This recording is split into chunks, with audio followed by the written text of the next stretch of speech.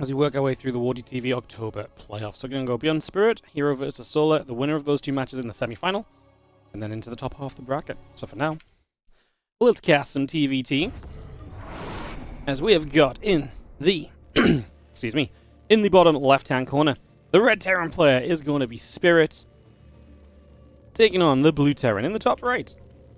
It's ByuN as we kickstart our day with the mirror matchup. There's a mirror matchup on each half of the bracket. Again, if you're not sure what the matches are, again, it's ByuN versus Spirit, herO versus Solar on the bottom half, and then we're going to cover those matches first. Then Mana versus Geralt and Rogue versus Gumiho on the top half, and we go from there.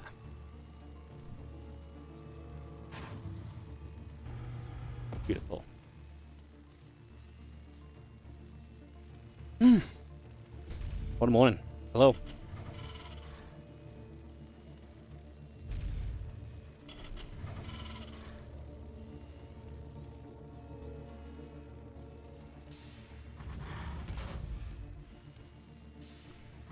I have a puppy drooling at me right now as we start the day. You guys want some early morning Ellie cam?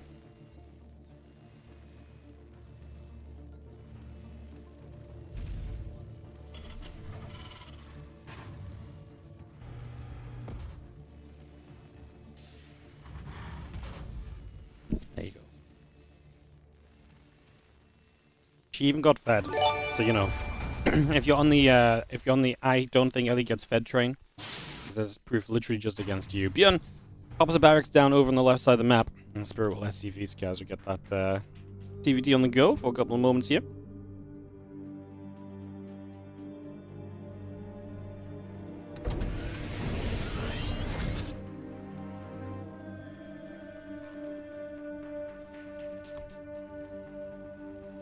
What's up, Photobaz? Thank you for the 11-month resub. Being spoiled day, just finished up with Cranks Tony and now you're here? Hell yeah. I'm excited to get back to casting Cranks event. Unfortunately, it's going to be next week onwards. We're going to basically cast the whole thing. I'm away tomorrow on Sunday. So yeah, a little sad, but such is life. Just didn't work out. I had to dip out a bit early yesterday, so.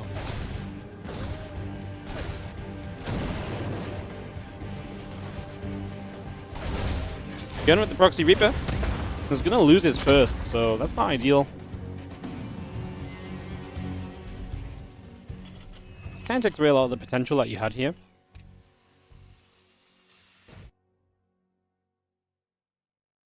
Because now, like, it's not like super all in, but you do have a barracks on the map, you know, you are fairly committed to this.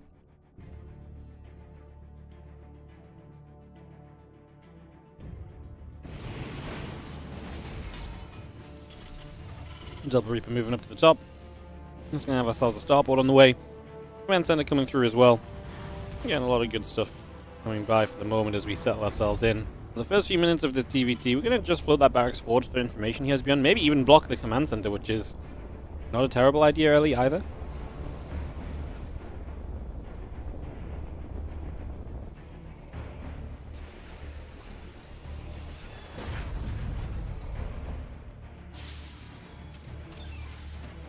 ByuN trying to get himself back in this, so it makes sense to just do what you can and try and play the delaying game. Otherwise, he's just sat back defensively for now.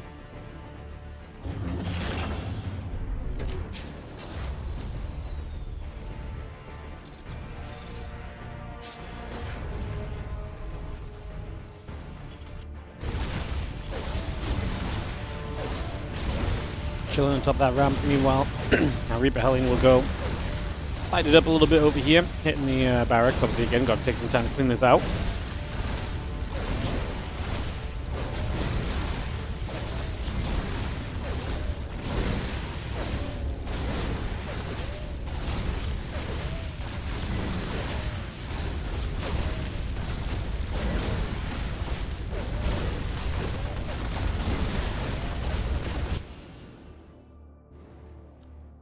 Apparently we tried to jump across the map, but the Cyclone got the catch on the medevac as well. So let's just push back a little bit further here and just make this a little bit annoying as we pull back toward the ramp. Just going to try and settle down on there for a couple of moments.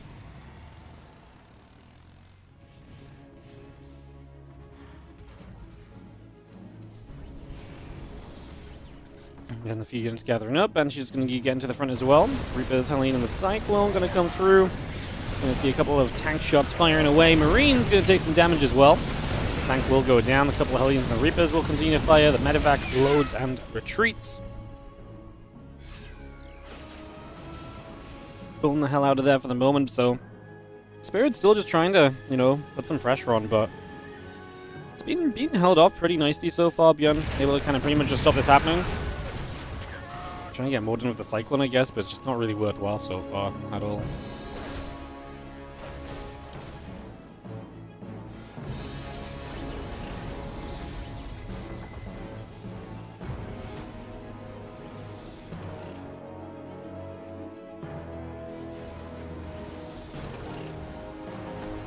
So you can see the tank, the Cyclone coming back over that natural.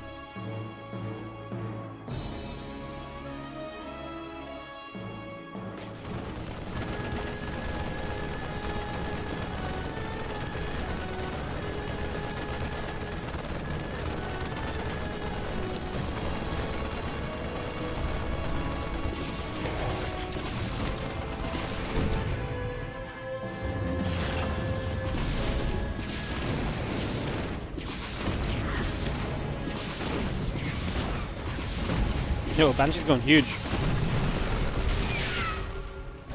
Not bad, but it's as good as the Reapers.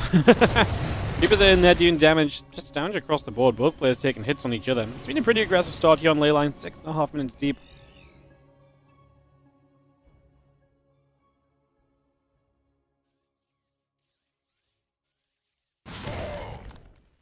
Things definitely starting to settle down a little bit now, though. Let's just have our Banshee going to try and throw a little bit more damage here, and the Raven drops an auto turret in. And it's going to push that back over to the other side for a couple of moments.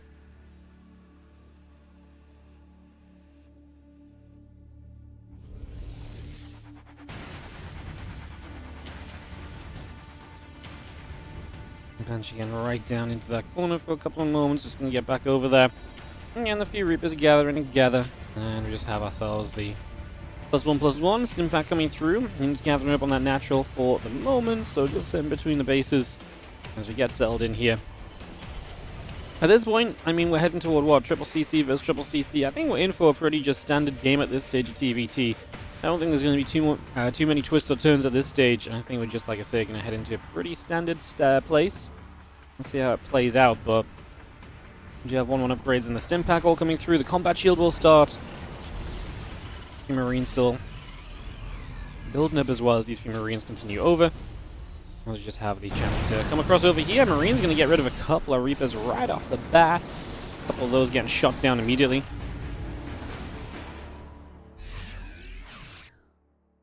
Marine, tank, medevac, Raven on the way up as we just see the stim pack combat shield and the 1/1 upgrades continuing through. Army heading across to the left-hand side. Orbital going to land down. And a couple of tanks coming through. Missile turret and the Sense Tower and put into place. And this army of ByuN continuing to gather together right here. Stim pack and combat shield, 1/1 and upgrades, all continuing for the moment. Seeing these drops that have been, honestly, it's been a game of harassment, right? We've seen so much harassment throughout. Both Spirit and ByuN really kind of throwing themselves at each other and you know, getting a bunch of damage done throughout so far. Hey, Ducklins, what's up? Thanks so much for the raid. You guys casting some Crank League? I'm excited to get back to that myself.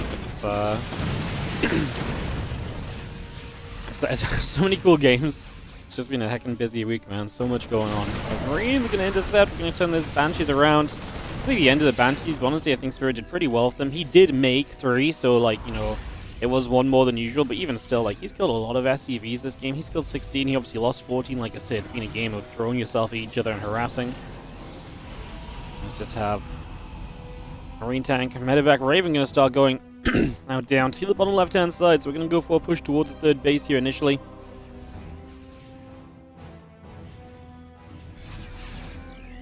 And Marine tank gathering together, a couple of Ravens coming up.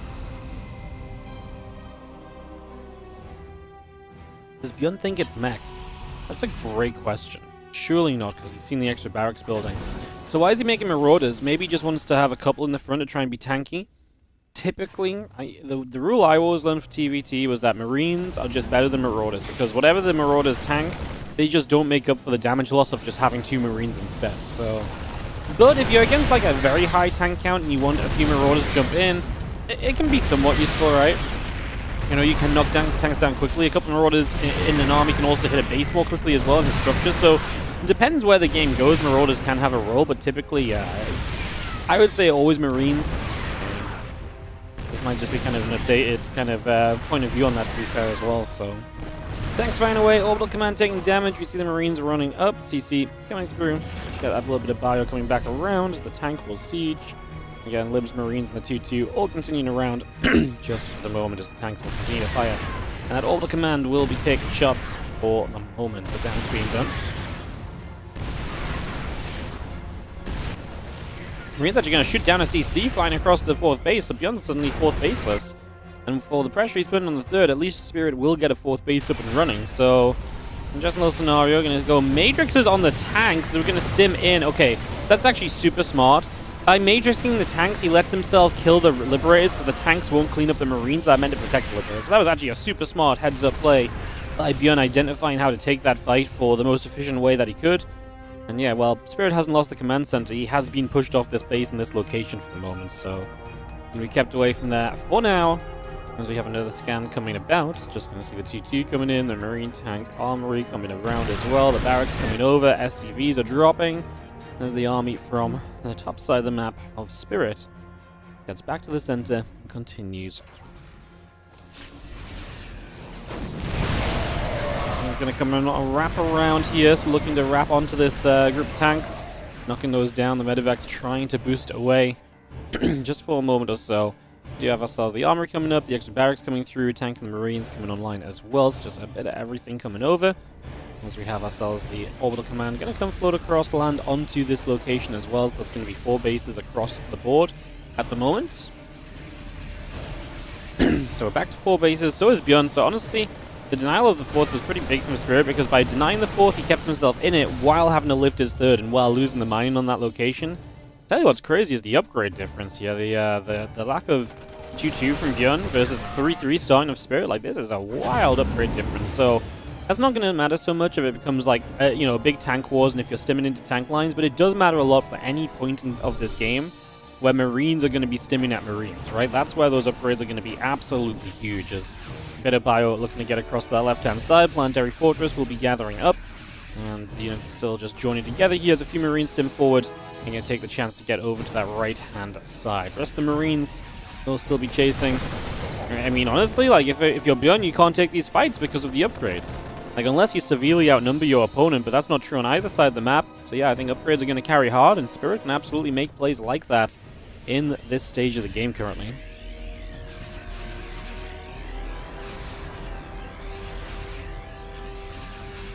Well, the 3-3 continues about. I'm just going to have ourselves the vehicle weapons coming up.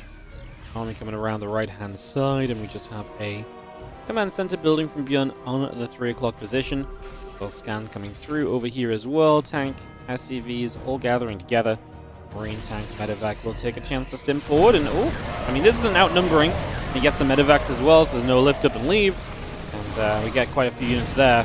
The Planetary Fortress having its way initially. Now the SCVs in reach of tanks. That's going to make it a lot more miserable trying to defend this position. And maybe the 4th in trouble, but ByuN's recognizing he's not going to get over there anytime soon, so he's going to start threatening the counterattack. Scans the 3rd, sees defense is there, probably just aims at the 4th instead, and that's not fun to lose because that's your 5th base also that's building right there.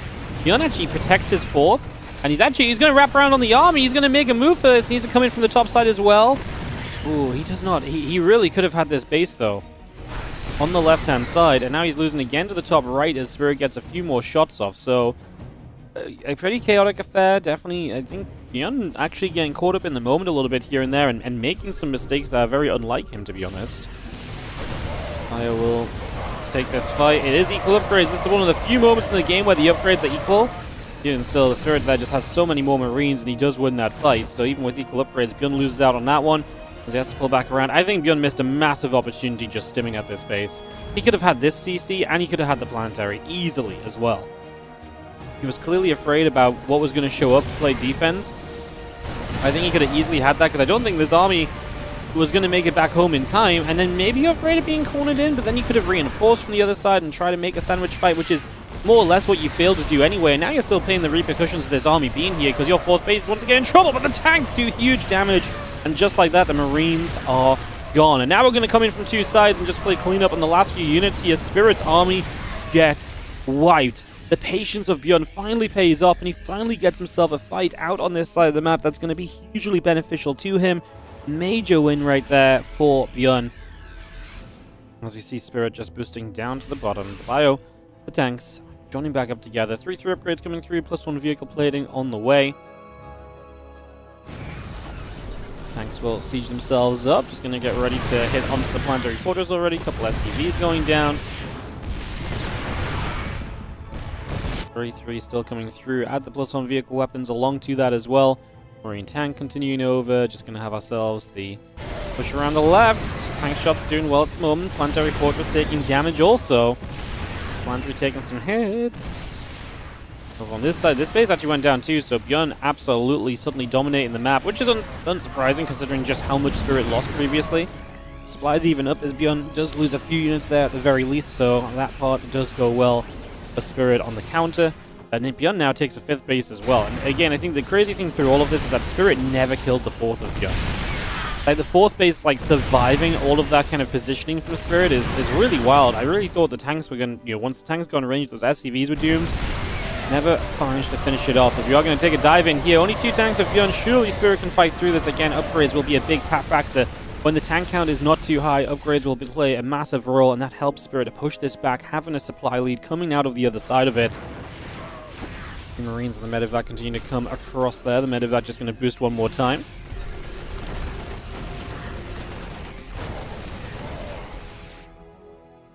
Marine tank. Still moving across. Just getting up to the top. The medevac's gathering around. Tank is sieging. Marine tank setting up. Seeing a little bit of a stim through. Planetary fortress getting some damage done. No surrounds anymore from ByuN. Like, he hasn't got anything on the map this time, so that's a factor. Going and taking damage. Liberator going to do some work over in the bottom right at the moment. ByuN might just have to give up on this base. Would that be so bad? He's got 2 building CCs here. I feel like it could be much worse. Like, this location might just be, I say worth giving up on, but then where do you go if you give up on this base anyway too quickly? Like, you're just going to let him start sieging up here? Well, I guess you hold this position now. With this base holding, what it does do is it keeps Spirit's army to the top of the map, and maybe opens the middle of the map for, like, a dive-by from ByuN, where he just dives across to the other side and gets through. Now he's going to get hit by an attack on the other side, though, so the drawing of the top side is going to end up, costing him instead. As the Marines continue forward, Planetary Fortress taking a little bit of damage. Seeing the Marines going to stem forward, a few more Marines going down. This should be a cleanup. We are equal on upgrades, by the way. It's that whole upgrade deficit ordeal does get held on. Man, someone the other day mentioned how cool would it be if we could see, like, how much money had been put into repairing something. Can you imagine how much this planetary would have been repaired this game? This is the second time it survived an absolute shelling from the army of Spirit. Actually, a little bit crazy, if you ask me. Fuels are going to drop on in. Marines, medevacs, couple starports coming through. Add on the armory. Fusion core coming up as well. Add on the sensor tower. Army's going to settle into the front. Marine tank, medevac. Ready to take a bit of a dive forward as well. Is repairing resources lost? I don't think so. Because it's not a resource lost, it's a resource used, right? I don't think it counts in resources lost, I'm pretty sure. Next time something's repairing, I'm going to go and give it a check, but... Oh, right there. Yeah. No, it's not. Yeah, because like I say, it's not really a lost resource, it's a used resource. But yeah, obviously it means that it's money that goes missing in terms of our statistics over the course of a game, I guess. It's kind of funny. ByuN is going to get a few units down here and think about the idea of moving across. ByuN supply is struggling. I mean, he's been under a lot of pressure. He's had to give up a lot to hold the positions and the bases. And it does seem like Spirit is getting himself into a better place here toward the end of this opening game of this best of 3. I mean, all the way towards the end, it might go on a little bit still. ByuN will lose this location. Depends on what the next fights look like. I mean, got a bit of money in the bank on either side, but any fight really has the potential just to be damning. If someone runs into too many tanks, misjudges the trade, very problematic. I think it's more likely to be ByuN who he's in trouble, because he's got 4 tanks against the 9. There's even a couple Liberators from Spirit. He is clearing out bases right now, so he's just cleared out the center and the right side. And because he's clearing out bases himself, he does not have to rush to the defense of this base over here, although it wasn't really in that much trouble just yet. So he doesn't have to, like, overextend defensively, because he's already done the damage to allow himself to take a base loss or 2 himself, and then maybe focus on just catching the army more so than saving the base. Orbital Command will get chased, like I say. Spirit's expecting to take some losses here, but he can start pulling back, and ByuN's tank count, because it's lower, is not really a great position to kind of really hold a position either, so it gives Spirit a good chance to probably break through, as we're going to see the Lib sieging up. These Marines on the left side are basically fighting without everything else, which I think Spirit's kind of okay with, because at least he cleans out the majority of them, and now he just has to clean out this little group of units here. ByuN's going to, load more in toward the main. It's going to drop toward the Liberators, but yeah, you're going to get absolutely walloped on this right-hand side, and ByuN's army is once again shut down. Handful of Marines still trying to come through. The Marine tank Lib still setting up. It does look very good right now, as it just continue to run up and run in. A few Marines coming forward. Extra Marines going to get jumped on. And that's going to be a cleanup. ByuN is down, 50 supply. He really does not look like he's going to recover at this point of this opening game. And it feels like Spirit is going to be walking away with the 1-0 lead to kick things off. Very exciting. Very, very exciting. Liberator, once it's set up, going to siege up onto a mineral line. SCVs will begin to go down. Get a couple of those grabbed already. As the Marines get underneath, we'll clean that Liberator up. The tanks on siege on the right side, the Liberator on the left. Going to come about and go toward the planetary fortress as well. It's just going to go nibble straight through this. A lot of SCVs going down, man. A lot of SCVs going down. Tanks will siege. Marines will be there to help hold things back.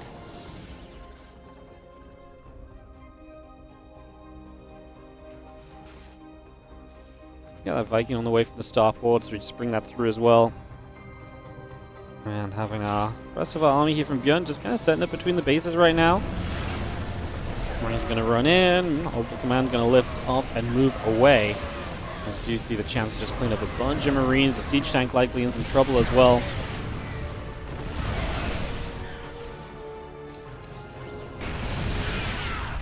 ByuN's still really making plays. I mean, to be fair, he's only 20-ish army supply behind. Like, can't count someone out at that sort of supply range in a TVT, because the way that tanks work, it is easy to lose 20 supply very quickly. I mean, Spirit's clearly doing the right things. He's moving around the map. He's keeping his tank sieged. He has a good defense as well, so he's not going to lose the base trade if ByuN just tries to kind of run in toward the main. Yeah, I mean, they're both doing the same thing, just ByuN's going to be doing it with less stuff. So, like I say, you can't really count ByuN out yet, but you can't really keep him in this for very much longer either. So, a little bit of an awkward one in that regard, as the Marines and the tanks are going to get rid of the orbital over on the top of the left-hand side. The SCVs going down. Liberator is still building up. The additional Marines building as well to bring all of that through. And yes, it really feels like Spirit has done what he needs to win this awesome duel in this game one. It's been an awesome opener.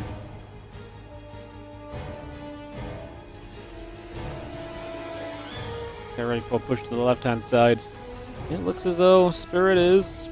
I mean, are we going to take the fight? We're going to take the fight. Okay, why not? I mean, it's a lot of stuff versus a lot of stuff.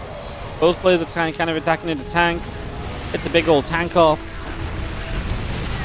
I mean, ByuN has no anti-air left, so I'm pretty sure we could just lift up and drop onto those tanks if we wanted to at this point. GG's! And Spirit is going to take the opening map of the TVT. He's going to go up by 1 in this best of 3. Alright guys, we're going to keep the games rolling here, as we're going to be heading to Ruby Rock for map number 2, getting this underway and started in just a second.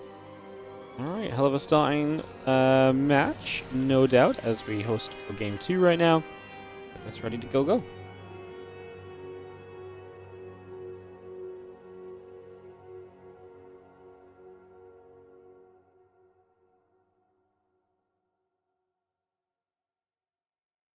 Jump in here and we should be able to just kickstart us into the second game between ByuN and Spirit. Spirit up by 1. Win this, you move into the top 4 already, so let's see what we can do. as we get ready to dive on in to Ruby Rock here in the WardiTV October playoffs. Thanks for joining us, guys. Again, sorry we started a bit late today. It did change the official start time this morning, but obviously, you probably expect us to go live at our usual time, etc. We were a little bit late in regards to that, so... In the top left, we're going to have ourselves the red Terran player, though. It is going to be Spirit, and he is up a game in this best-of-3 series, taking on ByuN in the bottom right, blue Terran, as we get underway.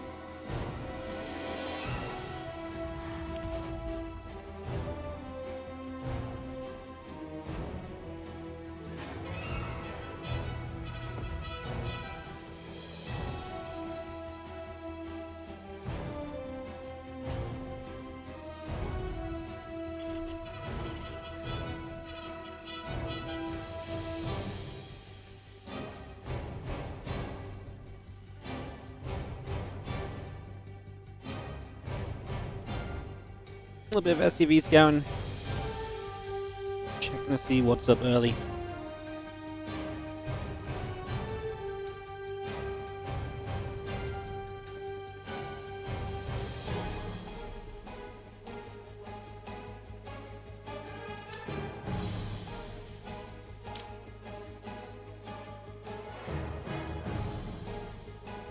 Gonna have the SCV.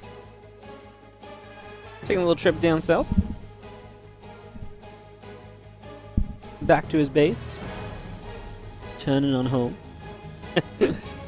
Nicely handled. Nothing crazy here early, really.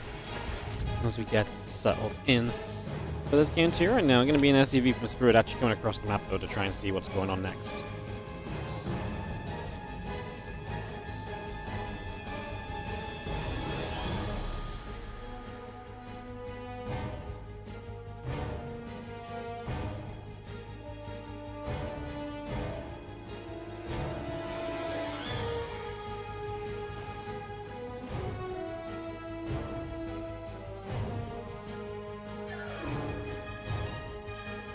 SCV just going to come back over, taking a second or two. Back that other direction is the factory, and the couple of Reapers still just get settled for the moment. So it is going to be the second Reaper, because we're on the reactor, so reactor first. A little greedy out of Spirit to go reactor first sometimes. Clearly there's nothing coming from ByuN here that's going to punish it, though, so it's fine.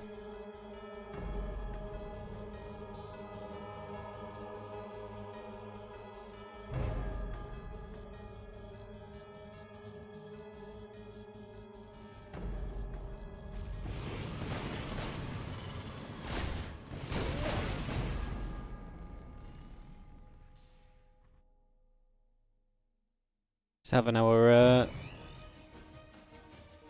Reapers together, going to get turned around. So we get back on track here. Again, Hellions and the Reapers coming through. The Cyclone is producing on the factory as well, so we get that on the go.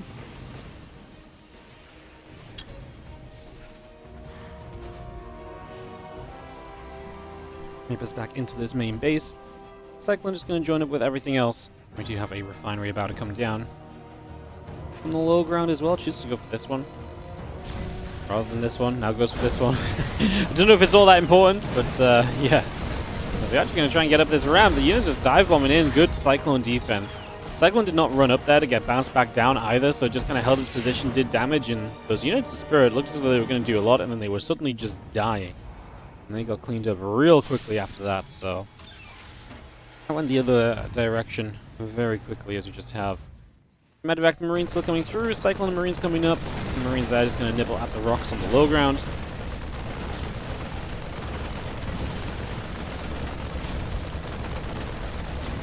Couple of Marines in the Hellion again coming back over and just seeing what else we can do. Medevac tanking the Marines.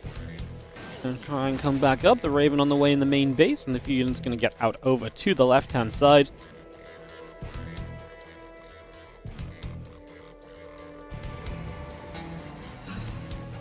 There's the tech lab still building on the side of ByuN. So just going to get that on the way. The Depot and a couple of SCVs coming through. The Marines are building up as well. It's a good amount of army from ByuN heading to the upper left-hand side and heading in toward that natural. Unload a few Marines and we're going to get ready to rock and roll As, yeah, we do attack straight on in. So, it's going to be going after the SCVs. Just going to get after those couple of aliens going down.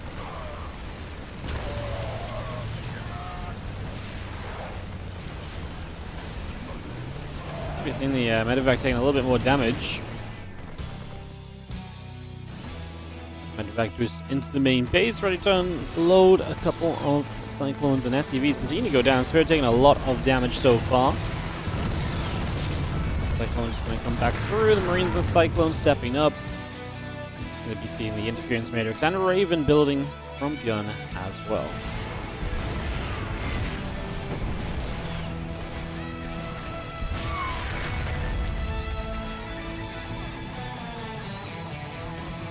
So 12 SCVs go down. Just going to see the Marine tank coming through still, settling across. There's a lot of damage done, honestly, early in these early stages. That really is going to be decent, so ByuN in a pretty strong position in this game too right now.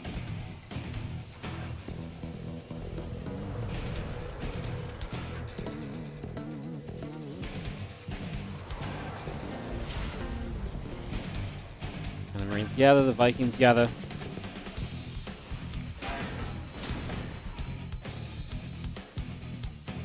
Fusion calling away from Spirit. That's one way to try and mix it up and do something very different here. So a little bit quirky. Wondering if he's got much of a plan right now.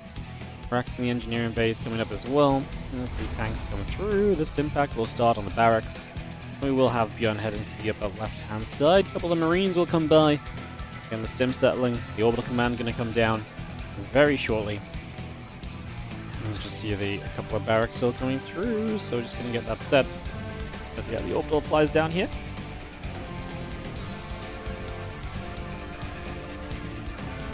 So orbital will drop down in just 1 second, get it into the center of these three bases. As we do have, I mean, ByuN is right there, ready to kind of pressure onto this, no? He's going to siege up the tanks, he has the Ravens, got to be careful against the Vikings. Spirit building a battle cruiser right now.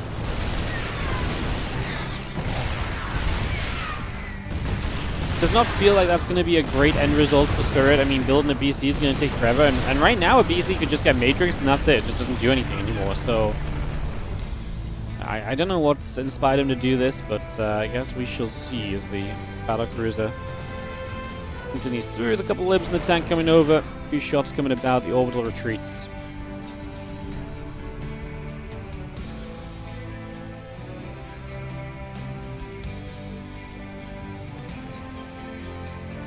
Vikings go back and forth. 5 SCVs going down as the Ravens in the main base. They actually see the fusion core, by the way, so they're going to kind of roughly know what's being built here as well.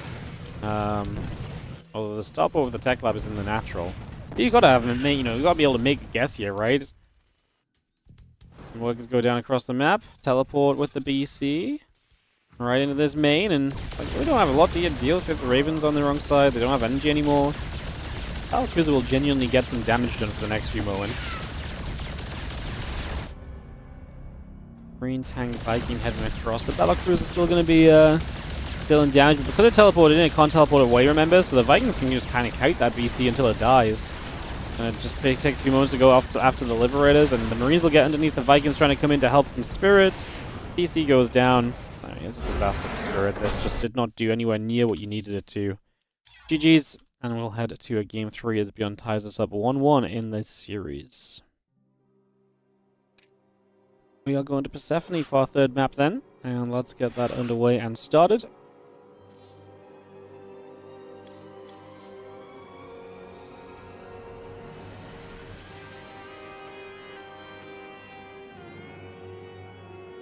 You just read a Reddit thread from 8 years ago titled Wardy just said he will be done with StarCraft in the near future, brackets, I don't mean his tweet. Yeah, that sounds like me 8 years ago. I got very tilted very easily.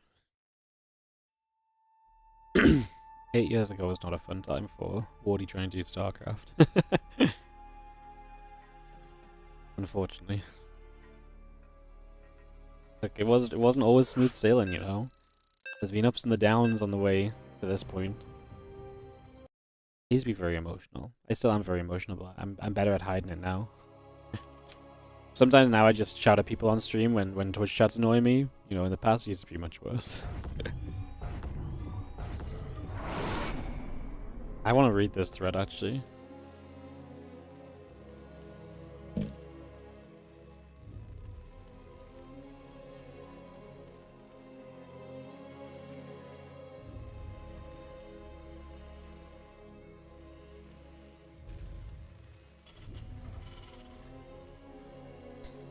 Crazy business. I remember this. Yeah, I was. Yeah, this was probably my biggest crash out. You guys remember recently? I think this was on the back of the Gauntlet drama. Yeah. Anyways, it was on the back of some drama, and I was just like, I'm so done.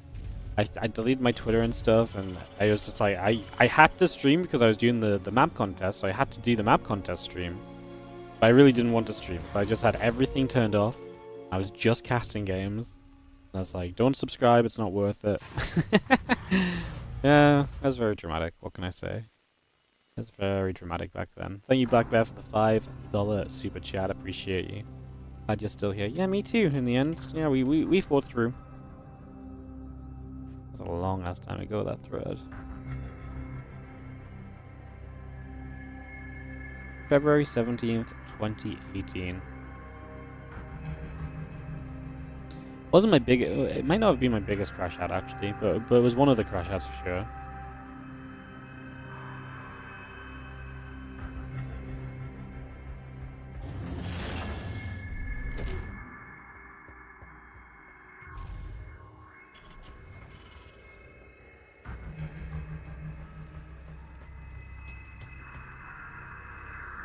I even made a post about just being tilted.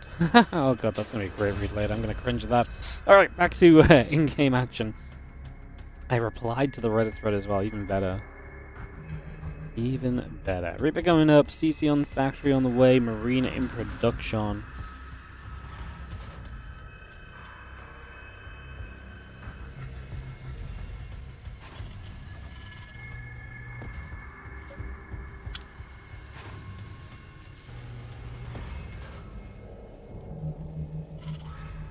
Another factory coming up.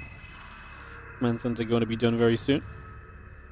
Reaper on the way, factory about to finish. And just going to see the refinery coming up as well.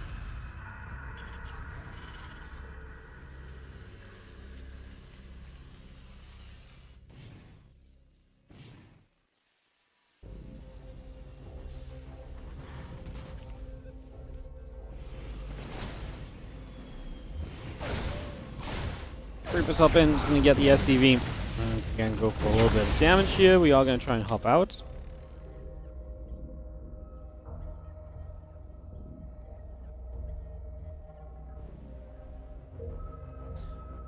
Gonna go back over, pulling away, start pulling away up. Tech lab and the reactor coming by. Just gonna see that tech lab coming through on the factory as the cyclone is gonna build. We get ourselves the reactor coming through from the barracks, and yeah, just gonna see the Reaper and the Hellion poking around and seeing what's up. Just gonna get some damage done. A couple shots going either way.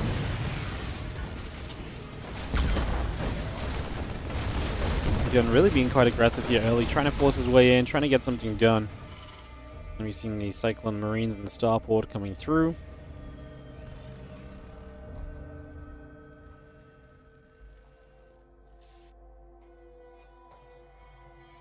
Raven and the SCVs will continue to produce. Again, that Starport's halfway. I'm just going to have the Hellion firing away at the SCV for a moment or two, and now pulling back away over to the right-hand side, just getting out of there for the moment. So, a little bit of pressure, a little bit of action.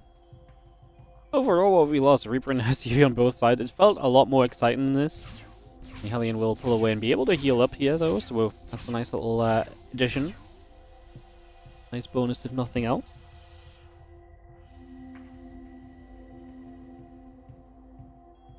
And Raven coming through on both sides. The interference matrix is going to begin building the Hellion back to the middle.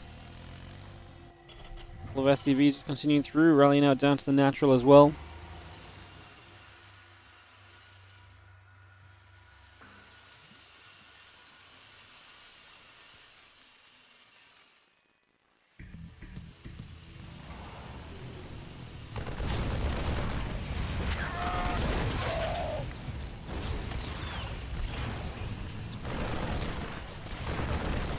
Just going to be seeing the interference medics continue up on both sides.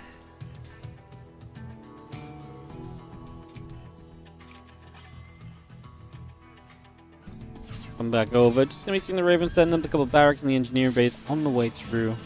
All of that going, orbital command coming through as well.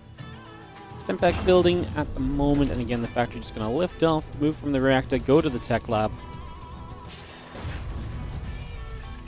Swapping through for the moment. A couple of Ravens.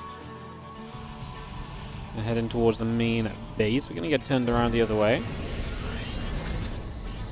Couple units gathering together.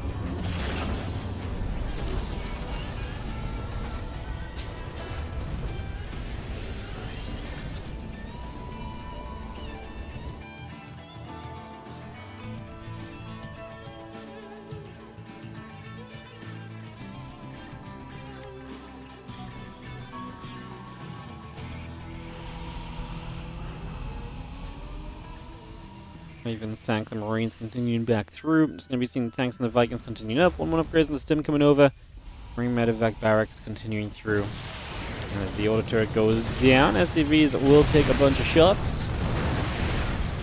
Few workers going down.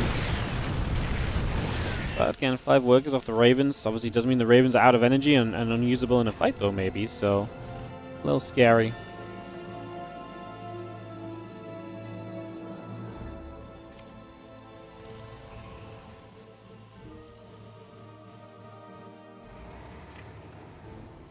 Ravens, Marines, tank, just going to come back over. Again, everything gathering there. Just going to get the Cyclone lock. Is going to be good to get rid of the Raven up over in that direction as well.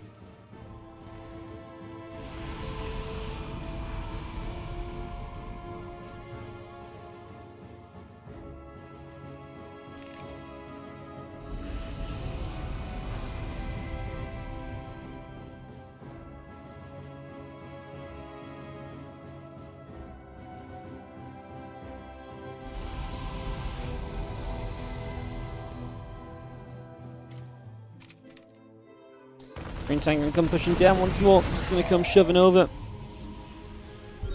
I see the Marine tank Raven is coming through. And combat Jill building, Viking tank on the way up, CC on the way through. Just get ourselves a little bit of movement around the map.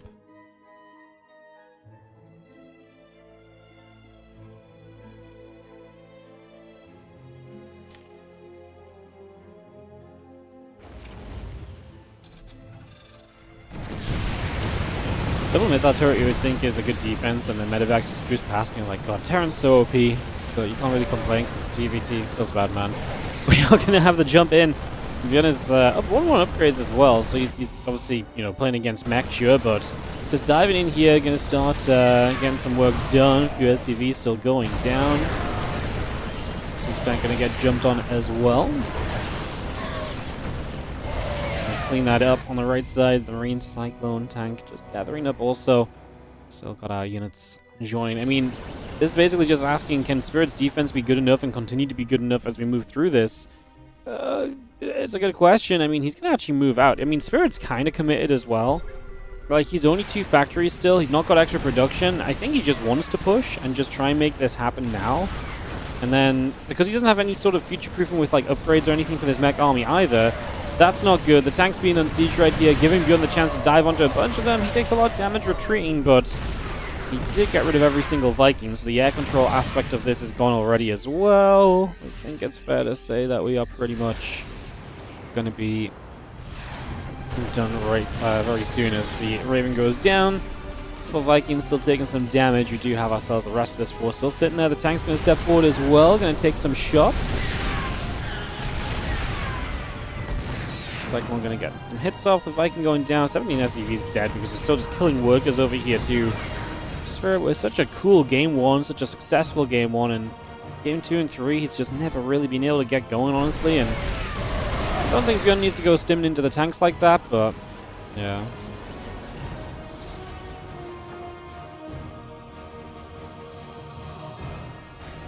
Marines in that top left-hand side ready to come in on the other direction and, like I say, get a bit of a wraparound on this.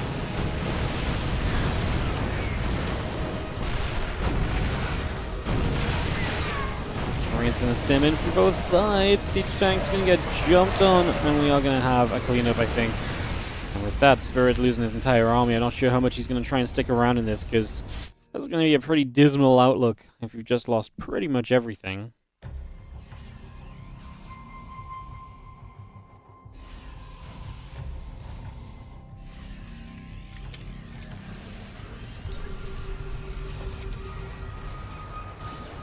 Stem forward, Marines going through, auto turrets going down, tanks are going to fire. We're going to get those cleaned up though, and that's going to be ByuN. I mean, he's doubling his supply here. This one's done. This one's dusted. ByuN is going to go 2-1 in this best of 3 and advance through the semi-finals to play against herO or Solar. So we're going to get on over into that ASAP, guys, because we're a little bit behind schedule, obviously, because I started late and stuff. So just going to try and get that going nice and quickly and kick this off. So over to Korea, as we'll get herO Solar on the way, and then the winner of herO and Solar will play against ByuN in the semi-finals already. So it's going to be best of 3 round of 8, best of 5 semi, then we go to the top half of the bracket and go through that as well.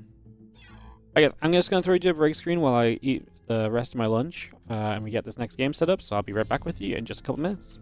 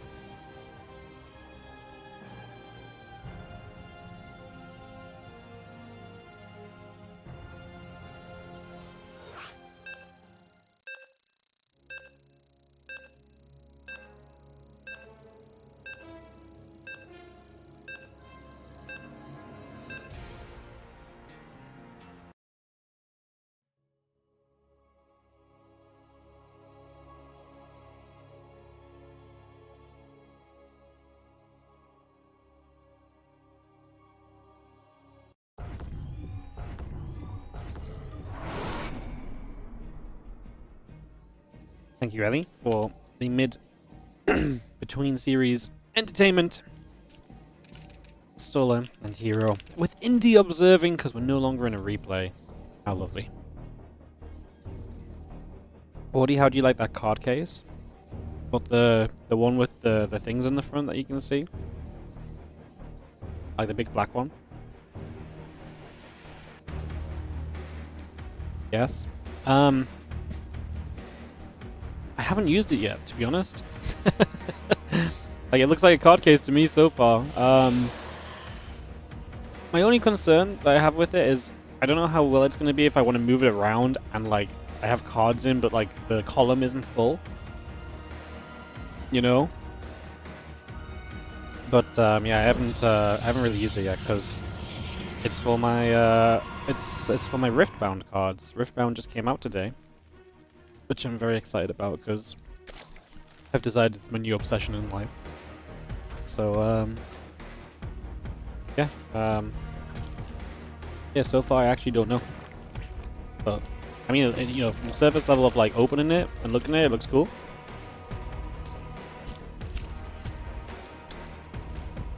I do wonder slightly about, like I say, the, like, if it's not full, is everything just going to fall over and I'm going to be miserable? Maybe. Riftbound's fun, yeah? You played it a bit? I really enjoyed it so far. I've only played 3 games or something, but I've watched a lot. It seems very fun. And it's just because I'm excited to do something that's different from Pokemon. Or if, like, it's actually just fun, but, like, I think it's just fun right now. You played a lot of TTS tournaments in advance of a release? Hell yeah. Damn. So you've really been playing. I wanted to play some too, but I've never used, like, Tabletop Simulator or anything, so, like, I was a bit hesitant to get in and try it while also trying to learn a new game. So yeah, it's been I mean, I've only played some trial decks and stuff. I've watched a bunch of videos. It seems super fun. Forgive me if I tell you guys that the reason I was 15 minutes late today is because my local store opened at 12 and I went to buy some packs before they sell out. My local store only got, like, it's so miserable. My local store got 6 boxes and 12 starter decks. So they have to use, so the 12 starter decks go to the release event, and then they have to give 2 booster packs for every starter deck for the release event, so that's like 1 box gone. And then they need to have packs to give out as prizing for events for the next, like, month and a half or 2 months until they get new stock. So that means they can't sell, like, 3 of their booster boxes. So they literally only had, like, 48 packs for sale, and I'm like, that's so sad for you. Like, it's so silly how hard it is to get. Yeah, I'm excited to play. Which game am I into? We're talking about Riftbound. Messed up, I was busy doing nerd stuff so I couldn't come home and cast StarCraft 2. Look, it's my tournament, you know. I would have been very professional if it was someone else's. Well, actually, I probably would have asked them, can we start 15 minutes late? Let's be fair, I was here at 12:15. Like, it was a 15-minute delay. It wasn't bad. Like, I literally was at the shop as it opened, bought it, put my stream on while walking back to the car, and got home and came and yapped to you guys. Honestly, I would have been here a couple minutes earlier, but I actually stopped to make lunch because it wasn't even 12:15 yet, you know? I took full advantage of the fact that this is my event, though, and I was like, players, we're going to be 15 minutes late, and everyone was just like, okay. It's like, no one really cares. And it doesn't really make any difference to anyone, so I went out and did my own thing for once. This is the last draw unsubbed? Yeah, crazy, isn't it? I know. I know. I was talking to the store and I was like, hey, you guys not think you could just open like 11:45? Because, like, I start work at 12 every day, so every time you release something, I can't be here. They didn't like it. They didn't like it at all. They disagreed. They're like, we already let you pre-order things that we don't let other people pre-order. And I'm like, fine.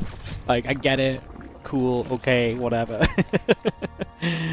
Hatcher coming down. A couple queens coming about. We get ourselves set up as the Roger on the lair coming through. A couple overlords on the way in. Gonna be seeing our extractors and the creep teamers coming about for a few moments as the adepts will look to pressure up to the top side from that here to get us underway. A couple of adepts gonna go shading. The few Zerglings do take some damage already. Yo, Medusa TV, thank you so much for the gifted subs. Look at me, I'm talking about being a truant and skipping work for like 10 minutes. And we get subs out of it. See, you're rewarding me for bad behavior, you know? That doesn't quite add up. Thank you for the 5 gifted. We're going out to Sawadi Cop, 31415 Hal, ST2 Expert, CPP Nap, and BKRQQ. Thank you so much for the generosity. That's almost a sub for every drone killed off this adept attack. That's crazy. That's a pretty successful start here from herO, losing only 2 of the adepts so far as well, so he's got more to still try and make further plays with as well. Like, he might not find much more, but yeah, there we go, never mind. Now it's going to be 8, now it's going to be 9.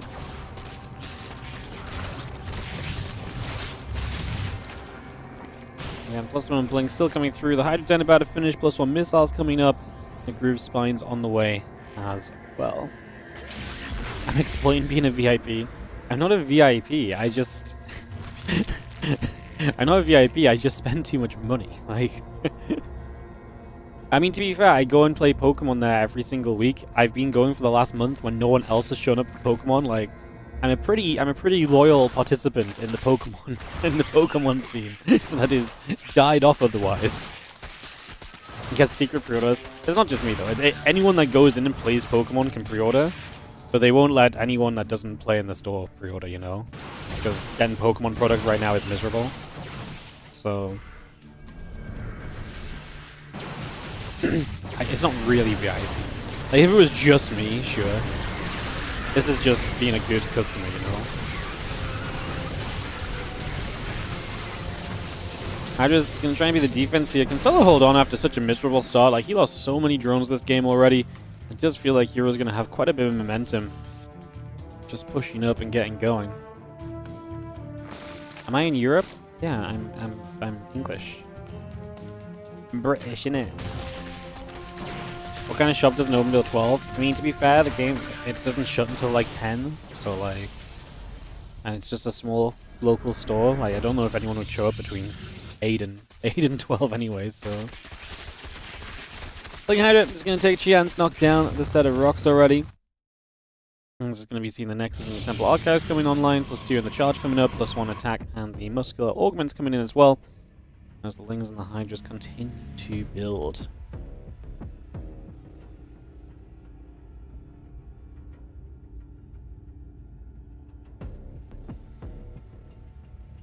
Stalker's going to step over. Again, a little bit of Ling Hydra just on the way through for the moment. Again, the Muscular Augment's going to be done very shortly. As you have the couple Oracles and the Stalkers together, just going to join up and again continue across the map. Hydras are going to work their way down to the bottom side. The +3 attack upgrade coming through. Nexus and the Probe coming up as well. You get rid of a couple Creep Tumors right off the bat.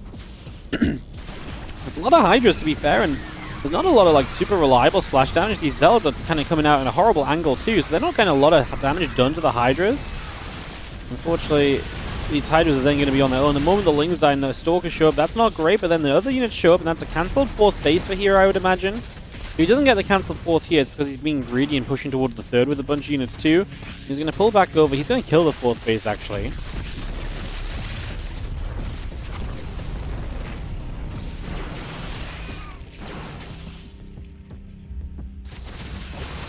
Hydra's turning again. One Archon going down. Just going to continue through the Lings. Going to get to the front there as well. The rest of the Zealot Stalker Archon just pulling back a little bit. Hydra's going to be there once again. And the Zealots are again going to try and push their way forward for a couple of moments. Archon's going down. And we've got the Zealots taking some damage also. The Hydra's still stepping through. I mean, this has been pretty good for Solar on the counterattack. He's done a lot of work here so far. That's been very successful as well, to be fair. Going to take a chance to knock down this set of rocks and open up this space on the left-hand side. Ling's going to run up. Stalker's maybe going to get caught a little bit. Yeah, at least get some Zealots here. But man, there's a lot of Hydras, and these Hydras are doing work so far. Meanwhile, a little counterattack is going to maybe pull you back as Solar. And herO's going to try and get to a Mothership, getting some more High Templar. The craziest thing to me is that he just never builds Storm. Like,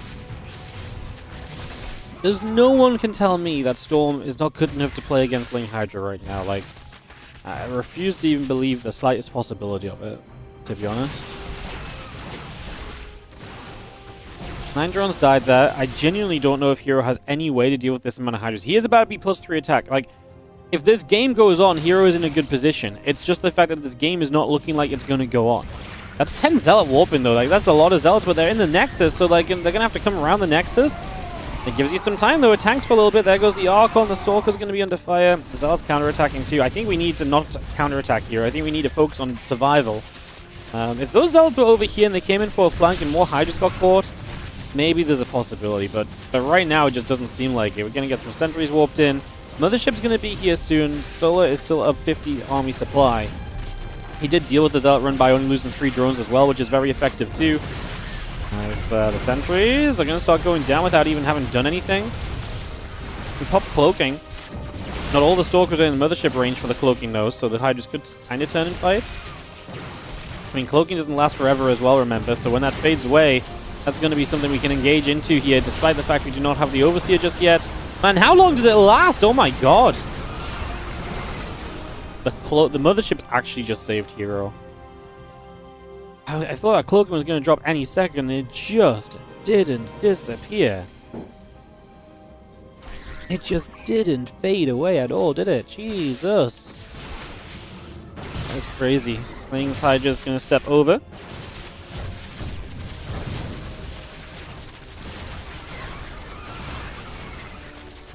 I mean, we're down to 2 bases as the Protoss play. But now we're getting Storm. herO. Maybe we should have got a Storm a little, just a tad little bit earlier than this one, maybe. Thoughts? You think? Maybe, possibly?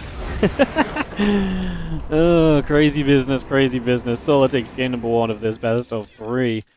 What are we not getting Storm for, herO, man? Like, we trying to make a point or something? I'll only get Storm when I'm already ready to GG out. Yeah, I know it doesn't really make sense, does it? herO things.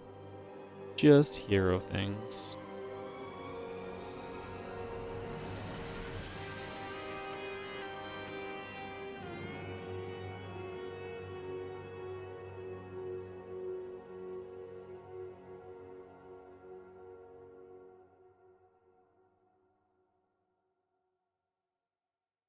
Where's my map button?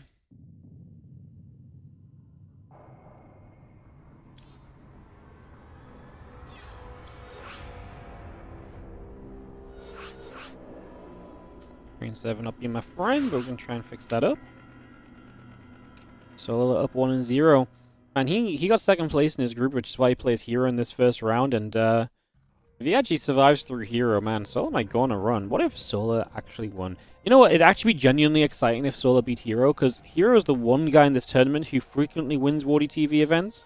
So if herO gets knocked out, we're genuinely going to see someone win a tournament that isn't one of the main 3, Climax and herO, who just win basically anything and everything that we do. So that's actually kind of exciting. And there'll be a Zerg in the top 4 guaranteed. Oh my goodness, that's crazy business. Crazy business.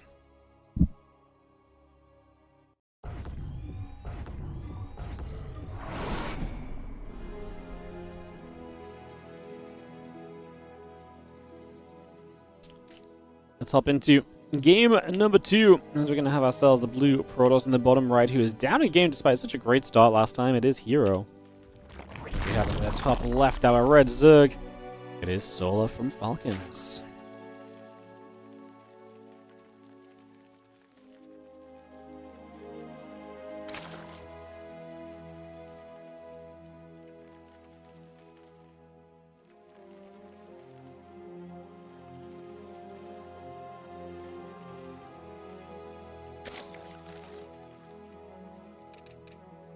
Solar knocked herO out in EWC. He did, but I mean, if you look at it, like the match history of Solar herO is horribly favored to herO. Like, he'd won a bunch in a row before that EWC match. He won a bunch in a row after as well. I think until the last time they played, I think last time they played actually did go Solar's way, because we casted that as well, if I'm not mistaken. Kind of crazy. Kind of crazy, as I just take a few moments to settle down and get underway. Catch gas and pool all coming up. And as we get a couple of moments in, see what's going on.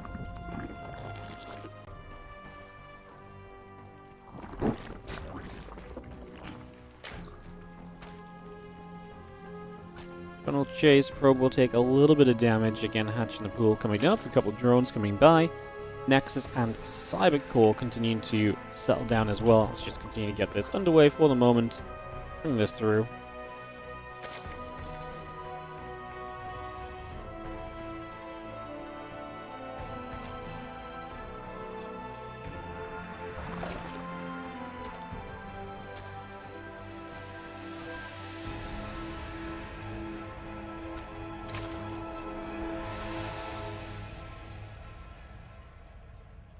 Couple queens, couple lings, Proby running about. As Sola with that 1-0 lead for the moment.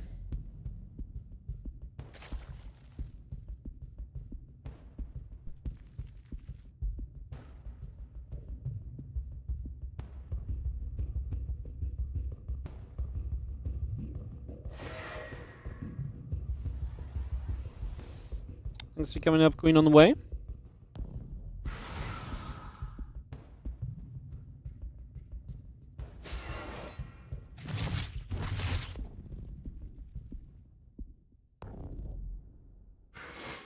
Have our Stargate coming through, the link speed coming up. I'm just going to have ourselves the couple probies, the Adept, and the Warp Gate all building along for a couple of moments.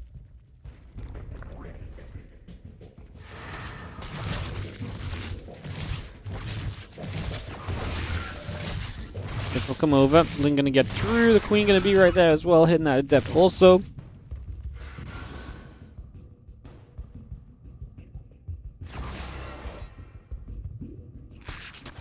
Is just trying to get in after the Adept, so again trying to push our way through for a little bit of time here. Get some damage out.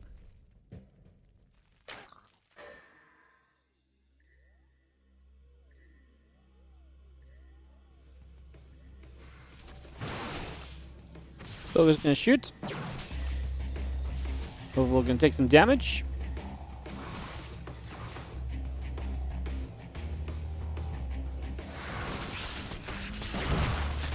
See, the Ling's actually going to get there. The Adept is going to go down. Stalker and the Adept going to try and come through. Let's see the Oracle activating. A couple of drones taking some damage.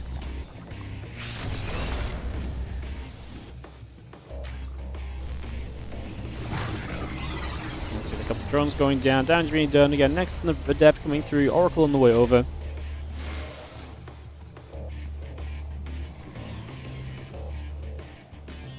Adept will shade. I'm just going to be seeing herO trying to get up here, so Adept's in a couple of Oracles, see if they can do much. The Queen's kind of out on its own right now. Reinforcing Queens, transfuse! No! Queen absolutely could have saved it.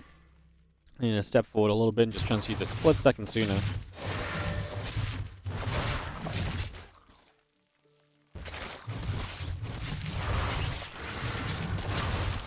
Queen's going to be there. The Adepts will take a little bit more damage, so a few more shots coming about. Just at the moment, as we continue to go, these Adepts will get 5 workers, make it 6. Wow, doesn't this just feel familiar to the last game? Only this time you don't... I mean, this time it was only 4 Adepts, but we're not going to take further damage, I guess, because there's not going to be additional Adepts still. herO setting up gateways at the moment, by the way. Holy, is he just going to bait it? 4 more gates, no other tech on the way at all. He is probing the 3rd base, though. Now a Twilight Council. herO, what the hell are we doing?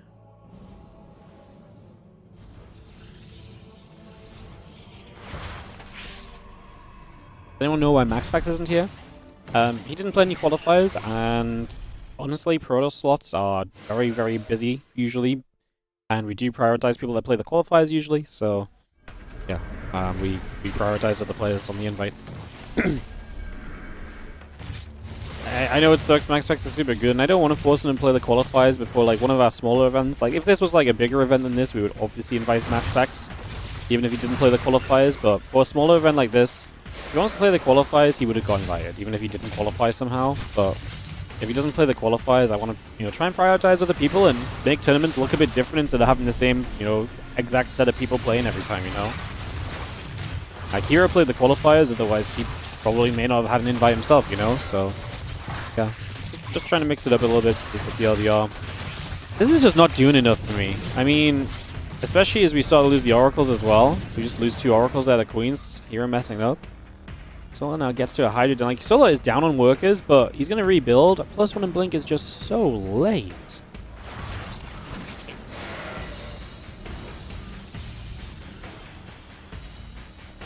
It's a bunch of Adepts.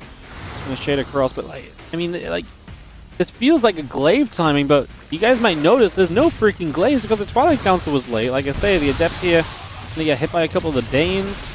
Lings are surviving a long time because there's no glaives as well. These Adepts are just nowhere near as scary as they typically would be. Like, they're going to force lost mining time. They're still putting some work in, don't get me wrong.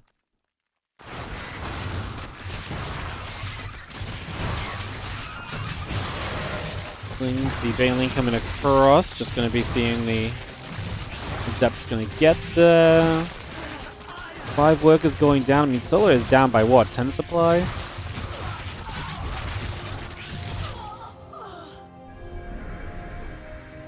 This one in Blink coming through. The Temple Archives coming up. The Battery in production as well.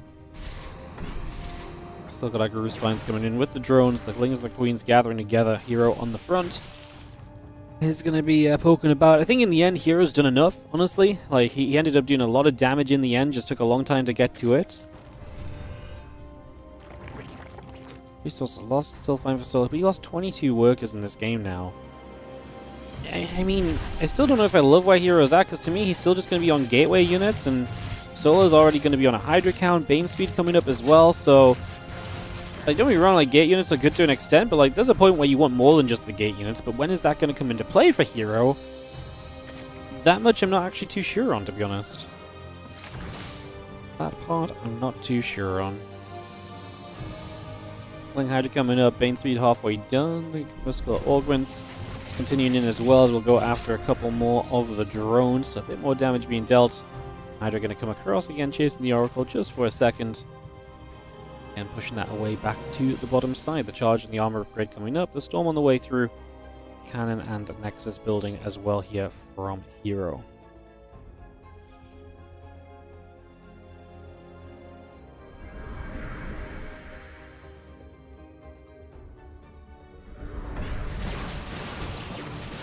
Tribunals just going to be dropping. Stalker's obviously controlling the map for now. I mean, interesting to see if Solar can really get on the map. We do see herO on the way to Storms, so he will actually have to me, a better setup this time. Solar's not being able to kind of step out on the map as quickly here, so that's going to be where the difference kind of comes from. Stalker swing back around into the center.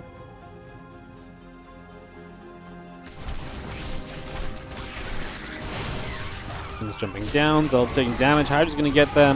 Zeld's taking a lot of damage.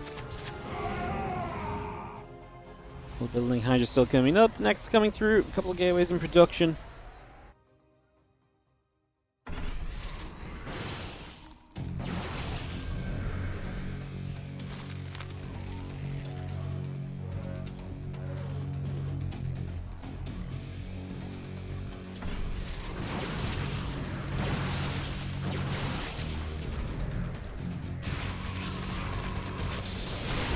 More Bane still kind of coming through, just going toward this mineral line. I mean, this is where Solar, like I say, if he can get aggressive, I feel like his army's always going to have a good shot at it.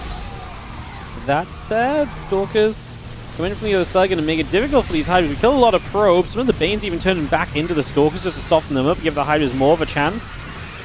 I mean, it's been a trade out, but Solar says it's not being good enough. And hero's going to take game 2, so it is going to be tied up. And we're going to get to a game 3 here between herO and Solar. I just need to figure out what the next map is, guys. They've got 10,000, White Rabbit and Taito, Ley Lines, Torches, and Persephone. Incorporeal, no? It's a fun one to round us out on, to be honest.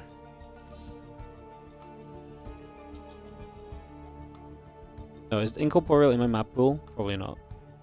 Tokamak. Yeah, I was going to say, I'm picking a map that's not even in my map pool. Tokamak for the next game. Ay, ay, ay.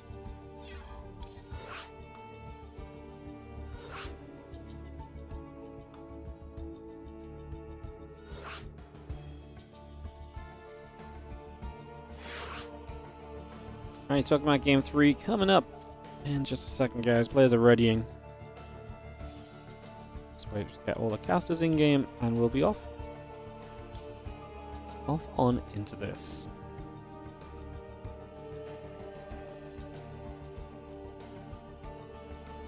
Was that game over? Probably, yeah. I mean, I think Solo just doesn't have that much economy. And he knows, like, he basically needs to win with this attack, especially because there's Storm up this time around. Like, in the previous game, Solo was in a much better position. He could tell the fights were going way better, so... yeah. Alrighty, guys. Time for us to go into Tokamak. Let's get it on the go. Let's get this rolling.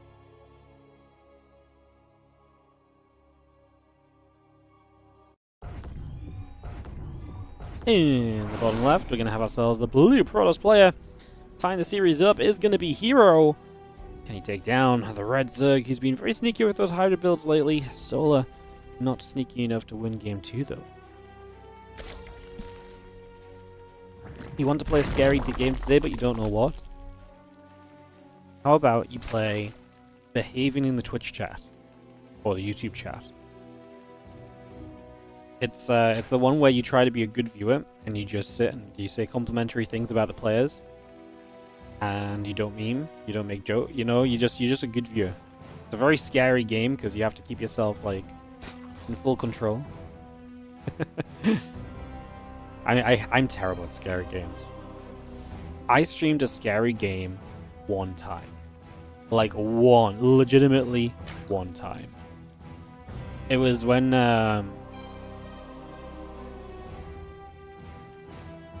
I did a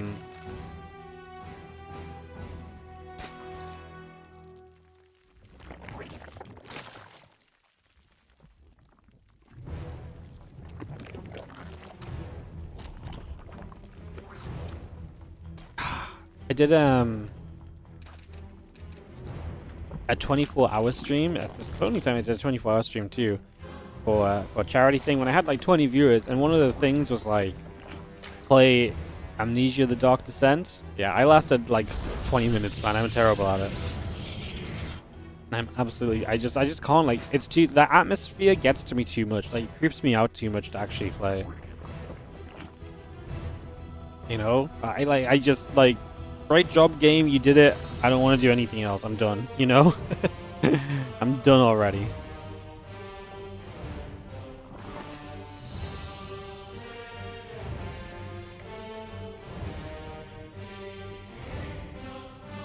So the Cybercore Nexus continuing through, a couple of Queens and Lings on the way about.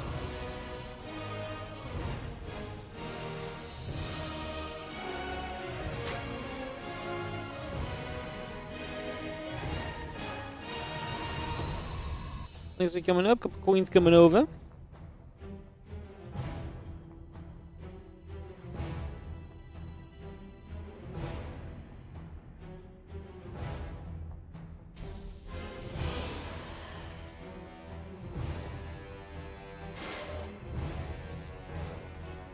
Can you see our Stargate building? Bell probes, the Stalker, the Warp Gate, all coming through for the couple moments.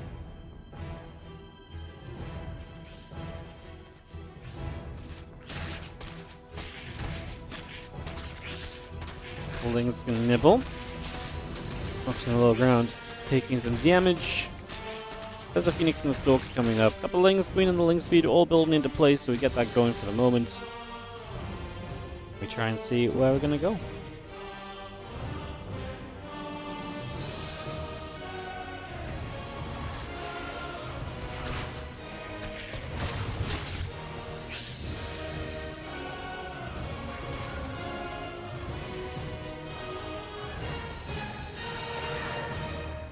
I'm just going to shade about Oracle on the way, Warp Gate on the way. And we take a few moments to move around and see where we get to. Early on. Gonna have our Queens. Gonna be there after that Phoenix. Stalker gonna be there as well. Ling will take a little bit of damage. A couple of spores still on the way. The drone's still being added up. And the Phoenix will jump on the Overlord as well, so... gonna grab that, make our way through, and get settled in for the early stages. Just gonna have the Queen firing back, Phoenix taking some damage.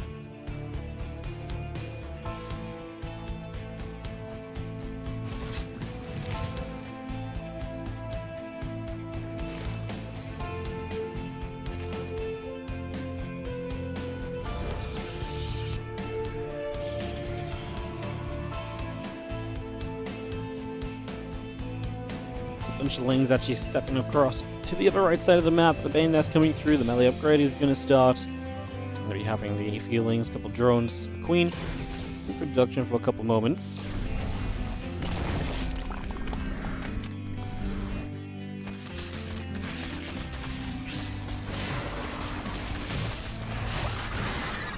It's going to be there. Ling's getting turned around. Again, charge coming up. We got the Bane's nest. The Lings and the melee upgrade continue to come through. Get going. Bane's going to get rid of a droney. Just going to try and... Sorry, Oracle's going to get rid of a droney. You pay $50 for me to play through Demonologist for 1 hour today, including gift in the game. Mate, I literally... even the name of the game tells me that's just... I wouldn't make it through an hour. Like, 1 hour, 57 minutes can be on the pause screen while I recover from the sound. Like, sure, but... yeah. No time today anyways. We got this to cover. I got Elite to drop off tonight and stuff, so... Too busy of a day. Solar, gonna play this Bane bust, man, and he's gonna bust into this natural, but not if there's a force field available. This just got seen a little bit too far out, no? And we are gonna have ourselves now... I mean, minus a few probes. Sentry gets the energy recharge so we can take ourselves into another force field. And I think this Ling Bane bust just flopped. We are going to kill most things on the third. The Oracle's almost out of energy because we recharged the Sentry. Now we can actually maybe make a play for the natural, but we do get the wall up. But the unit stepped out, so that's going to give away a couple of units as well. It's only Lings on the way behind it. How many probes do we get rid of? Like, there's nothing really doing a lot of damage right now, so if we kill a lot of workers... But maybe still in this, but right now it's like 55 to 48 workers. That doesn't really seem good enough. Like I say, the lair is only just on the way now from Solar, so he feels like he's a bit too far behind. herO again, the Sentry warped in is just huge. And just because he saw it coming from too far away, like, he got the warp in reactively, that tells you that this is just not meant to work, right? So kind of needed to hit a bit more directly if possible. That's the defense from herO. He's going to be looking good in this game 3, and maybe close to making his way through into the semi-finals to play against ByuN, of course.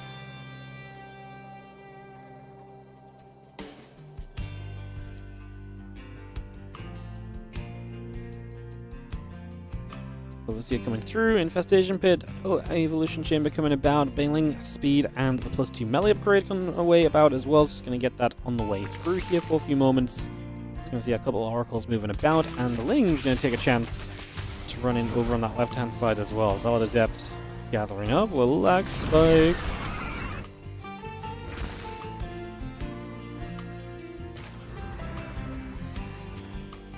Two additional Lings in production. Again, a lot of those coming through. Baneling Speed, Melee, and Carapace upgrades. Still trying to get back on the right track here. He's going to just rush to Hive, which, you know what? I don't even hate it. Like, realistically, your opponent is already teching up nicely. Get yourself up to, like, further tech. Like, you're in a bad position. You committed to an attack that didn't do enough. In this case, herO is going to do the right thing and attack, and that's going to probably kill Solar. But I don't blame Solar for trying this kind of greedy setup, because right now you look stupid. But realistically, if you made units to defend this, then where are you really going long term? herO would just turn the other way. That's going to be a successful roll-in with the Banes, at least. Hey, those are some of the better Baneling connections you can find. Well, now you look like a genius, because now you're teching up and you completely wipe out the army of herO, minus the couple of units that get away in the prison, which does not include the Colossus, by the way. Oh no, herO making the mistake, and all of a sudden we have ourselves Solar. With quite a few units on the map, he's going to check for the 4th base. When he doesn't see it, he's probably going to think to himself, well, you know what? I don't mind this too much right now. We don't have a 4th base. Yeah, I think he's kind of okay with where he'll be at. You know, he's like, okay, 3 bases. I'm going up to my 5th. And now my Hive finishes up as well. And Solar is going to be stepping right back into this. I did not see that fight coming, but neither did herO. Those Banes from the other side caught him completely off guard. 0 splitting and just getting way too committed in with what was like a low-tech army, but it seemed fine when the numbers were in his favor so heavily. But that's maybe when you should never step further in, right? Just poke at the edge, keep your advantage going, reinforce, and then look to make the push that's going to push in and deal game-ending damage instead of this kind of way around, which was obviously completely disastrous in comparison.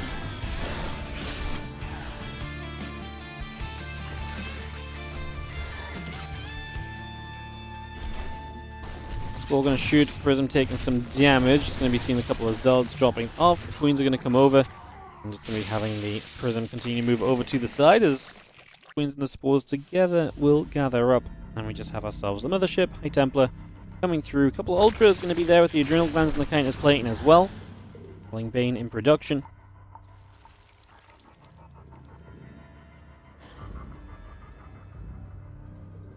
Look at that Immortal coming through, the armor upgrade, Chrono Booster on the Forge.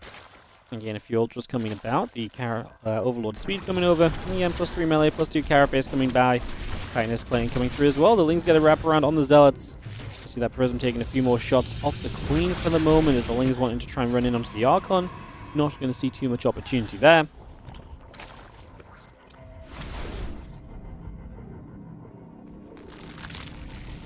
A couple Banelings will morph in, so we get 4 Banes coming through, 10 Zerglings coming about, the Spine Crawler in production as well. A couple of the Ultras will continue to finish up. The Phoenix going to get a pick-off as well. A few Zerglings going to go in after the Immortal, so just going to be seeing that coming through. The Immortal does go down, a couple of Banes are going to crash through the Zealots, the Probes still pulling over to the far left. Now the Ling's going to wrap around. This Nexus is in some trouble all of a sudden.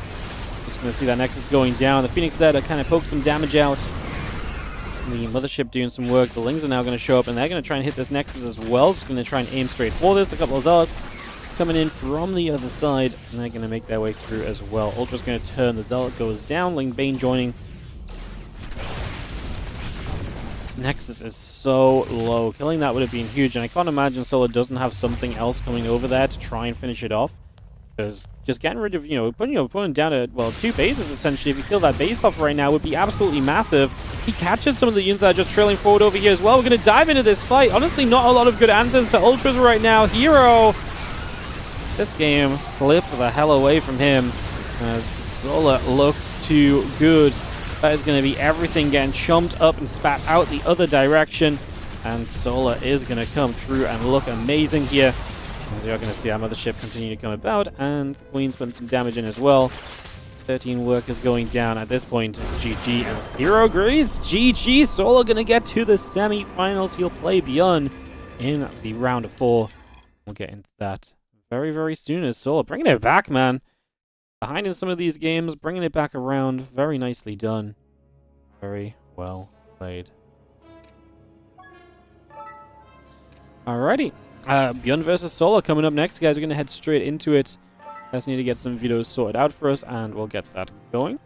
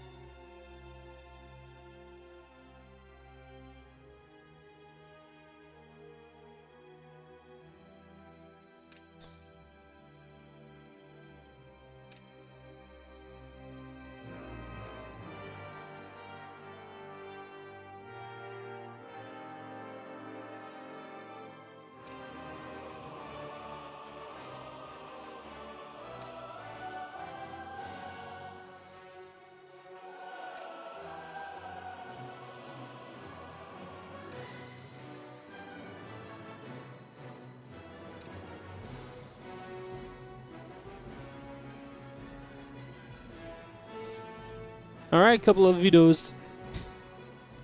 We'll come down here. Persephone Pylon. And get videoed through in a couple of moments.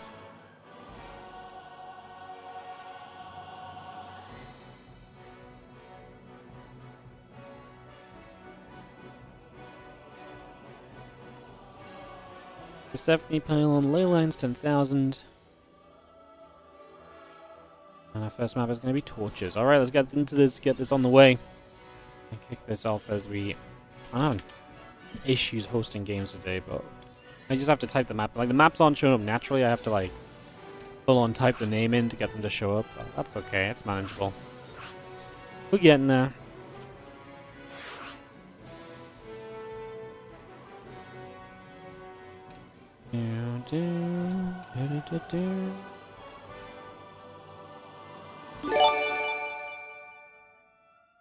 Hey, what's up, McCrazy? How you doing? Thank you so much for the 9-month resub on the Prime. Appreciate it.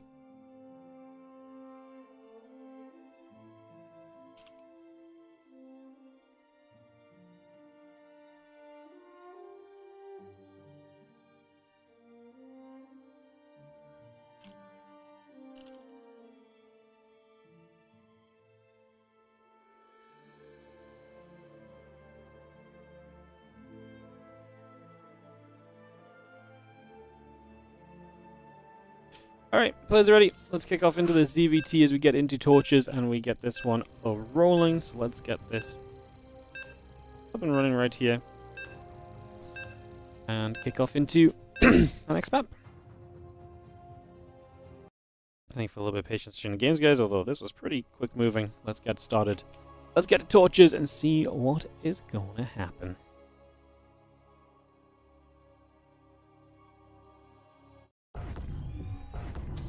In the bottom right-hand side of this best of 5, game number 1 is going to be our blue Terran player, ByuN. His opposition in the top right corner is going to be Solar. Let me get this underway and see what our best of 5 semi has in store for us. Then we'll go to the top half of the bracket, go from there, and see what our plan shall be.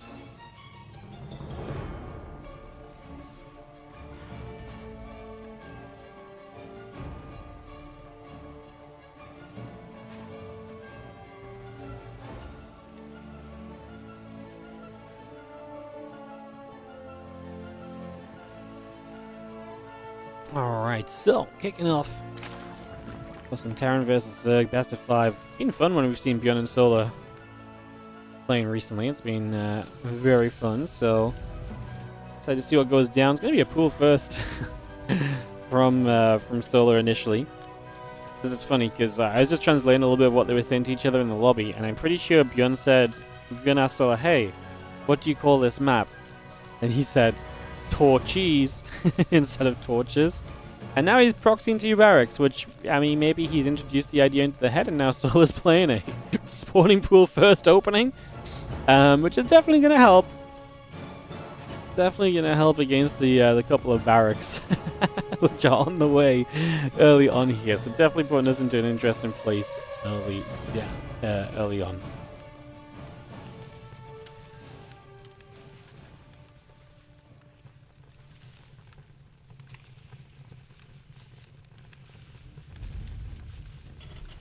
Well, we're going to get the bunker up to the high ground. Obviously, pool first gives you a better chance of playing defense against us. The firstlings are already here. Let's see if ByuN can do something somewhat magical right now to try and deal with this. I mean, ideally at this point, you just try and apply as much pressure as you can. You see, obviously, the lings just going to chase back effectively. We actually see a Rotron on the way, which you could argue is an overcommitment from Solar. You don't really need a Rotron against the 2 racks.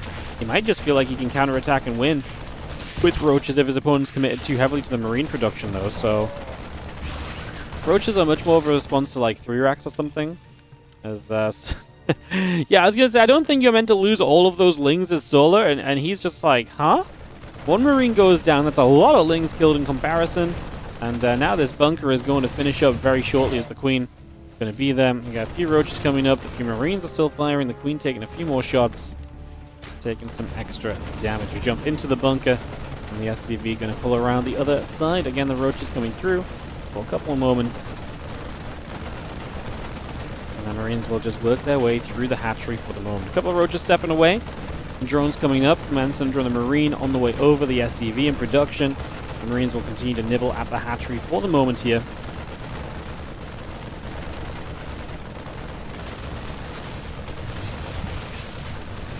Like I say, I mean, in this case, the Roach is actually very useful because he's actually going to need them to break out in the end. Like, I was saying, it's a bit of an overcommitment against 2 barracks, but against 2 barracks that actually gets off to a great start, then the Roaches are going to absolutely secure your defense. Like I say, overcommitment maybe, but it's absolutely fine here. As ByuN sad faces, he's not happy about how things have turned out. Yeah, those Roaches definitely help a lot. As ByuN and Solar always yapping at each other in these games, I swear. Command Center going to finish on the high ground. A few Roaches still stepping through, and a couple of barracks are floating across as well. Queen and drone coming about. The orbital command coming online. SCV in production as well. Those barracks continue to float their way out down to the bottom right corner. A few more drones coming online. The Queen in production still. As Solar says, I don't need to push up with these Roaches just yet. But he's just going to drone out of this. He could probably take a 3rd hatch already. Puts us in an interesting place for this game now, because Torches very much so is a game where, or is a map where kind of you can camp out and play very defensively if you want to, and that's kind of what you're being introduced into the possibility of doing right now, so there's some chances of that maybe being the way forward. Extractor in, the lab builds. Solar looks to move to his future here already. Intrigued if he just starts up roach speed and kind of plays a roach kind of follow-up from here because you've already got that roach kind of investment.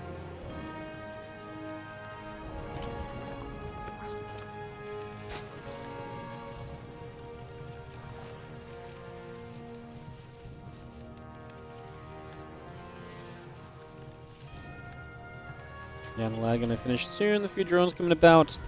Just gonna have our actually gonna go down to that right side. So we are gonna take a third base. Like I say, more intrigued as to what we're gonna do off this lair. What if he throws down a Spire? Spire's been kind of popular in TVZ lately. He's taking a third gas, now a fourth. Starts roach speed and an overseer. He's had a lot of gas banked up. I was thinking, is there anything cool he could do with it? Yeah, just roach speed. so no, not really. Not going to do anything too crazy overall. Raven will produce the stim pack and the Marines will continue about. Orbital command on the way. A few additional Marines coming out. SCVs being added on. The interference matrix and stim pack all building on the side of ByuN as those few Marines. Just going to keep the overseer pinned into the corner for the moment.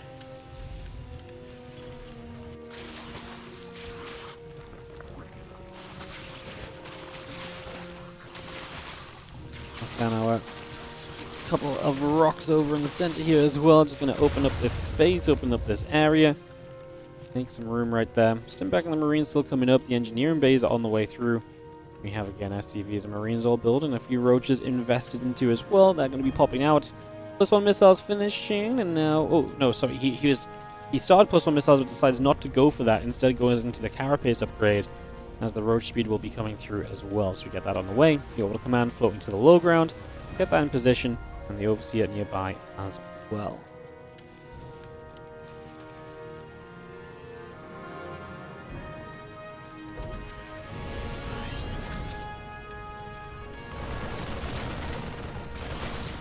Big push. I'm not sure if we can really do too much here, but hey, we don't really have a siege tank in position, so there's not much stopping you. Until a tank starts chilling at these roaches, why wouldn't you just come and deal some damage to these barracks and try and deny, you know, important production structures that the Terran does need to rely on? Tank's going to set up. Oh, going to cancel combat shield by killing the barracks. It's not very often that happens. It's definitely one way to see an upgrade cancelled. At least we do have stim, but we're very reluctant to use it there, because the moment you stim, the roaches just run away, right? Actually has the Raven and is going to use it to push back the drones off this mineral line a little bit. Just going to try and do a little bit more damage. Spin continues to hit. The Raven taking some more shots. The auto turret will trickle in damage onto those workers. Finding a few more hits right there as the couple of infestors continue up. Drone still in production. The hive is on its way. Extract is popping. And carapace is going to be done fairly soon on that evolution chamber as well. Just going to see this orbital command dropping into the third base there, and now Marines are going to move up the right-hand side as we pull away. Overseer going to drop down a couple of changelings for now. Just going to step through. The roaches and the ravagers continuing about. Marines are going to load up. Medevac's boosting in toward the main base, so in we go. And again, Infestor's about to finish. 1-1 upgrade still building by. Roach Ravager nearby as well.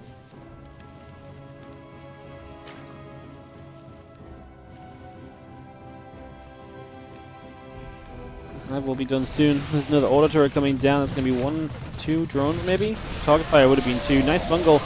Really good for the medevac kill as well, which is awesome.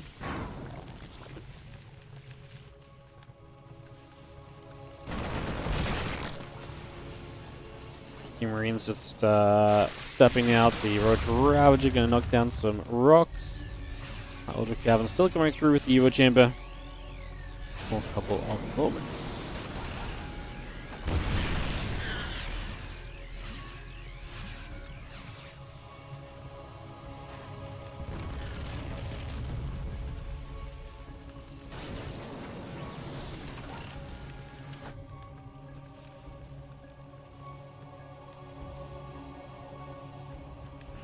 Infestor still coming about. Melian, the +2 carapace coming in. Hilda Cavern coming about right here. I'm just going to see the hatchery coming in on that top side. Just going to get that going.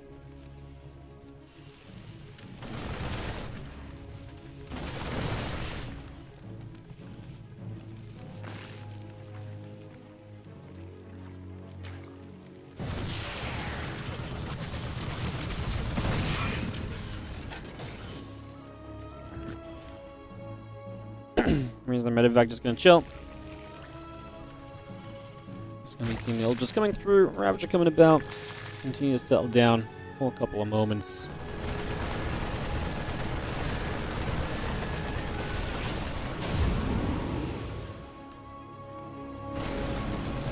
Fungal growth going down on a few of these units. Bio going to continue through, getting rid of a couple of Lings, the Roaches, the Ravagers. Taking some shots. And we'll continue through the Zerglings. Getting some good damage done. The Queen's still taking some shots as well. Hatchery going to be in some trouble. So big push up here from ByuN. Despite a few things going kind of wrong for him. Definitely will start getting back on track a little bit right now as we just have the +2 carapace coming through, the chitin is playing. Highly upgrade vehicle weapons. Continue to come by at the moment, just going to be continuing through. Ling Rav just still settling down, the adrenal gland's halfway. The Ling is going to take a run at these few Marines and SCVs here. It's going to be seeing the Ultra's going to try and run down this ramp. Bio going to eat a fungal growth right off the bat. Ultra's continue to chase through. Going to be seeing the Ultras going back the other way. A couple of Roaches getting hit. Oh, the Ultras getting absolutely massacred. Oh, almost just a little bit too much Roach Ravager, right? Like, the Roach Ravager does not seem to add much to this fight. And ByuN is going to come firing his way through this. Corrosive Bile is going to hit that medevac. All of those Ravagers going down. The drones are dropping. And I do think we're going to see ByuN taking a 1-0 lead in this best of 5 because that was the fight that we needed pretty much. Just going to see the rest of the Bio continuing through, and that will pretty much be that.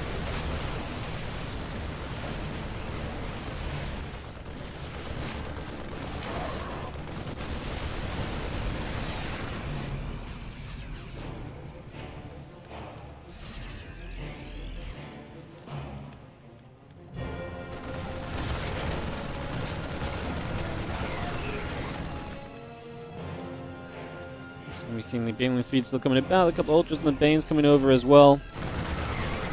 So we've seen the Marines getting rid of a little bit more here as well for now, so again, just a little extra going on for the moment.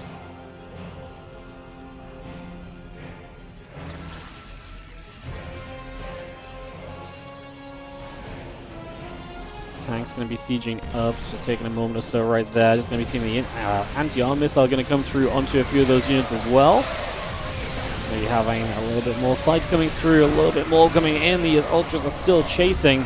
And that is going to be, in the end, the admittment that this is going to be too much. GG's, and ByuN is going to take game number 1 of this best of 5. Alrighty, let's hop into game number 2, which is going to be on Tokamak. Get that started up immediately and get into some more TVZ.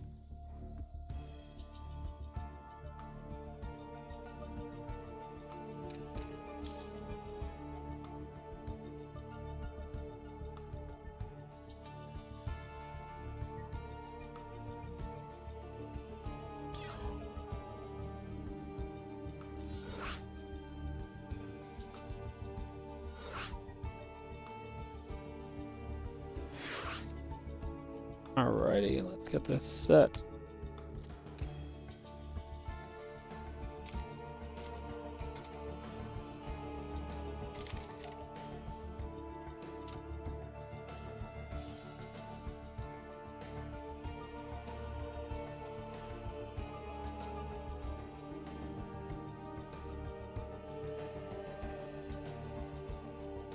Alright, getting set.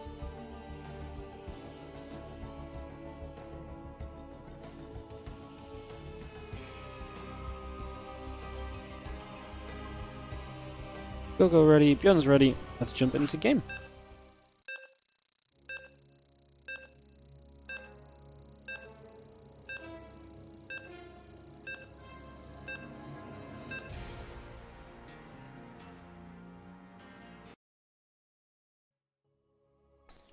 Alright, Tokamak.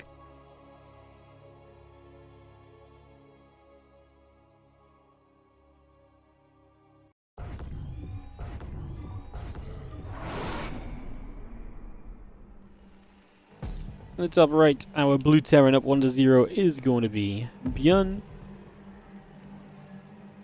Taking on the red Zerg. In the bottom left, it is Solar.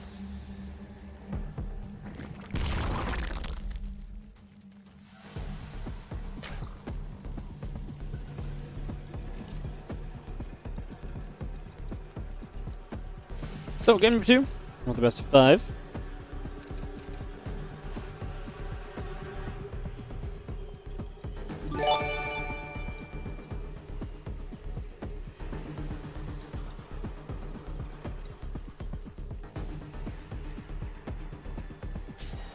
The ByuN sits up 1-0, and can Solar bounce back a little bit? Kind of a weird game because it felt like Solar had a good start, but yeah, a little bit of a rough one overall.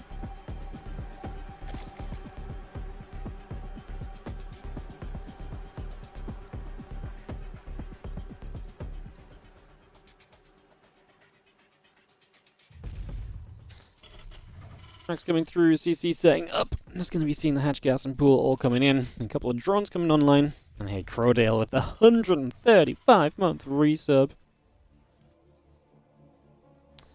Shit, you coming back again and again and still supporting after all these years. That is continuing to be crazy. Continuing to be crazy.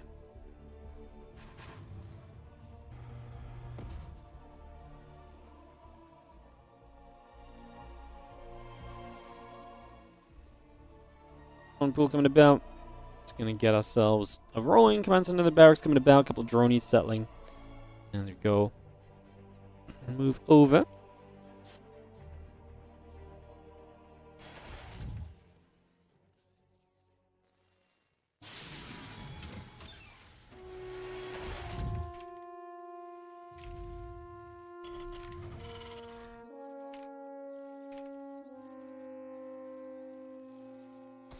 We got factory started up, so CC first into the racks and the factory. Pretty regular stuff.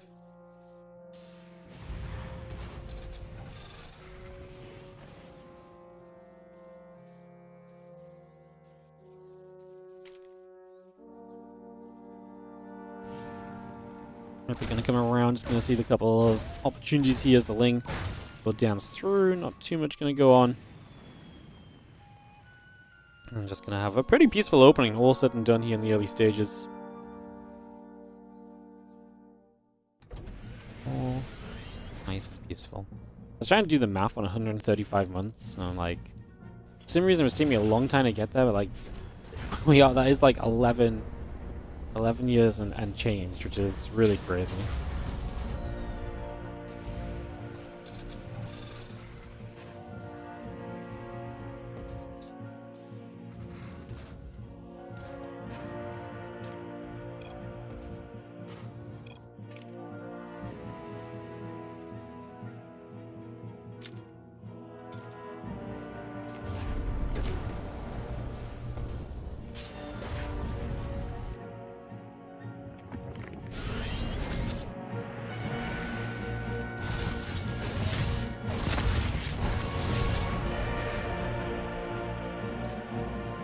Must be coming about. A few queens and the overlords coming up.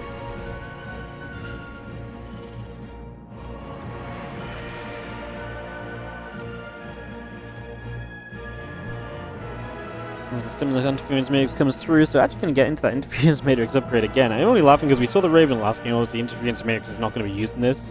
We're just trying to fake the idea that it's a Banshee, but just, yeah, kind of funny that we saw a Raven actually in last game as well, which is not usually the norm.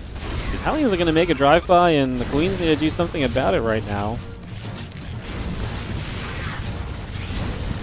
Two drones going in, just going to be seeing the 5 workers killed. It's already pretty nasty because there's a lot of lost mine time as well. Things will be there. We play cleanup. 5 drones, lost mining time, straight back into drone. It does cost ByuN the 4 Hellions. It's one of those trades where you actually don't know if you feel that great about it as the Terran because you give up your map control. I mean, he does have more Hellions, but only 2 more, so yeah, like, it's fine. Like, obviously, you wanted to do something like this, otherwise you wouldn't have committed in, but it's not like Solar's sitting there being like, well, that lost me the game, you know? He killed the 4 Hellions. The map control's gone. It'll be a bit easier to push your creep out onto the map now as well, so yeah. Transport Hellion's just going to be there. The Ling going back the other way.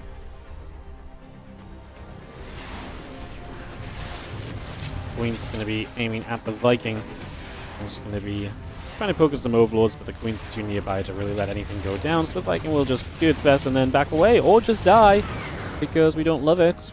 ByuN does not love his Vikings, he knew.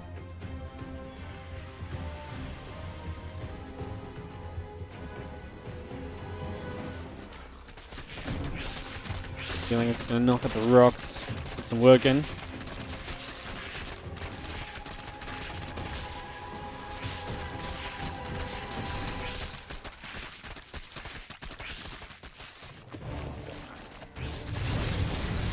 A couple Queens. Just going to be there, pushing the Hellions back the other way. The melee upgrade's still coming through. Get our Lings and the drones all coming up as well. It's just bringing a lot of that online right now. Do have the Lings continue to pick away at those rocks and just open up the central area. Veiling Nest is about to finish. A couple hatches still coming online. And they're going to be done very soon. Let's just knock those rocks down. So opening up a little bit of space here early. The 1-1 upgrades, the combat shield all coming about. Marine tank medevac producing. SCVs in the armory coming about as well. As we continue to get everything on the go right now. The single Zergling going to pull back over toward the main mineral line here and just try and just scout around, see a bit extra. But we lose a 5th hatchery. ByuN's drop on the map, able to put some pressure on, and is now going to work its way through to get after a little bit of creep spread as well. It's just getting straight through over here. A couple of creep tumors, a couple of overlords going down initially. Setting up nicely for the early stages.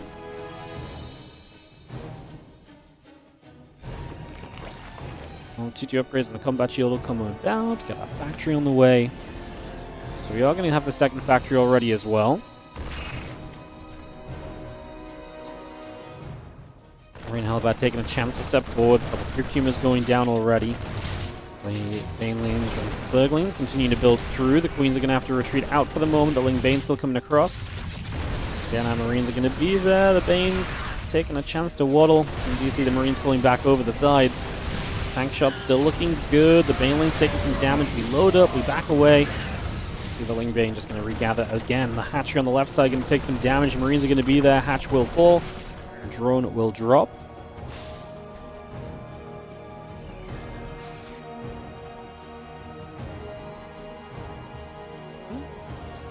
It is about halfway done. Again, the Hive is about to finish up. The Lings and the Bane still building by. The Marines is pulling back again against a couple of creep tumors, so it's getting a little bit more done still. As the Ling Bane still taking damage. Medevac's load up. We're going to boost away. Marines going to pull back over that right side also. Just going to have the Marines getting healed by the Medevacs for now.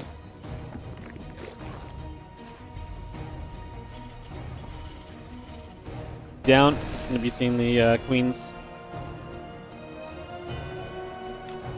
stepping through as well to just have the chance to push abound a little bit. Lurkaden is on the way through, Hatch coming by. And again, the Hydra's adrenal glands, +2 carapace coming over. Marine's going to take the chance to get through for a little bit of creep spread, knocking that down, opening up some space as the Overlord speed will continue to come on in. +2 attack, going to be done very shortly. Just going to be seeing the Marauders and the Mines continuing up as well. And a little bit more creep spread going down into the center of the map. Now we've got ourselves more of the Lings in the top left, just going to chase after those Marines. For a few moments, the Ling Bane wanting to try and get toward the Bioforce.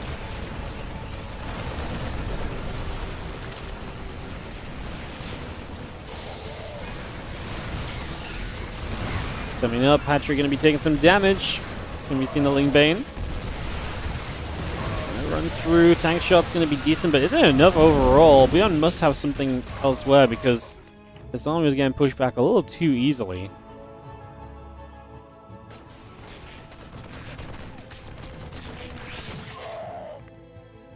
Do end up boosting away. Honestly, both players stay pretty maxed, close to being maxed out here, so I think both are kind of fine with how this trade went. We still lost 3.2 to 2.6. It's not even super inefficient or anything for the Zerg just yet either.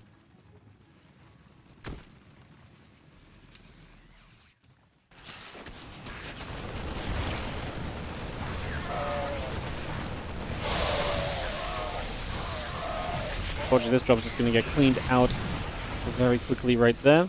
It's going to We push back as we just have the Bio continue to come through. Again, the +1 missiles and the Lurker upgrade. Seismic Spines is on the way now, so we're starting to get a lot of that brought into play as well. That should help us out a lot over these next few moments still.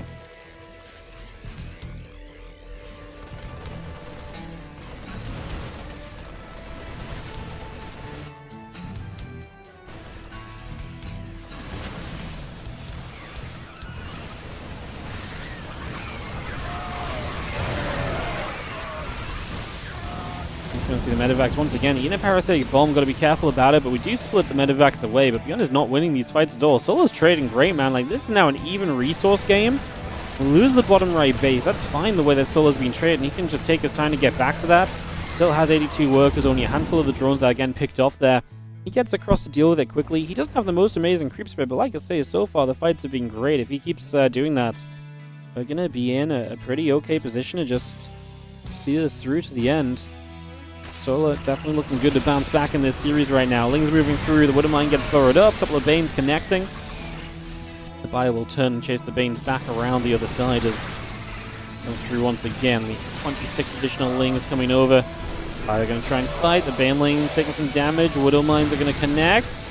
Better fight for ByuN, where he's getting rid of a bunch of these units before Solo gets close, so it's going to make it a lot more of an approachable scenario.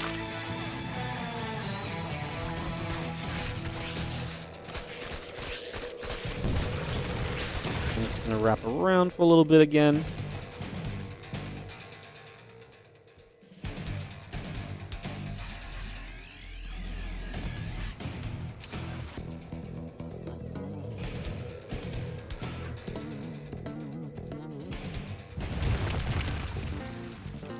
Like this burrow, just going to be seeing the lib setting up, Marines and the Ghost coming through. There's two vehicle plating on the way as well. A little bit of the Bane Hydra up that left-hand side running up. Are going to get there, force the jump back. We do have the Ghost on that right side getting in a bit of trouble too. So the first time we've seen the Ghost, they're already going down without getting much done. Solo kind of jumping in on this. The drop from the bottom side is going to be caught as well by some Ling Bane. Going to be a nice denial as we do chase the Hydras out away the right side. So again, able to push that back for the moment. 4 additional Ghosts coming through. Marines and the Liberator being added. A couple Medivacs coming in. The Lurkers will go after the Planetary Fortress. Now the Ling Bane going to get jumped on again over here. This Hydra still continuing through, and we have the Medivacs going to load up and escape.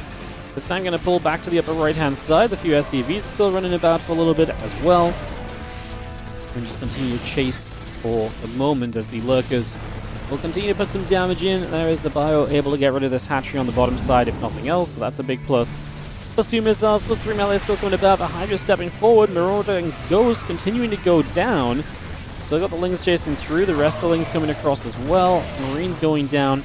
Bio's still going to be there to help push everything else back as the Widow Mine, Marines, and the Ghost continue to come into play right now. Ling Hydra producing, the Lurker Den still being added onto. +2 missiles, +3 melee, continue to come over. It's going to be seeing that Liberator sieging up and going to get on top of these Lurkers to try and play defense. The problem is we've got Lurkers on the map, and it feels like Solo's been doing so well without the Lurkers that now he's gotten to them. It's just going to start being a steamroll in this late game. We always say, man, like, Solo usually hangs on in to get to the Lurkers or to get to that hive tech. This is a game where he's not had to hang on for dear life, and that's just terrifying. Like, Solo getting to late game comfortably, surely that's just an unbeatable situation. Crazy business as the army here just pushes through. Can we get enough for Solo to just run through this right now? Bane's connected. Looks like ByuN was giving up on microing, so yeah, he agrees that this one is out of reach, and it's going to go 1-1 in this best-of-5 semi-final. Alrighty, guys. Game number 3 coming up. I'm going to keep the games rolling ASAP here because we are definitely behind schedule. Love that for us. It's going to be Ruby Rock.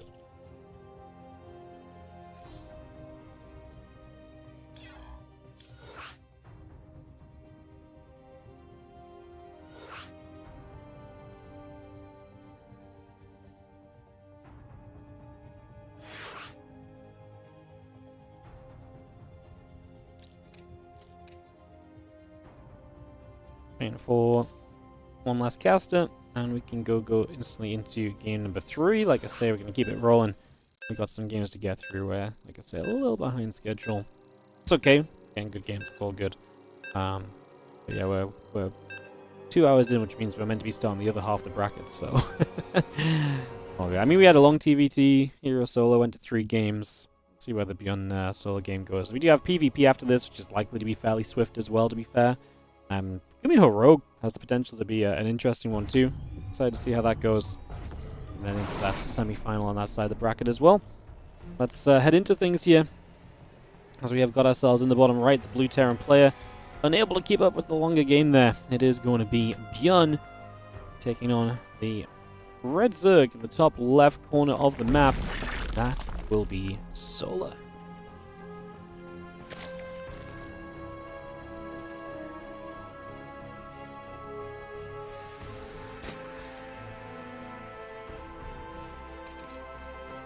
Low ground wall off establishing, and that probably means we're going to see multi-racks Reaper.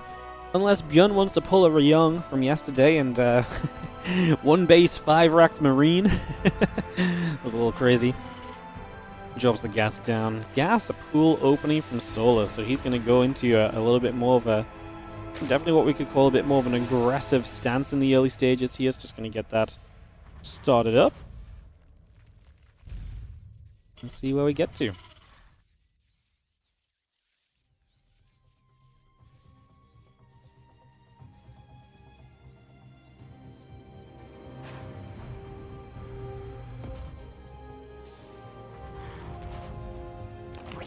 Best of 5, guys. Yeah, best of 5 in the semi-finals today, and the finals will be a best of 5 as well.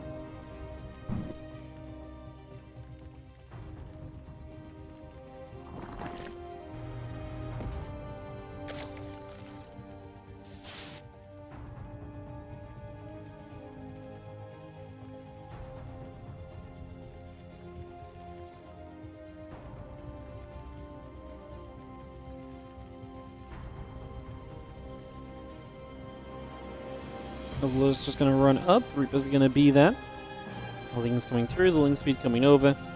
Just going to be seeing ourselves get settled in for a couple of seconds. Get underway.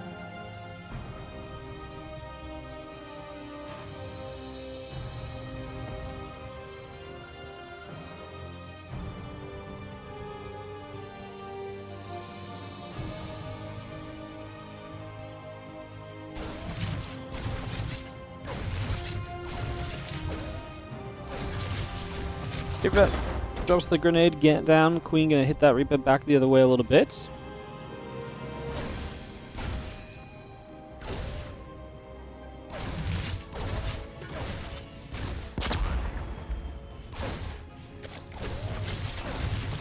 Let's see, the Ling's and the Queen gonna be there. Let's see, grenade going down. Queen taking some damage.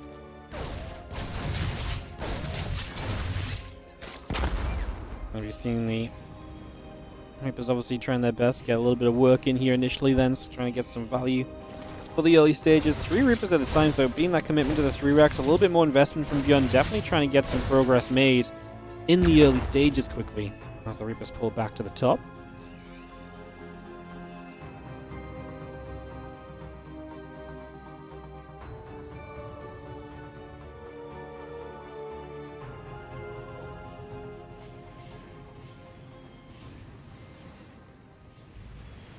You can see the Reapers all pulling back. We're moving our way in toward the stim now. Obviously the correct side of the map spawn for ByuN to have the add-ons protected by the barracks at least, so there is some little benefit there, so that's nice. Reapers back around over to the left. Settled in for the moment. This one with stim pack going through. Going to see the Reapers jumping straight onto that hatchery, so they're going to get in some damage onto the hatch. Couple reactors in the command center building up. The Lings are going to wrap around the left-hand side, ready to go jumping onto the Reapers. Trying to get something done.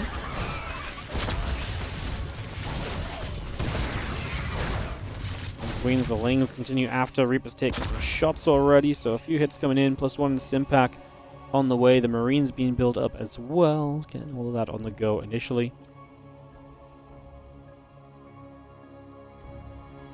Again, 7+1 and getting built right now. Just gonna have our factory about halfway done. Orbital command still building through, and we just still build here for the moment.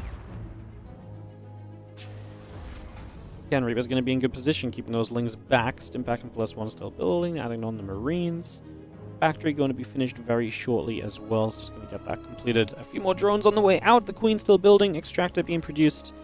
And a few Reapers and Marines are gathering out the front at the moment. So again, getting settled in over there.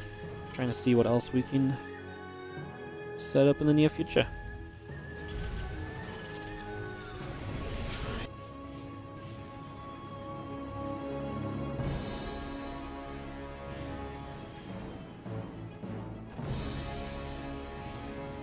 Marines and the Reapers will step forwards. Just going to take the chance to come through a little bit. The Reapers coming about, the Marines are going to gather, plus one on the combat shield.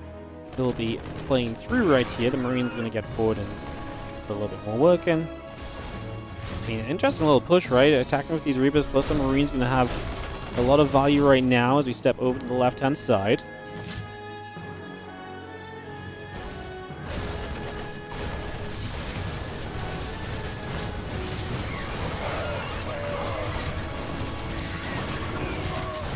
Queen's just going to set up, but the damage being done. Lings are still going to come running on through here. We're just going to be seeing that combat shield and the armor upgrade coming about. The land, the drones, and the carapace building as well.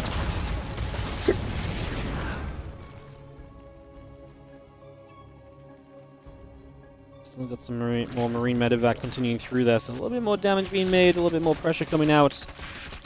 Getting some value in right now as the Lings continue onto the rocks. Chance to get a little extra going for the moment.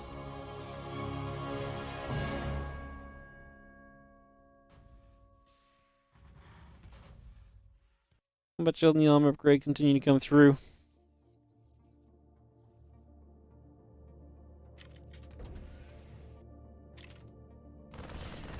Going to be seeing the Things, Banes, Overlords continue to build about for a couple of moments. Just going to have ourselves the Marines still stepping across. ByuN looking to keep the pressure up right now. As we have ourselves the Lings. Have the carapace upgrade against that +1 attack of ByuN, who is adding on the extra barracks, and he's absolutely set right here just to try and send this on the two bases. If you're going to do that, you don't really want to be losing units in these smaller trades, however, because that's only going to keep you from kind of hitting that critical mass that really opens the door to potential success.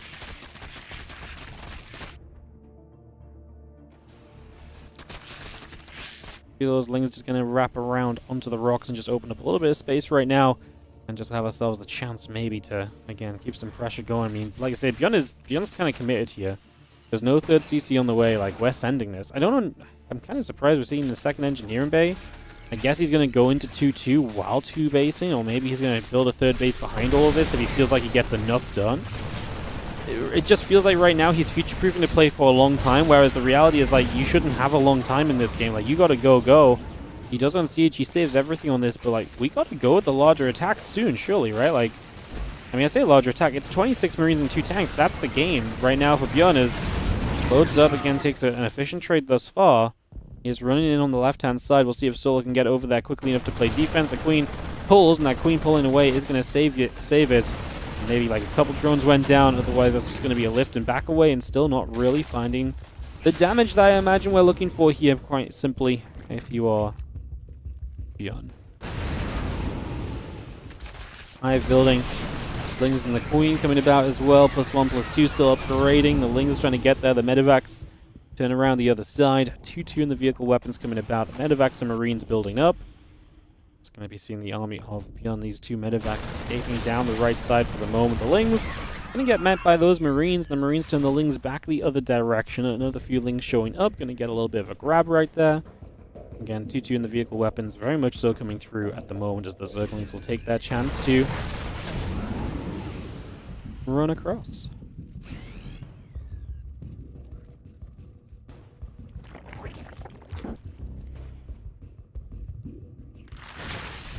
And 2-2 still building by, the Ling Bane setting up, tank trying to siege. We're going to have ourselves, the Marines are still going to run through at the moment as the Queens and the Lings continue to get chased. Medevac going back up the top side, going to come over. And again, we get into reach of this tree for the next couple of moments, continuing straight through there. Another Baneling getting taken down. Now, the +2 carapace is about to finish on the side of Solar. So you are going to be seeing the Marines getting chased back. The Queen's getting through there, the Ling's getting through there. This few Marines going to go in after a couple of the Zerglings, and Just going to see the rest of the lings coming through as well. Getting some damage done. Again, 2-2 finishing very soon as the Marine tank continues to come about. And yeah, +2 melee. Viper's on the way. Ultra's Cavern going to be about halfway done as well. Army of ByuN continues to push around to the top side of the map here on Ruby Rock. A chance to maybe stim in toward that right side base in the near future as the Marine gets rid of the Zergling. The SCVs come across. Yeah, the Crypt Tumors will continue to get picked away at for the moment. Queen's going to be right there. Getting those Marines unloaded. Tank fire onto the Zerglings already. Going to deal some damage. I'm just going to be seeing the Vipers are going to take the chance to set up also as the couple of Gridlings will pop out from that hatchery and get taken out. ByuN still kind of going, trying to get this third CC landed, which is just his main base relocated. So, you know, when I mentioned the idea of him moving to 2-2, that was not a bad idea because, as you can see, it's working out. Like, he actually needed to get to 2-2 in the end. Problem is, his opponent's now working on Chitinous Plating and freaking Ultralisk. So, you're essentially still on the 2 base all in, just extending your main to the third. And your opponent's playing Ultras off 4 bases. I struggle to see the longevity in this game for ByuN, but I think Solo would have to take a lot of very bad fights, realistically, right? Is what it comes down to, and it's not impossible. I mean, the army supply for ByuN is still up by 10, but the moment these Ultras pop, it's going to be so much more scary, because the Ultras are going to be able to provide so much value themselves. So that's going to be absolutely huge as the Ultra takes a chance to chomp on through, the little bit of Bling Bane coming about. 3 upgrades on the way as well on the side of ByuN right now, so bringing those straight through, the Medivacs and the Marine. Continue to get going, add a couple Tech Labs on as well. Ultra is going to be producing with the +3 Carapace, the plus Chitinous Play, and the Adrenal Glands as well. A lot of that continue to come into play at the moment. So a few Marines will just get a Queen, get a Crypt Tumor, and then drop over to the left side. Get a Queen, that would have been amazing, wouldn't it? That would have been great. As the few seconds will gather. They're just going to push through then. The Marine's going to get jumped on for a moment or so.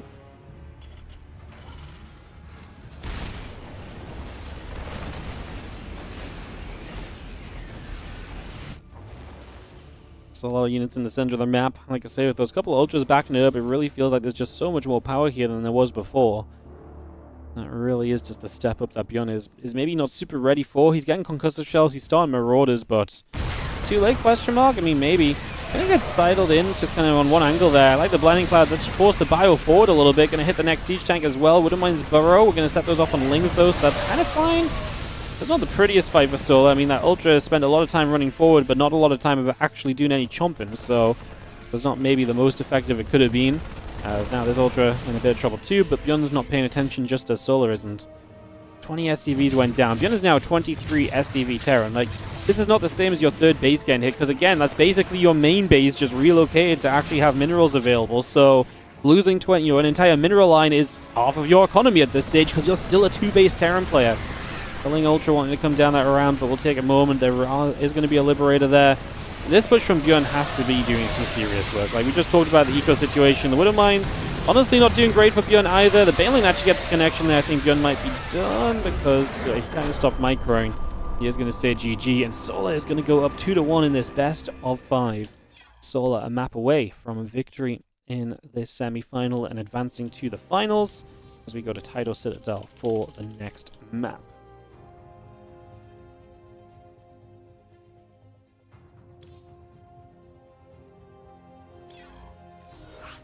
Do.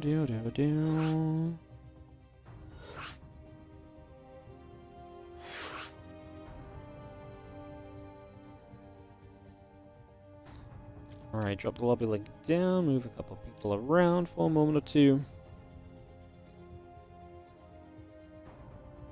Waiting for one last caster, and we're going to be in-game, guys, like I said. Keeping it moving quickly, because we do have plenty of StarCraft to get to still here today. And trying to get back on that schedule. Yeah. Kind of crazy, actually. All right, let's jump into this as we get into Tidal Citadel and get ready to go. Let's jump into Tidal. Let's get this one going.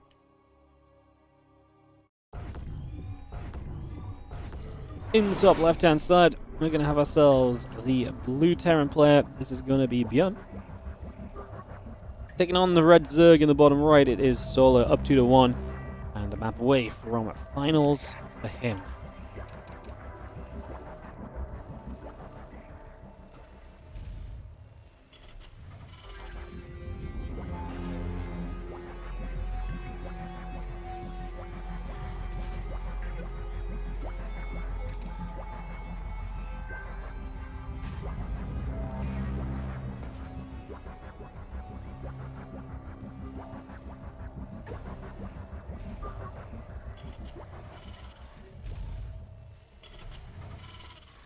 What will we see for this next game? Can ByuN... I mean, ByuN's been a pretty aggressive Terran player, no? 2 racks opening and then playing the 5 racks in that last game. It's been kind of an aggressive series from ByuN, really, and to be fair, in the longer game that was not really kind of built from any aggression early, ByuN did not have a good time, so maybe he does feel like he needs to get under Solar's skin early in this matchup to be able to have a decent shot at it.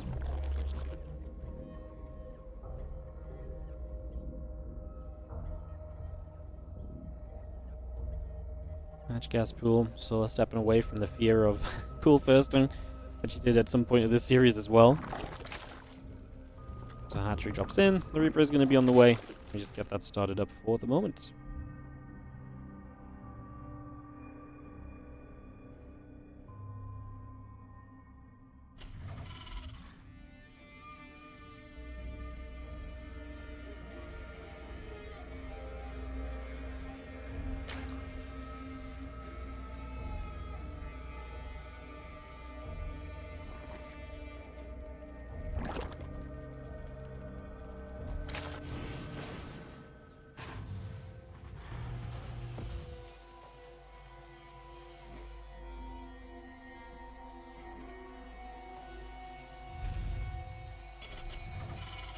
It's going to be coming through. It's going to have our factory coming about for a couple of moments, so we step on over.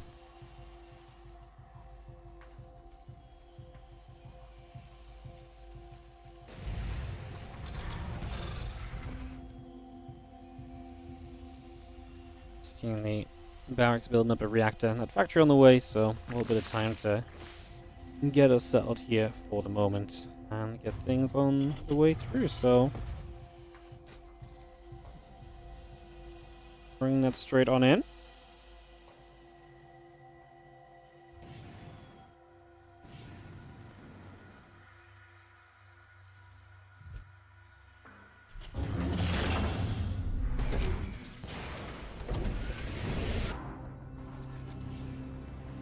We have our Reaper going back and forth a little bit. Orbital coming through, starport building up. We have ourselves the barracks moving across, and we take a couple moments there to settle down.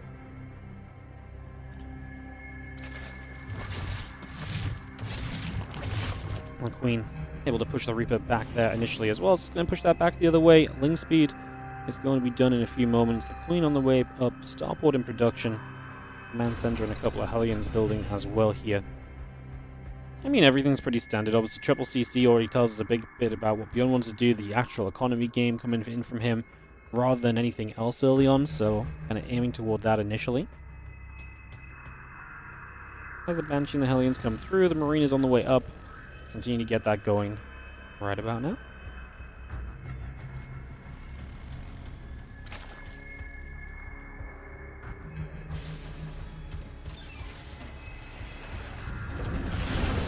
Hyperfly Rotors. Oh yeah, I like that as a bit of a mix-up, and Hyperfly has been great at getting some damage done lately, so I'll be seeing that coming through. Give them Banshees the speed, and the speed can oftentimes be better than the Cloak, because you can just speed past some of the defenses and actually get, get past the Queens and out-position the Queens. And if you out-position the Queens, that's way more important than just kind of having Cloak a lot of the time. So, I mean, Cloak can obviously be very good as well. Do not get me wrong. But, yeah.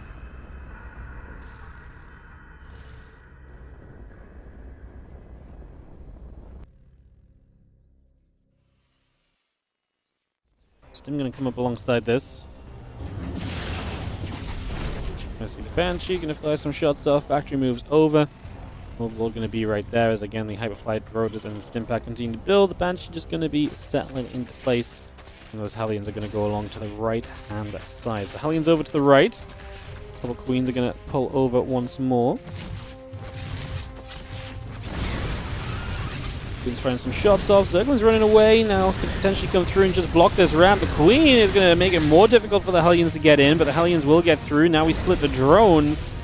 How much damage do we get done? We're at the 2 worker count, kill count so far.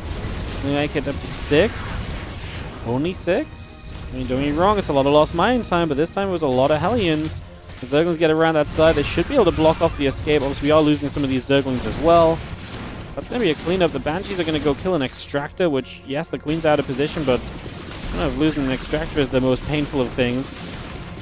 Like, ByuN is maybe not controlling these Banshees, because he could have absolutely had some extra drones here, I think. So, gets to 10 workers killed. I mean, it was for 8 Hellions, 15 Lings went down too. Probably pretty reasonable overall for ByuN. I think it's one of those ones where you're okay, because there was a lot of lost mining time. You do get a bunch of Zerglings on top of it. It's still going to be that lack of kind of map control now for you. Like, yes, you've got the Banshees, but no Hellions. Creep tumors are going to be much more easily spread out in front of these bases. You can see Solar will establish the 4th, no issue. And he's on the way to that Spire. Baneling speed starting as well. Lingbane meter has been much more of a factor in Zerg versus Terran lately than it has been in a long time. So that's going to be an interesting little thing here as the Banshees do end up taking a turn away from some Queen shots.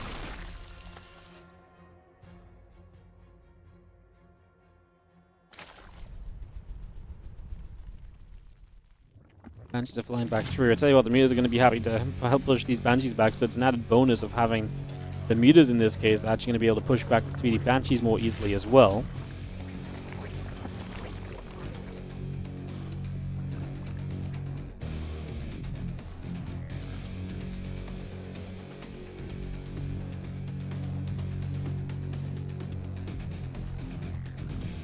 Again, 1-1 upgrades, combat shield coming over, the Bane's coming up, the Baneling speed coming through as well. Just going to be seeing the Muta's going to head on over to that left-hand side. 2 more drones and Lings all coming up. The Marines are going to get through for a little bit of creep as we are going to pause here as Solar. Quizao 1, 1, 1, 1, 2, 3, go, go. Flag spike maybe.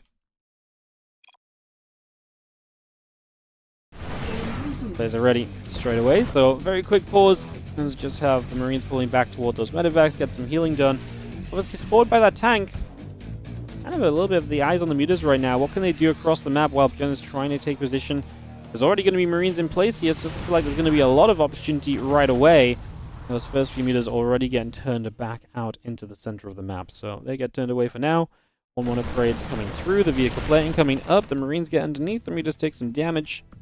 They do get pushed out over to that right-hand side. Queens join together. The Marines will take a chance to stim forward. You're just going to be seeing a Baneling trying to get through as well. Ooh, good fight from all angles. First Baneling's kind of connecting as well. There's only 1 Baneling left. It lands on a few more units. Gonna gets pushed back quickly here initially. Obviously, is up on upgrades. It's one of the things you give up as the Mutalisk player to get Mutas out. You do not have Mutalisks anywhere near this quickly if you go into the upgrades first, so you do typically prioritize Mutas over the 1-1. So that's why that's going to trail behind from Solar.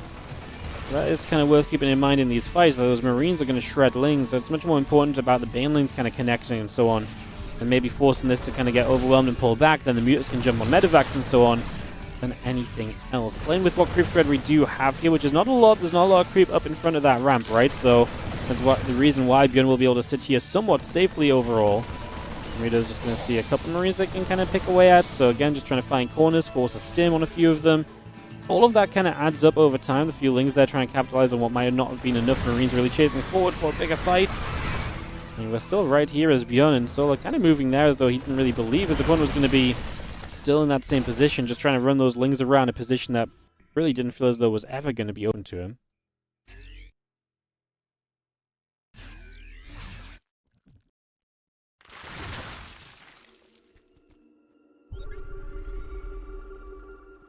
Solar is being kept to the 4 bases right now quite nicely. ByuN keeping the pressure up. The few meters looking to get forward here as the siege tank is going to be jumped on. We're going to get rid of that so the siege tank will drop. It's going to be a kill from the Mutalisk, and now the Spore getting a few shots in onto the medevac there. Just going to have the rest of the Ling Bane coming over. Medevac with the a few Marines just retreating away. 2-2 upgrades still coming about. Marine Marauder coming through, adding on a Thor, adding on the SCVs. Just going to be seeing the medevac backing away. The Banshees have been annoying. They've actually been the reason I think we don't have a 5th base on this left side. As now there's only 1 left, and that's not going to last much longer. ByuN kind of gave up on it. The right side 5th base is going to go down now, though, as the Marines show up, and so Solar is being kept back a little bit. Overlord speed coming up. Probably wants to make sure you can get an Overseer with speed to keep it with the Mutalisks. That allows you to more easily see any Widow Mines before you fly headfirst into them and lose a bunch of Mutas to mines. Obviously, was, you know, ideally that is, you know, something you can avoid, then absolutely avoid it.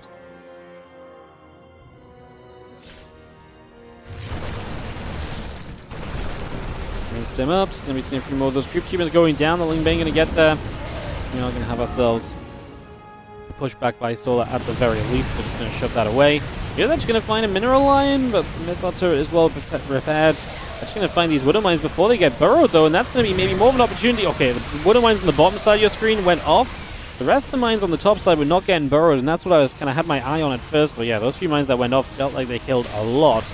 In the end, ByuN still feels the need to back away as he's now lost 11 SCVs. That natural has become overwhelmed in the end, and the Mutas are still putting some work in. It's only a handful of Marines here, so we're going to get a few more SCVs as well. 2 more Marines stimming in is not exactly going to change things. We want this army, we want this engineering bay right now. If we're not going to get the engineering bay, we will splash through a bunch of SCVs in the process. While we don't get the engineering bay, we do kill 20 SCVs, so Solar is able to get a lot done right there. Now we're going to be seeing the Ling Bane coming into the upper right side. Medevac trying to do some healing. Hatchery will go down on the right as well. It's going to try and take base 6 as we have base 5 in the center of the map eventually. It's funny because the center of the map typically is better for a Terran to push into, but then these external bases are the ones that ByuN's done a great job denying. The middle of the map, not so much. On this map, middle's still dangerous, but there's not like a great position to take. I guess like behind here, kind of-ish. It's interesting. I mean, if you go through the middle, the Zerg is going to exploit the edges as well to kind of run by on, so maybe the middle of the map isn't so bad here for the ZVT. It still is preferable to obviously expand at the edges, otherwise we would have expanded to the middle much sooner anyway, so Ling Muta. I'm going to take a counter-attacking opportunity now and hit this mineral line, which is, I mean, you can just see it's barren. SL turret will go down in an instant, and the Muta's going to decide what they want to go after. Orbital's going to lift off and try and reduce damage. Something's getting to the natural mineral line. That factory's going to go down, and these Mutas are not being controlled well at all. ByuN was just not in position here. Whole position might have gone in a couple of extra SCV kills in that natural expansion. Gets a reactor on the starport. Big structure, right? You know, reactor basically is essentially acts as a second starport, right? It's just much cheaper. But it's very quick to kill, so you kill that off quickly, and that's going to be awesome. So the Mutas heal around over to that right-hand side. 3-3, still building 3. It's going to be a really late +3 attack upgrade here for ByuN. He did lose an engineering base, so I imagine that got cancelled and he's had to restart it.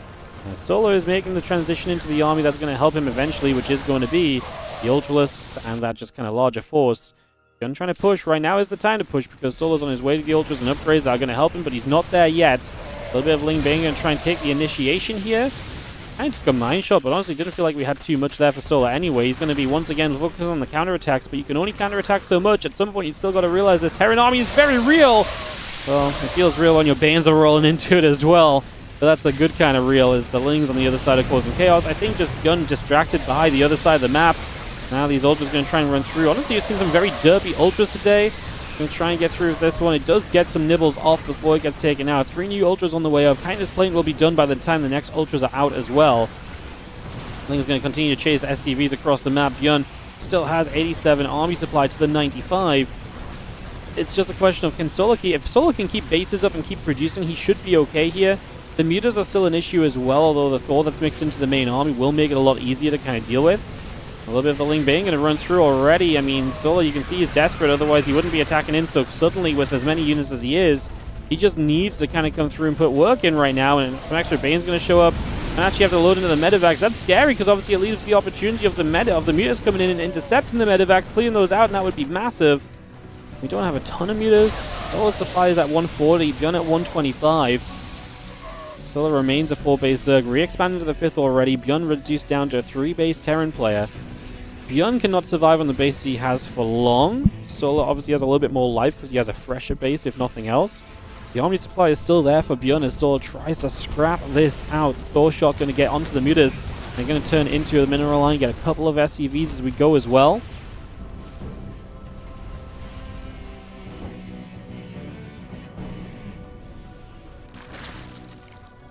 Why was ByuN making a Thor against Zerglings? I think he's making a Thor against the Mutalisks. It's not super crazy. concept. Game settles a little bit. Both players are going to stop running at each other for a couple of moments.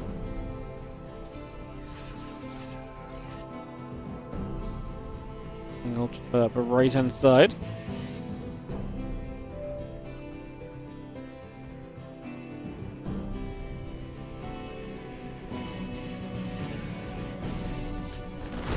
The Marines, going to be nice, getting rid of some of those mutas as they fly overhead haphazardly. Both sides are going to get maxed back out, but do we just like Solar's army better now? Ultras comfortably on the field, Infestors being added, get some Fungals available. That would obviously be a pretty, darn big deal as well. That would be a major factor. A little bit of the Bio stepping through, a couple of Creep Tumors going down. Continue to target through a bunch of that so far as the Marine Marauder still builds up. A couple of mutas added into play, the extra Lings on the way over. The Bio is gathering in the center, and we're just going to see the mutas splitting a little bit over to this left-hand side now. As those Marines joining up, it's going to get in after the Overlord as well. It's just going to be able to go there initially. Ultra's got to be careful. They don't really want to fight on their own and just from one direction, right? As we are going to counterattack, and those counterattacks have been great all game. They've been a real part of the reason why we've seen so much success here. So actually now these Ultras dive into this army. I've got no idea what Solar thought he was going to get there. Like, his army supply is low as well. It's like 104. He killed. The third base dies, by the way. ByuN might just feel like the need to just go right here. Solo's going to drop a Fungal Growth down. Going to come through. Actually has the creep spread to help him out this time. Has a much better opportunity to get something done against this army than what we had before. He is going to fly in late. There's not a lot of anti-air left, and the Muta's definitely going to have free reign to kind of play cleanup. There are a few more Marines showing up. We're going to try and fight them. ByuN's going to say GG. This is too good of a fight from Solar. He's going to go 3-1, and he is going to go win this series and advance through to the finals. GG. Alright, so Solar in the finals, so Zerg in the finals. Our Terran Hope will be Gumiho.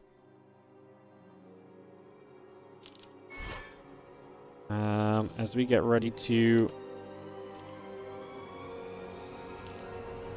hop on over to Europe for Mana versus Geralt. So we're going to jump into Mana versus Geralt, guys. Get that PvP underway on Europe, and then get ready to go. Mana Geralt, Rogue Gumiho, winners in the semis, and then the finals versus Solar is where our day is headed. So, get this hosted up, and we'll be off and away very shortly, guys. Get into some PvP. I'm even going to go no ads if we can get the other casters here ASAP.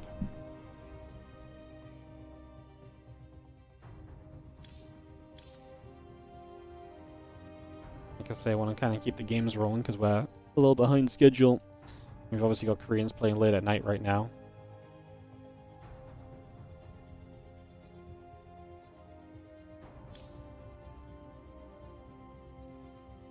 Perfect. Let's go into Mana versus Geralt. PvP time, guys, in our second half of the bracket.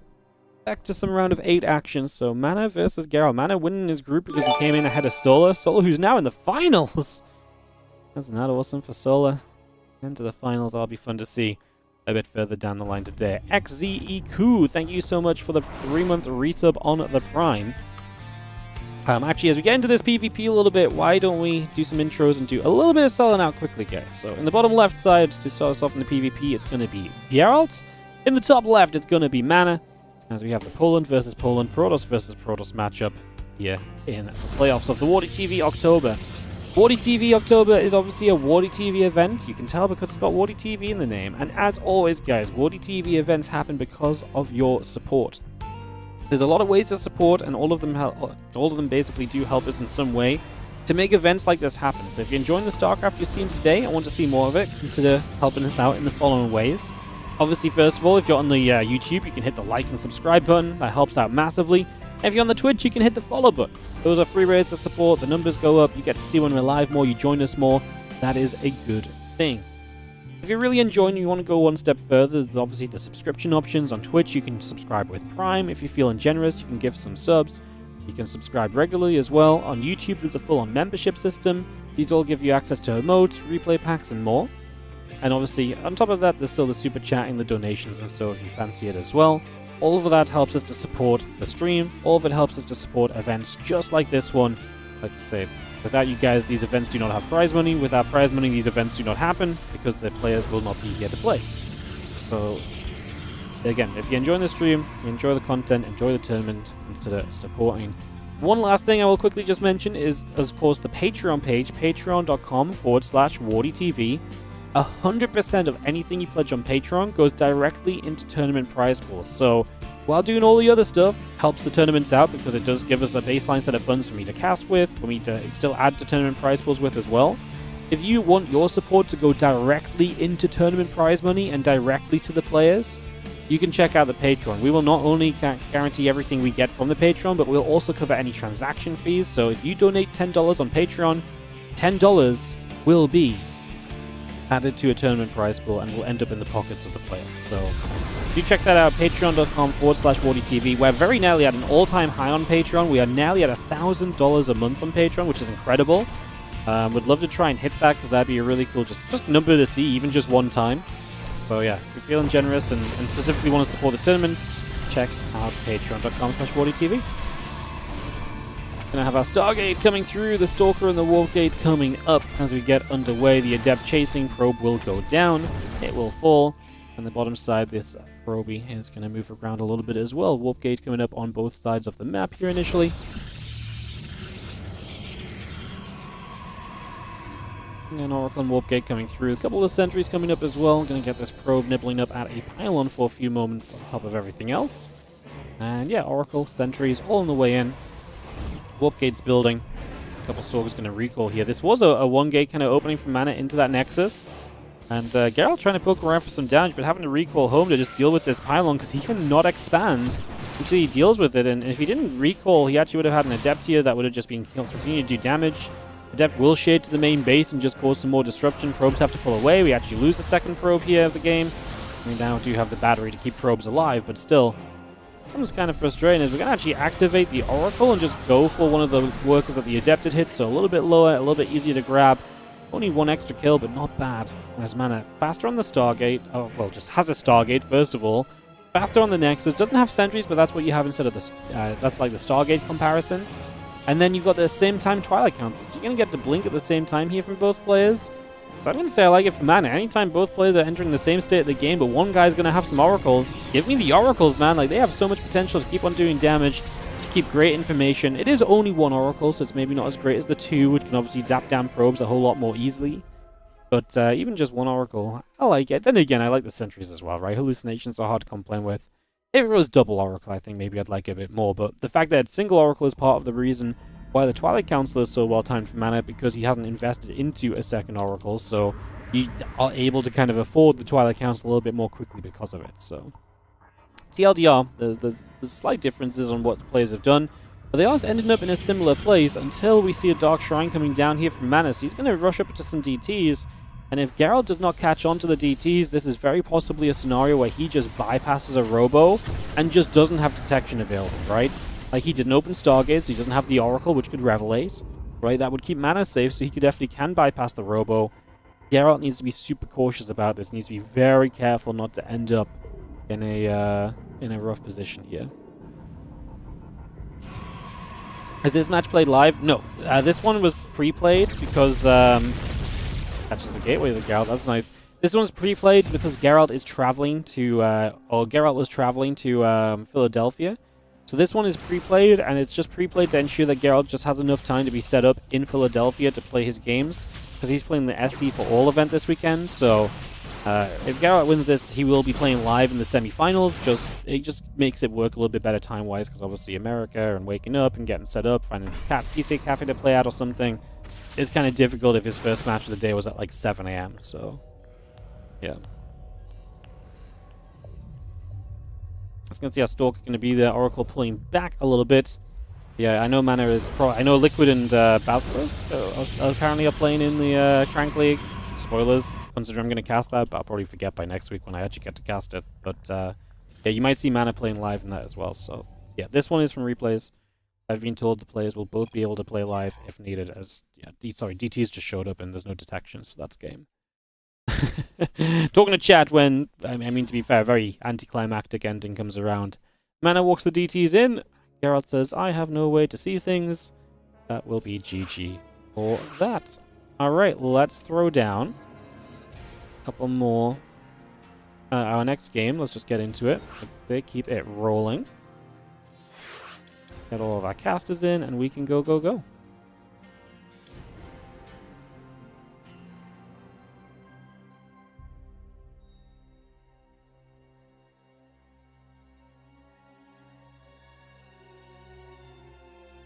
One of our casters is not coming out of the previous game.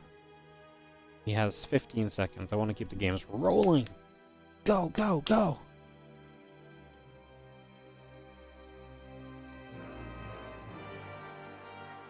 Oh, he's AFK. You can watch from the stream. We don't got time to mess around, man. We gotta keep the games rolling, you know? We gotta keep the games rolling.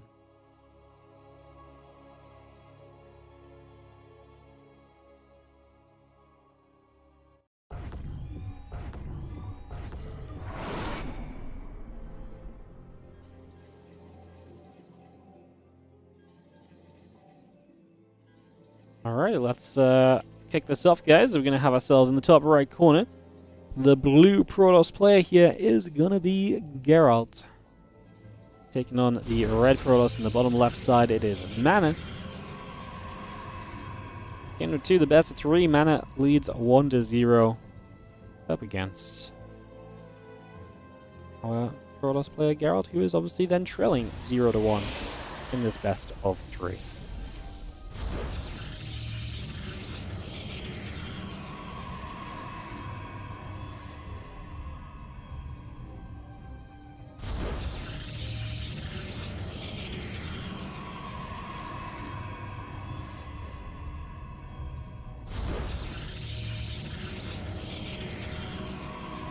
Proby heading down to the bottom left side as we take a couple of moments, get set, and gates coming up, simulators coming through, and get settled down for this PvP. Again, after this, guys, we're going to have Gumiho versus Rogue coming up, and the winner of that will play the winner of this in either TVP or ZVP, and then Solar in the finals. I'm excited to have a Zerg in the finals, man. I'm excited in general. Like, whoever wins from here, Solar, Mana, Geralt, Gumiho, Rogue, is not someone who typically wins Wardy events. Like, you know, not that they haven't in the past, just like, I'm so used to sending the first place prize money to Clem, Max Packs, or herO.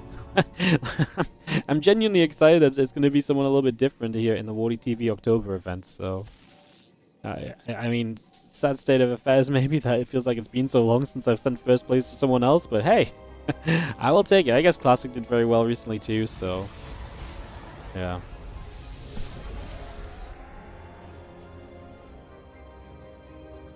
Probably moving out, going to go on a little bit of a patrol around, attempting to see a little bit of just what's going on initially.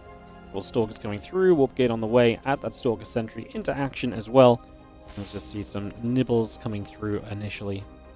This time it is double gate versus double gateway, so man are not going to try and get away with a faster single gate based expansion this time around. That Warp Gate still very much so coming through and online. Stalker's building, Stalker Sentry on the other side. And we're just going to see the probe making a move toward the middle of the map. Sentry nibbles.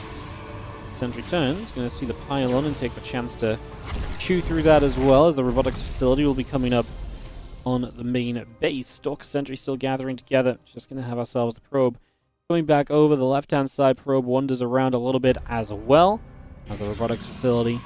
And Nexus will build at the moment too. Stalker Sentry still joining together. Nexus on the way. And again, Warp Gate, the Adept, continue to come online for the moment. Just bringing a lot of that into play right now. This Sentry continues to produce, and that Twilight Council is on its way as well in the main.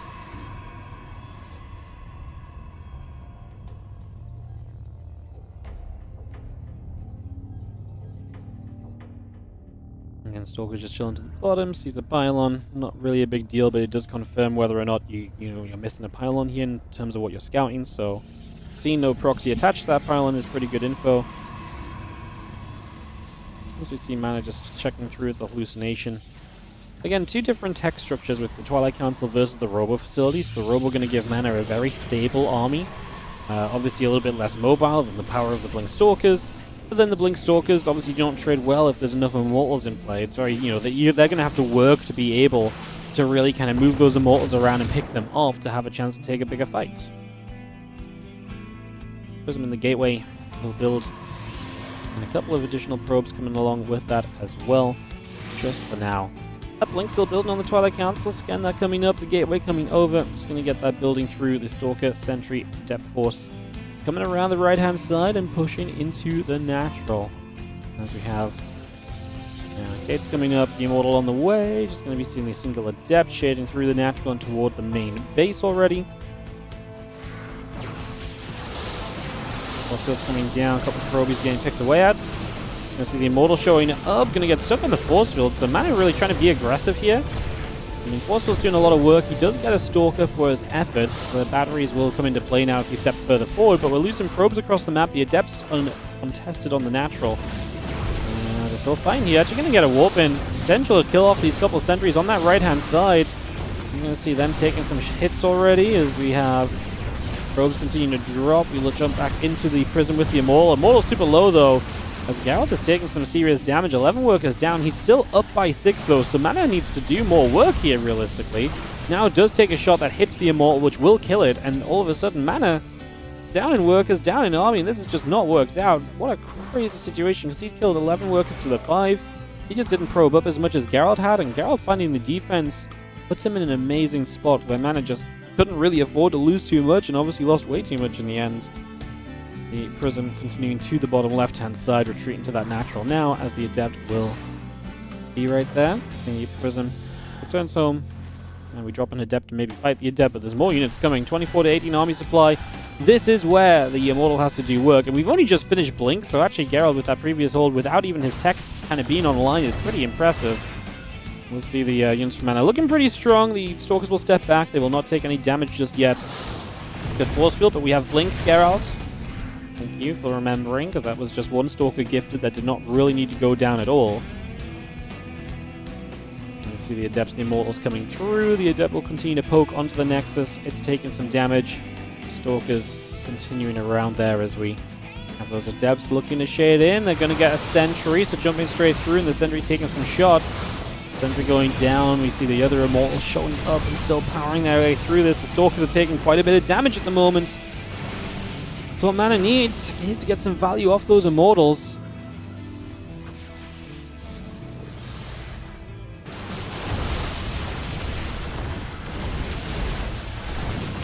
And Immortal's just going to be firing away. Sentry and the Stalkers getting pushed back again.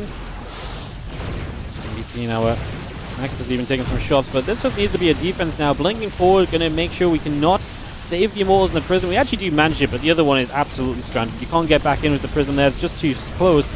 Took a long time to get rid of the Immortal, but it doesn't matter. Geralt has too much. That first defense was so good for him. Put him in a great position. And that is going to take us to a Game 3, so a deciding map of this PvP right now as we kick this off onto Ruby Rock.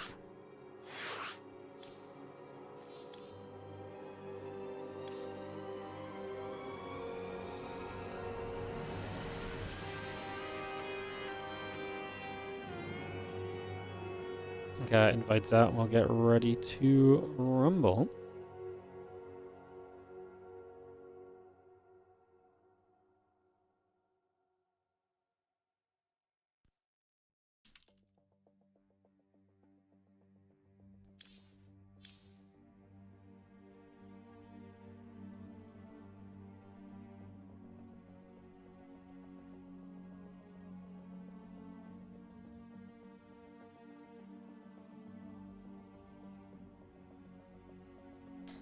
Waiting for Indy to join our lobby, and we can go into Game 3 of this series. So, Ruby Rock coming up. Get this underway and head into map 3 of the best of 3. And then after this, we've got Rogue Gumiho. Exciting stuff, guys. Thank you for being with us as we dive on my way through the Protoss versus Pros. Like I say, just trying to make up for lost time, trying to keep us in game. After this, we got a best of 3 and a couple of best of 5 scouts. So we're pretty much, honestly, speedy best of 3 here. We're probably back on track, to be honest. What time did I tell the players? So it's 50 minutes late as well. Let me have a look, just out of my own interest in terms of how far behind schedule we are.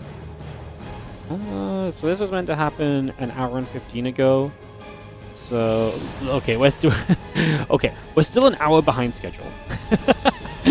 Even if this game is like 10 minutes long, we're still an hour behind schedule. So, yeah, that's why I want to try and keep us getting into the next game nice and quickly, guys, and just keeping us moving. So, yeah, trying to just keep things speeding along and keeping the content going for you guys.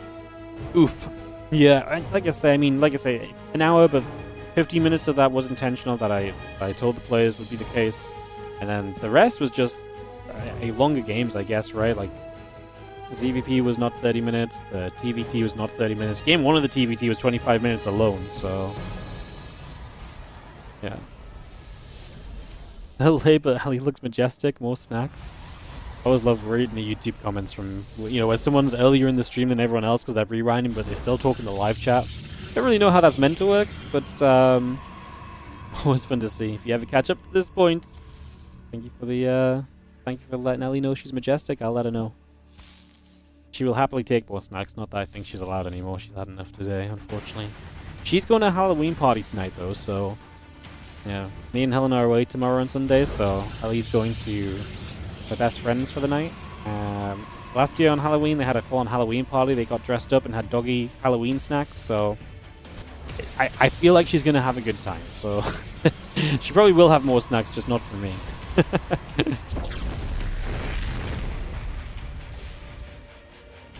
Does she have a costume? Well, we're not sending in a costume, but last year she ended up dressed as a pumpkin. It's really funny. There was a picture of like the 3 retrievers, and like they were all dressed in like a pumpkin or something similar to a pumpkin, or like different parts of a pumpkin or something. I don't think they were all pumpkins, but they were all dressed up. And 2 of them looked absolutely sick of their lives, and Ellie was just like, this is the greatest thing I've ever done. She looked so happy. She looked absolutely buzzing. Like, she was absolutely ecstatic. Like, obviously we just saw the picture, but like, she was just sat there laughing, and the other 2 are like, what have we done wrong? Why are you being punished? And she's just like, yeah, I love this. Yeah, we're just having a party. Double Robo from Mana is a very committed proxy, by the way, as we kick this one off. It's against the proxy gateways, so Geralt looking to kind of up the ante. What's funny is the proxy gateway at least lets you warp in defensively, right? Because you have that gateway that you can just warp in at home if you need to, as long as that gateway doesn't get depowered, which I don't think is going to be the case when Mana is going to be so focused on pushing with these Robo facilities. So, coming across with that as we get ready to go. Speak of the devil, and she will appear, by the way. How about that? Look, she's just like, you talking about me? Did you see it? Did you say I'm getting more snacks? You can tell how she makes a great pumpkin, right, guys? Yeah. Great pumpkin. Alright, I'm gonna have to take Ellie off because Stalkers are warping in aggressively. And obviously this double Robo is Corona boosting along as well. What does Mana have defensively at home? 2 Stalkers, no warp gate yet. Oh, he's in a bit of trouble. 5 Stalkers run up this ramp. He's just out of position, so Geralt is just going to get the speedy start of kind of getting damage done. He's going to go after the pylon. I mean, Mana has to go and kind of win the game with these Immortals right now, which is not impossible. But he is going to be a little bit behind in this initial trade. Couple probes already taking damage. The Immortals dropping through. They'll depower the pylon. I mean, that's a big start. Get rid of that Stalker. Probe's obviously big in the defense here. As the units move through, we kind of need to kill this pylon. I feel like that's just an unconditional kind of necessity. Like, you just got to do it. Mana's already had to run with his probes away. 2 Immortals are going to finish, but they're not even close to joining in the fight. There's going to be a defensive Immortal soon as well. Geralt is looking pretty okay in this defense right now, guys. He is looking alright. I mean, as soon as he gets them all up, it's going to help. But having the Prism still for Mana is a lot of possibility. A lot of potential. Geralt has the money to maybe start another Immortal soon. He's going to recall the Stalker. I mean, that's absolutely correct. His opponent is already in a world of trouble. If you get the Stalkers here and play defense, and you do defend successfully, that's massive. You're going to try and dive onto the Immortal.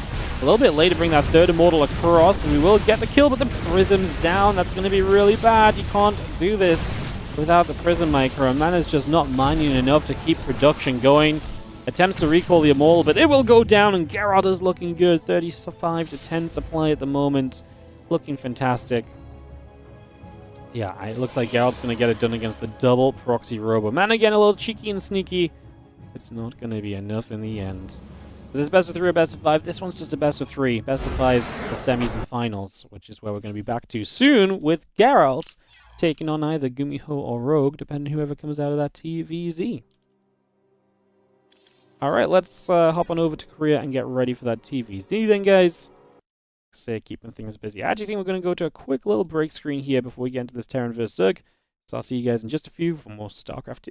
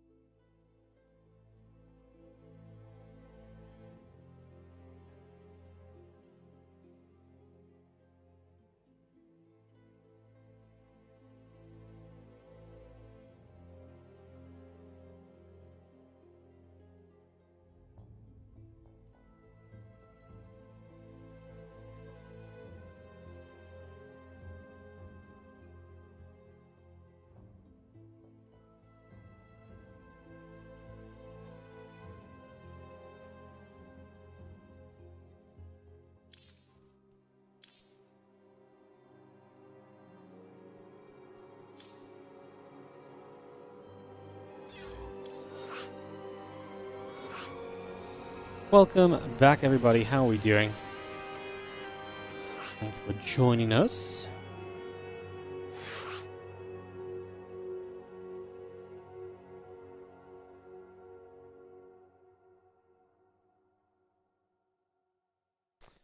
Let's just get everyone ready to go here. Get this off in a second. It's had to be a moment, so it's a little slow getting us underway. Throw some invites out. We can hopefully get this started very soon.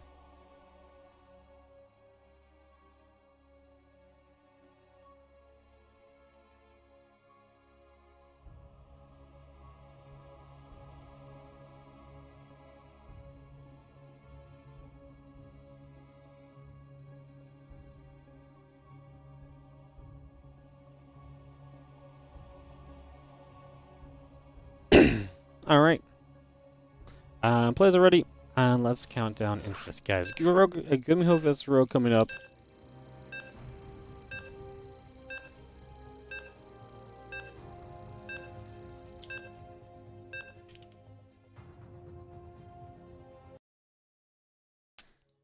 All right, let's get this going, guys. All right, thank you for a little bit of patience. Getting back on track. Let's get at it, and let's get moving through.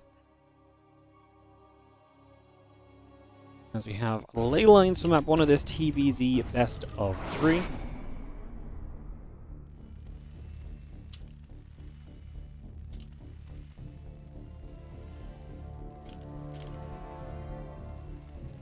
the bottom left-hand corner, the blue Terran player is going to be Mr. Gumiho, taking on the red Zerg. In the top right corner of the map, it is going to be Rogue, as we kick off into this BO3 game number 1. So, like I say, kind of exciting stuff. Excited to see Rogue and Gumiho here. Kind of excited because I feel like whoever wins this is probably a favorite against Geralt in the next round, but I think both of these guys would kind of be fun matchups for versus Geralt, honestly, so I think we've got a good chance of seeing some fun stuff here. What's up, Sergeant Sadsack? Thank you so much for the raid. Welcome. Hope you guys have had a wonderful stream, and welcome to some WardiTV October quarterfinal action. We've got this, the winner versus Geralt in a semi-final, and then the winner of that versus Solar in the finals today. That's what's going on. So welcome, guys. Hello, how are you doing? As we are just getting into this best 3. Great time to join us because, well, Rogue and Gumiho, I actually think makes a pretty good series. Gumiho was kind of missing in action until this event. He's been kind of gone for a while, has not played in a lot of official stuff recently, so seeing him here and obviously made it through his group pretty convincingly as well. Looked good there. Gets me excited to see how he looks versus Rogue, who has been so up and down in ZVT especially.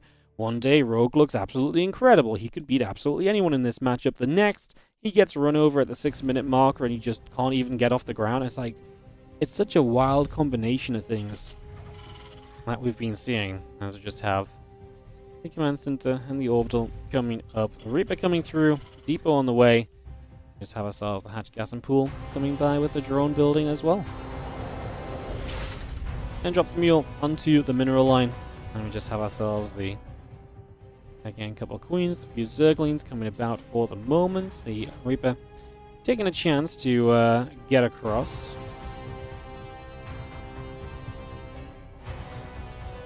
So going to the upper right hand side as we step through, get into the top. And again, Command Center, Marine, Factory, all building up for a few moments. A couple of queens and the Ling speed all building. The Lings are going to be there. The Reaper is going to get chased for a little bit. Put grenade down, going to pop the drone for the moment at least, as Reaper continues to get chased around for a few more moments. And we just have the double CC building from Gumiho. So he's going to play, I say double CC, obviously that means triple CC in total. So building 2, going up to 3. And that means we're going to have a nice eco-focused game plan for him in the early stages.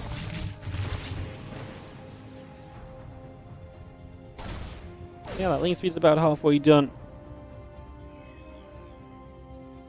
Just going to see our starport coming up. Refinery building, the Reaper over to the side. Factory. Just going to be dropping into place over there. So we just drop onto location. The drones are going to come about.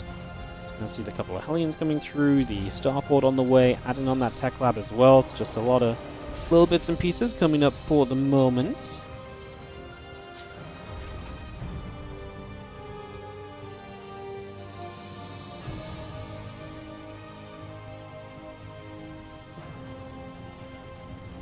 And a couple of Hellions and so. Just continuing through for the moment. So again, a little bit of getting set up. Overlord and a couple Queens will build. The Hellions producing. Looking pretty reasonable right now.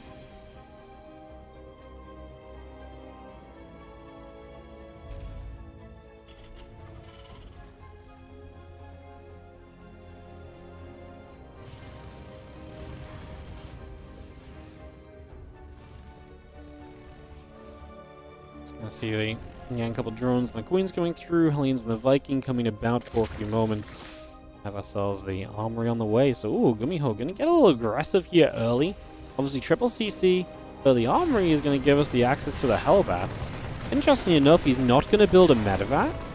He's gonna build Banshee and Cloak. So, it's gonna be a very weird combination of things. And we're actually gonna see 2 more factories. So maybe the armory is for kind of just building up with those factories. I guess we'll see what we are going to try and do right now.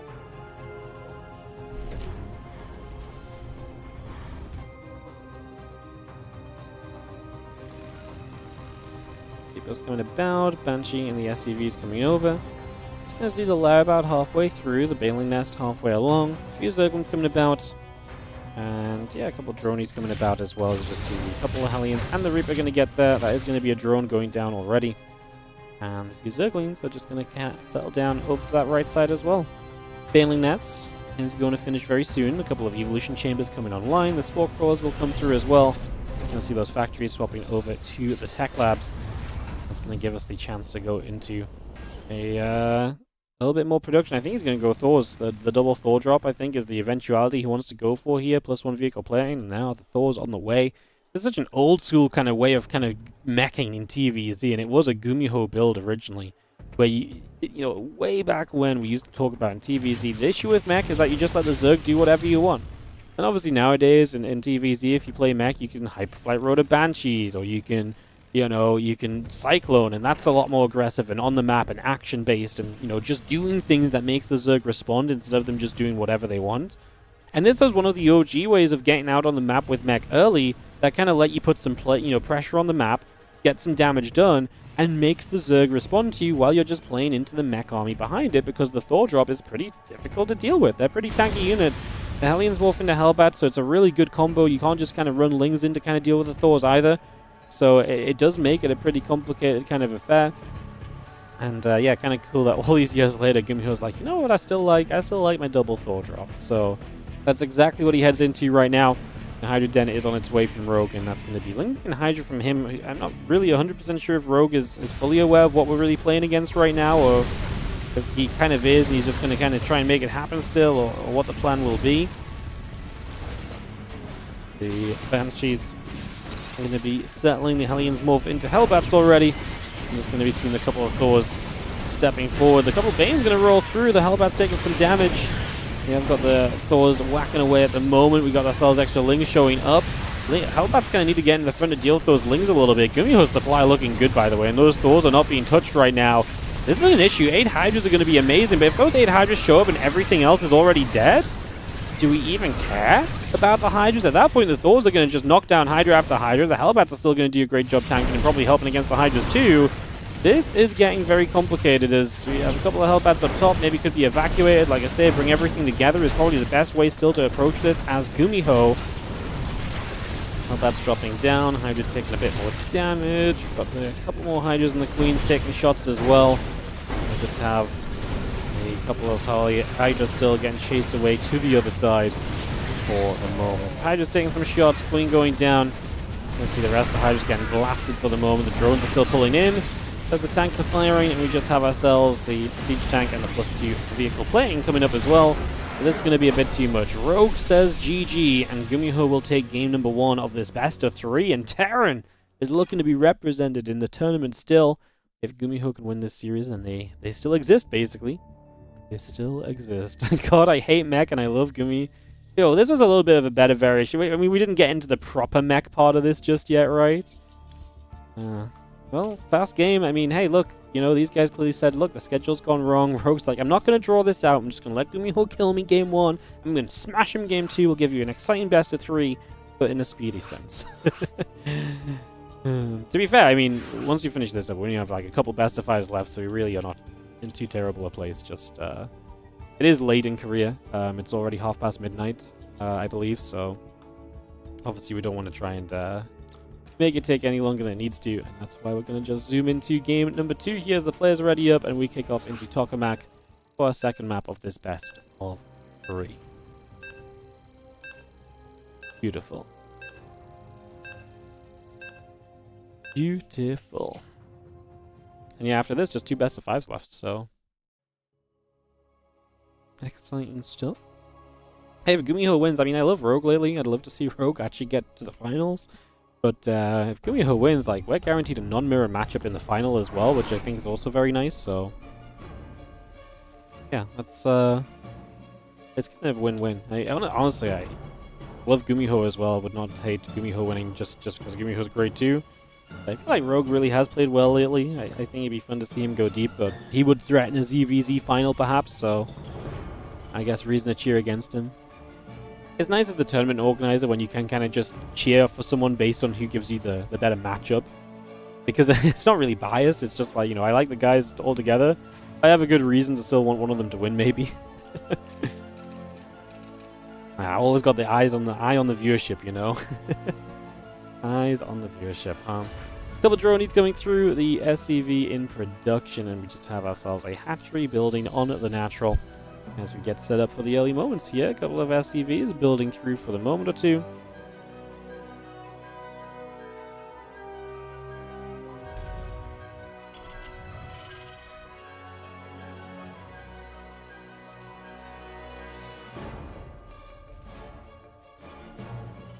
Hatch and a gas.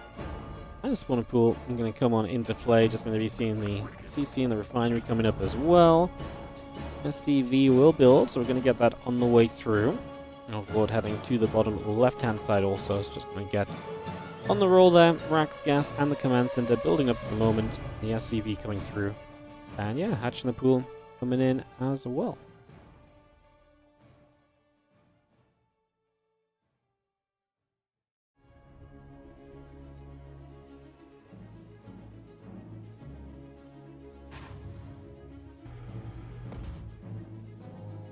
Just going to be seeing our barracks coming about. Again, the spawning pool getting into place. Hatch coming online. Just going to be seeing the couple of queens will start from Rogue also. So just getting a lot of that on the way initially. Get that up and rolling.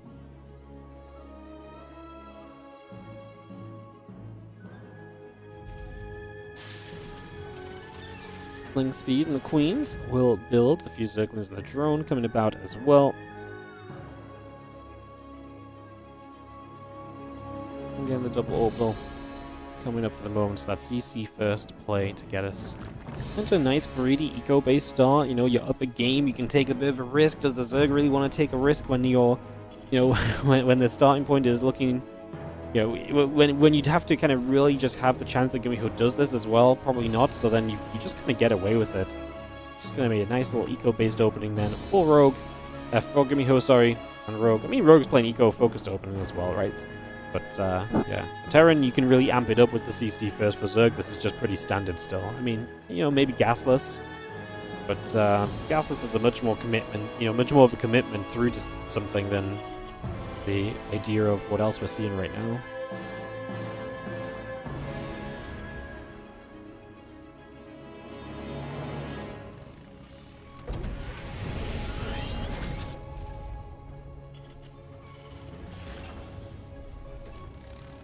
Hellion will come about, getting down to the bottom. A couple of SCVs and the Hellion coming around. Starport finishing soon. Queens will build as well. Just going to get those couple of Lings coming through for now. So again, get that set up for the moment. Get that all rolling.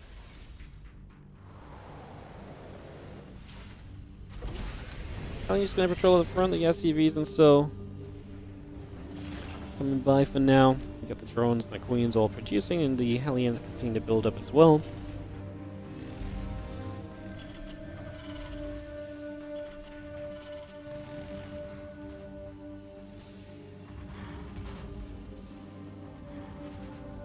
Hellion just gather up. Again, the Banshee on the way through.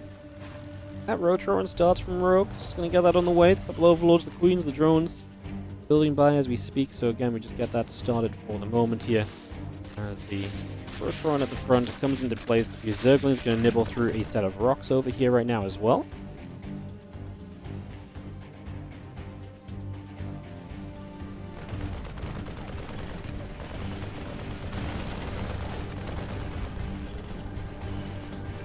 It's just going to poke forward. It's going to see that Overlord taking some damage. Some shots coming through. As we have a couple of spores building as well.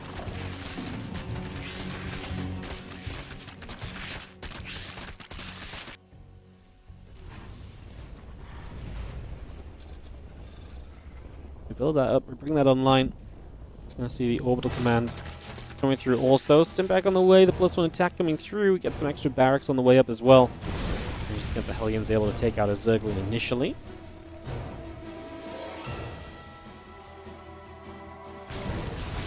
The Hellion push up through the center. Crypt Team is going down.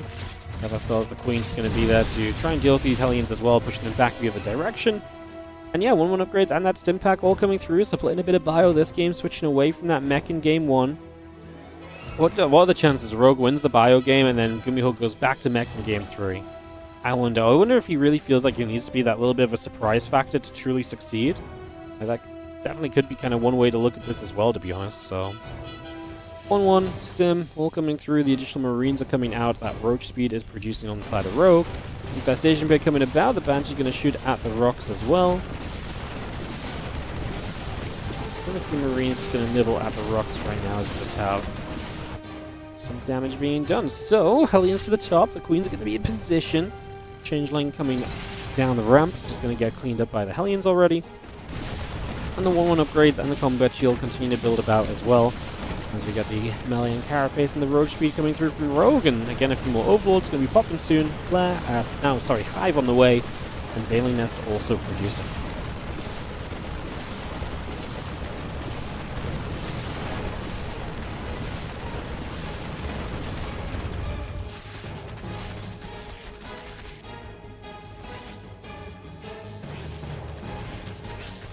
That's the Marines stepping forward. Ling's going to take a chance to jump at the rocks as well.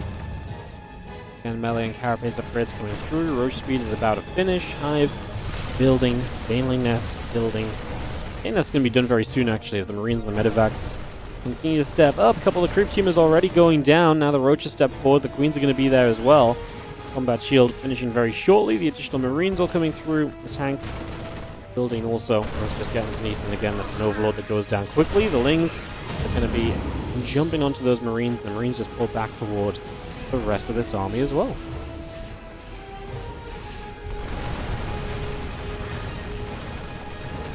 It's a lot of units pushing forward from Gumiho right now. Upgraded advantage. The problem is no Bailings either. We're kind of playing Roach into Lings, and he doesn't really have anything finished, right? Like, upgrades not done, Bailings aren't here. This feels very scary, honestly. Gumiho's quite far back with those tanks. If they were further forward, I think Rogue's in trouble. As it stands, he can kind of fight the Marines because he can kind of jump forward. We're going to see the Ravagers looking for some quick biles to help out on this one. This hatchery already goes down, though, so Gumiho already taking a big win by knocking down the hatch here. Marines are going to keep fighting. Queen's in trouble. We step back away from the biles. Supply's still even, but it's a Gumiho army supply lead. Tanks are still firing. The couple of Ravagers that are trying to do their thing over there are just not having a good time at all, and we're basically just producing Roaches, which means if we still have siege tanks available, those tanks are going to do a lot of work against Roaches, and Gumiho just needs to keep bringing the tanks from the back forward. I mean, honestly, he's a little low on HP simply for the fact that he's done so much damage here. He's stimmed multiple times, and so these Marines are just hurting, and the medevacs are out of energy to do any more healing. Maybe could have just done with stepping back a second there rather than trying to still step forward. You see one more corrosive bile is going to drop straight down onto that siege tank. The Marines and everything else continue to come over. CC drops in on the left-hand side, just going to get that set up as well. We do have another scan coming through, and it looks as though we're going to take another chance to just step up and toward everything else right now. Two upgrades coming through, the additional Marines coming online, the medevacs in production, command center coming through, the Roach Ravager Queen still building as well. Where are we going to go? 2 upgrades, like I say, building up also right now. Just going to be having the tanks going to fire, a couple of creep teamers going down, the Roaches and Ravagers wanting to take a chance to step through for a couple of moments and actually going to get toward the rest of this Marine force. Just going to step back and away from a couple more of those biles. Still got the Roach Ravager pressuring at the front here. More Biles dropping down, and we're going to say GG as Rogue, as Gumiho takes game 2 of this best of 3. And he's just going to knock Rogue out, and Gumiho just storms his way through the Zerg to get into the semi-finals to take on Geralt. So,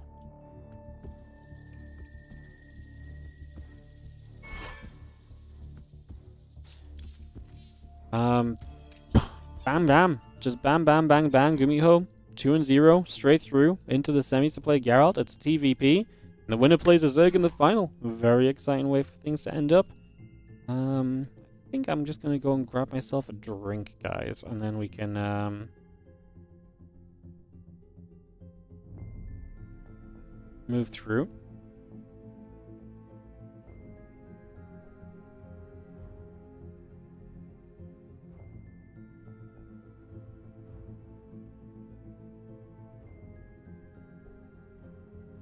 Perfect. Just ping Geralt, and I'll go grab myself a drink once I get the video started for these guys. In a few moments.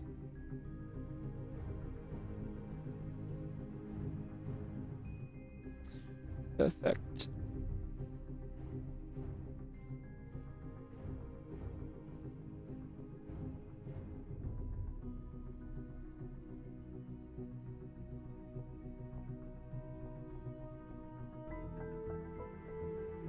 Bum bum bum ba da bum bum bum.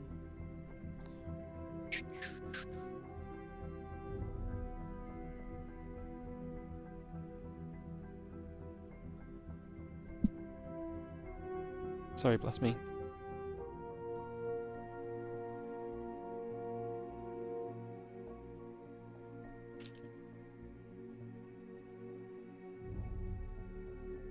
Alright, I'm gonna go get a drink, guys. I'll be right back. And we'll go into Gumiho Geralt. Best of 5.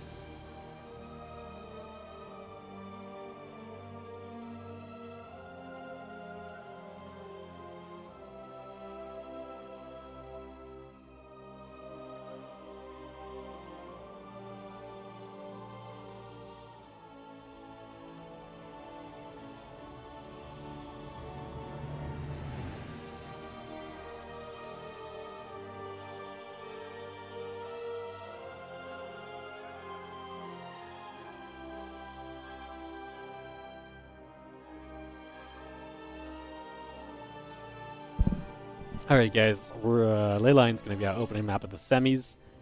Get us host in a second. Get underway.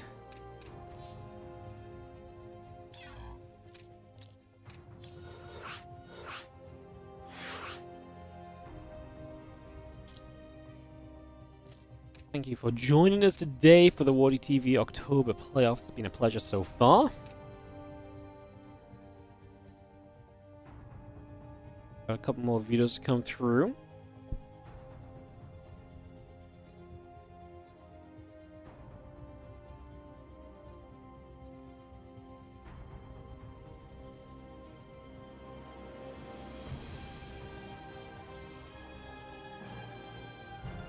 waiting for map 4 to be picked.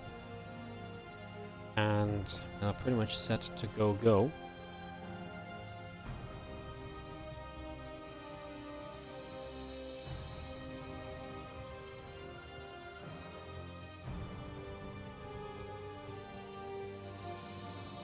Every time you watch us, you get the itch to play, but then you log in and forget your APM sucks. You just have to enjoy it for what you can do, you know? You don't have to be amazing to enjoy StarCraft. There's still satisfaction in some of the simple things.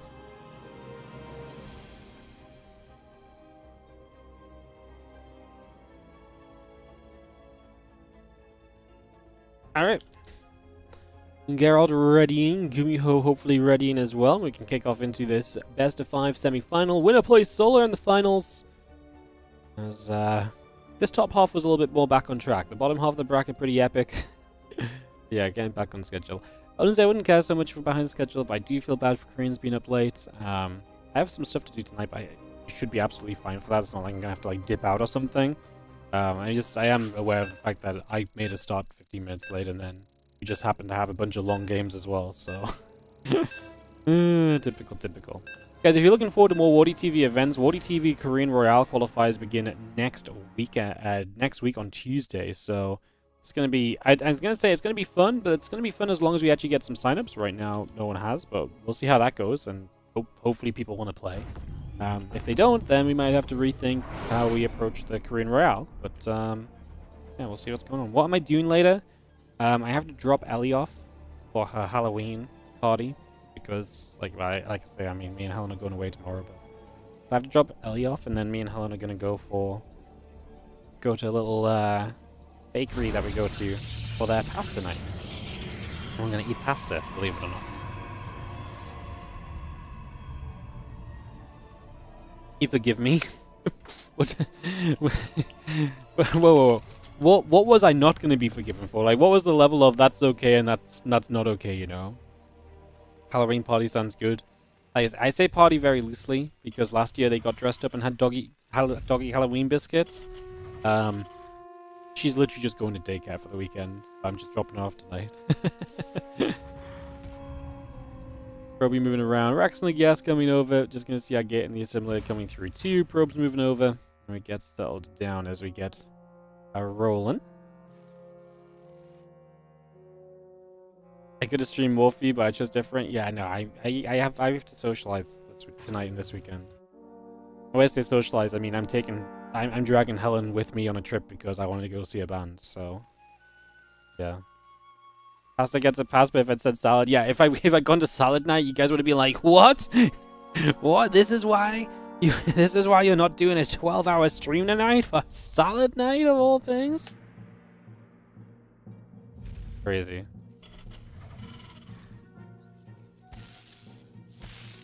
Busy stuff.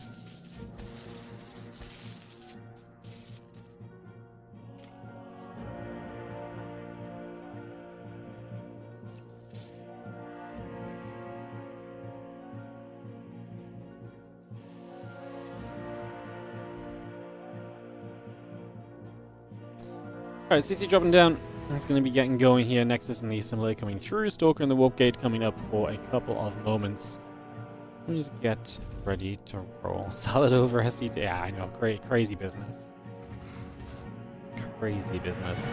Kind of a fun matchup here. Gumiho and Geralt both finished second in their group. Gumiho second to herO, but he came out of a difficult group. Geralt came out of a group which I think you expect Geralt to get out of, but it wasn't easy. Lost some maps along the way. I would say, based on the groups they got out of and how they looked in those groups, I would prefer Gumiho here. I'd give him the advantage. I'm just going to see our starport, command center, Hellion and a couple of Marines continue to come up for a couple moments. Yeah, I give Gumiho the slight edge on this one. Let's just see, obviously, Geralt setting up as well. Centering the Twilight Council continuing through. Just going to see the Marine and the Hellion going to be there. Try and fight against the Stalker for a few moments. The probe will take a step up, and that probe will take some damage. Hellion and the Stalker will go back and forth a little. Let's continue to put some damage out.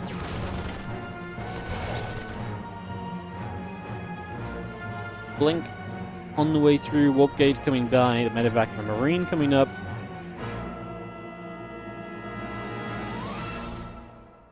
Obviously, the blink going to be kind of the expectation here. Just to mention about servers, guys. So Geralt is in America because he's playing the SC for All event this weekend in Philadelphia. So he's in America. So he's East Coast right now.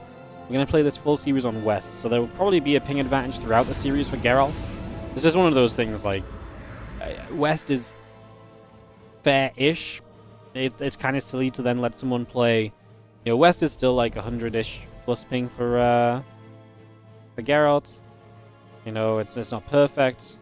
Obviously, it's not ideal for Gumiho either, but you know, then if we try and play in Korea, Geralt's going to have like 200 plus ping. So West does turn out to be the fairest server for the whole thing. It's just a little mention on that as we do see the medevac coming over the left-hand side.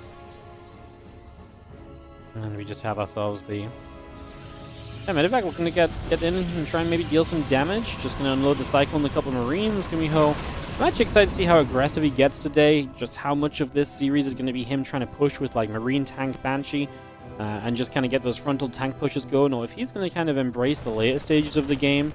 I know Geralt's kind of comfortable the longer a game goes in PvT a lot of the time, but right now later game TVP is kind of a bit more focused towards Terran. So is getting, I don't know if Geralt's really capable. Capable is not the right word, but like, I don't know if Geralt really loves having to play like an advantage mid game, because to me, like, Geralt, a lot of the time when he plays mid gamey kind of games, ends up playing into the late game, right? Like, he ends up in a later stage of the game than he would otherwise. Because sometimes there's just that, the one thing I think Geralt does not have, you know, which a lot of other players do, is that kind of killing factor. And, like, to me, a lot of the time, he's just missing that little bit of ability to kind of, like, finish off his opponents. Just kill them off and get rid of them and all the rest, so I do feel like that's missing at points as they charge on the robot facility coming through. The few probes coming up, barracks in the engineering bay coming online. We do see our units just setting up on that upper right side. Banshee in the tank coming in, the cloaking starting. And we just have ourselves the charge coming up and online as well. So the Banshee gets turned away. Obviously, that was a lot of Stalkers that went down on the other side of the map. It was still a worthwhile trade. We've obviously killed that medevac in the first Cyclone. The siege tank went down too. Some Marines alongside it all.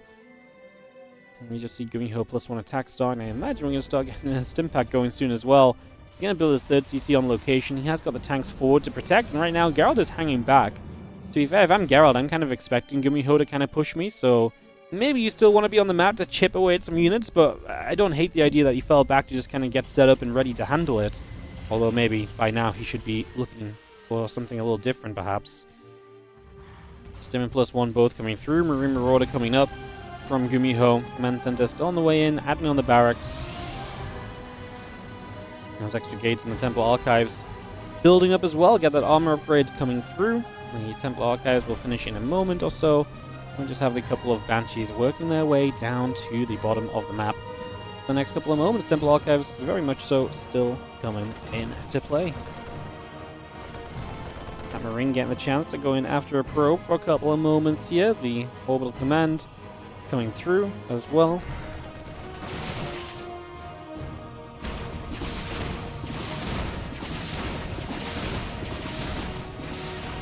Banshees get rid of the pylon. Nice little pick off already.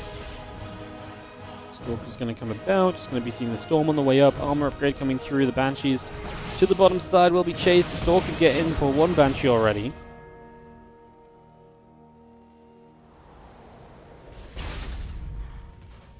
And you get Stim Combat Shield and +1 all on the way through.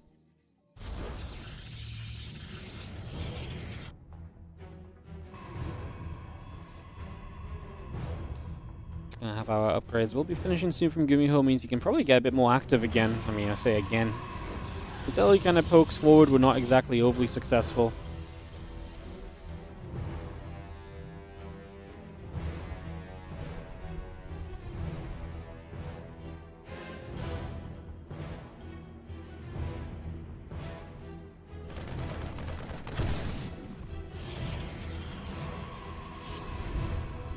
Lazard's going to finish the Banshee cloaking forward and just taking a chance to step across. A couple of workers already going down. Going to be 3, 4 probes getting killed. The Stalkers get the blink. So we get a few workers, but that is going to be the end of this for now.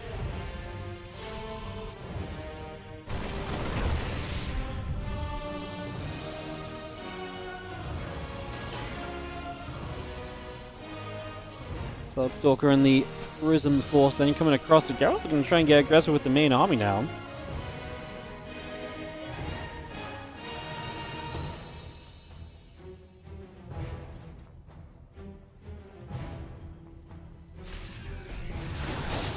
Prism settling, little storm coming through. And a few hits right here. As we take a few moments. Engineering Bay and Armory coming about. Marine Marauder armor upgrade coming by as well. Continue to get that settled right now.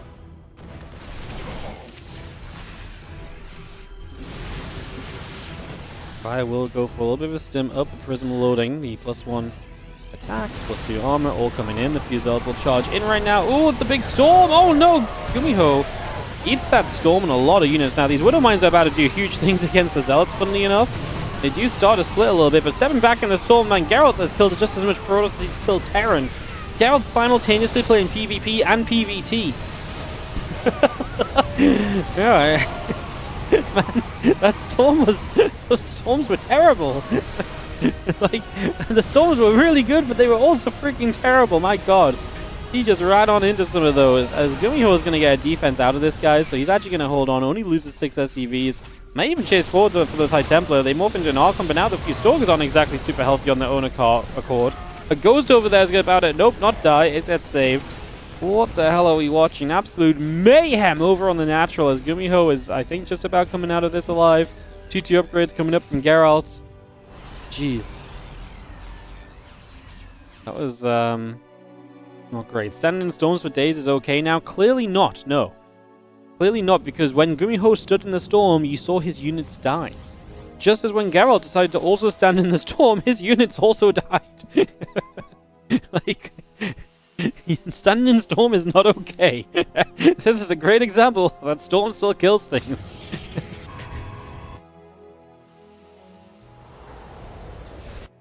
Oh, I'm just gonna see the Robobig coming about. Next is coming through. You think they died because they were surrounded by Zealots? I don't know, man.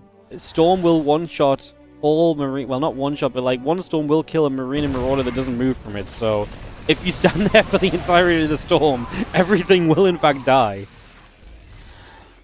Like the Zealots surrounding did not exactly make things better for you as the Terran player. But honestly, like... I mean, if anything, the Zealots kept the units in place, maybe, but he could have lifted on done so many things to just be out of there before then, so... Yeah, the Storm definitely did its part in that for sure, there's no doubt.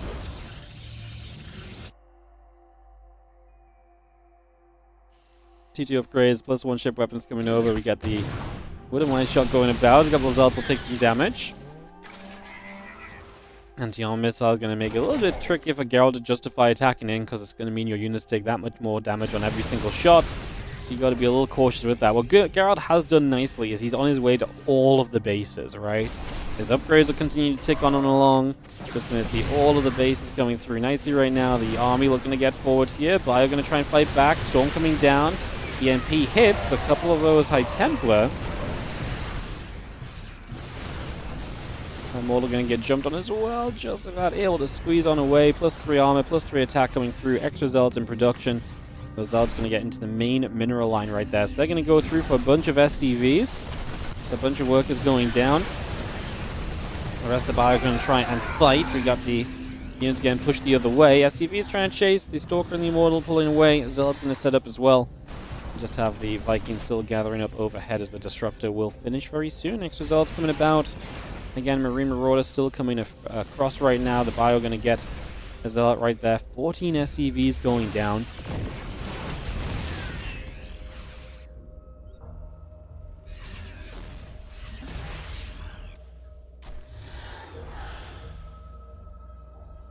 Additional Zealots warping in right now from Geralt. He's going to get those straight through as the upgrades coming across.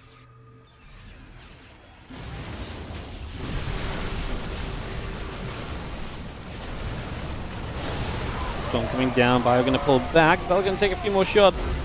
Geralt just going to have too much here. And Gumiho will say GG's. And the first game belongs to Geralt in this TVP.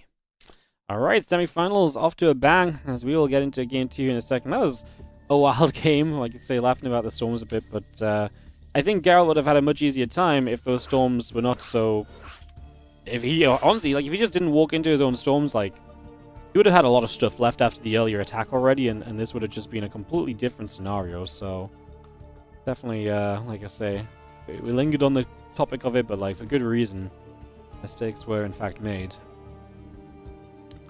As we just wait for game number 2 to be hosted, and we can go into this one.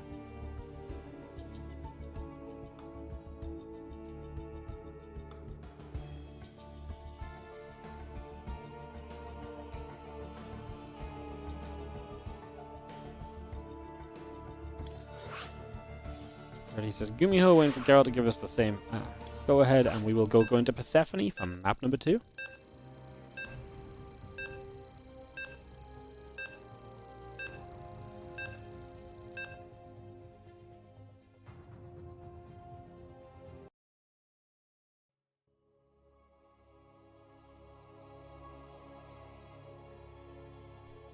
Storm makes it almost impossible for Terrans to push while it's active.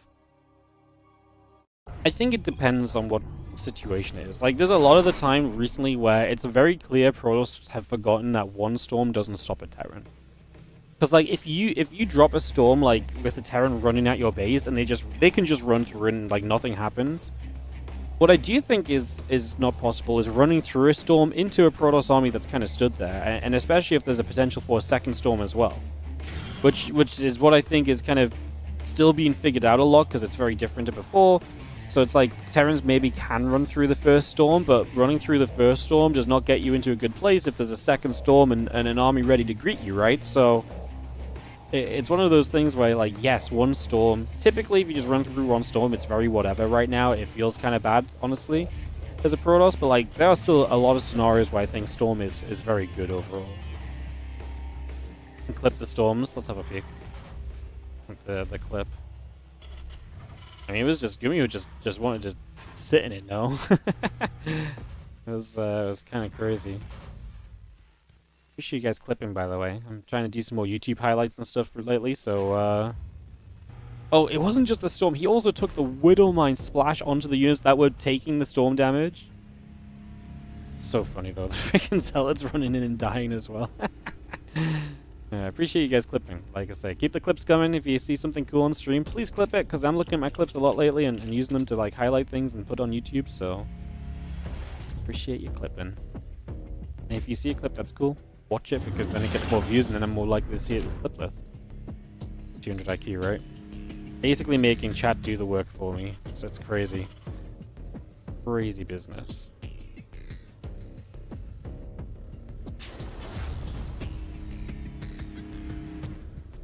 Reaper on the way, factory building through to get set up right now. Seeing where we can go, what we can get up to right now.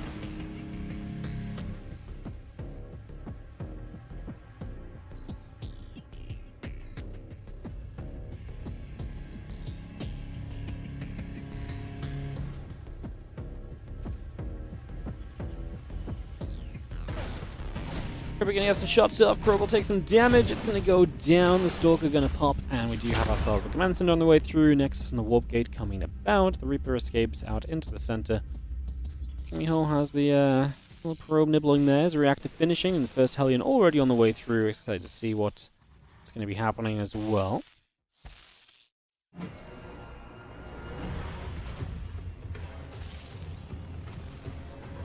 When he comes down, probe will take some shots. That will be cleaned up, so a little distraction, but the probe going down, and now the Reaper and the Hellion will join together, joining forces to see what they may be able to do next here. As the Stalker gets around the top side, Reaper and the Hellion joining up. And yeah, Twilight Council will finish very shortly. Starport is on its way over as well.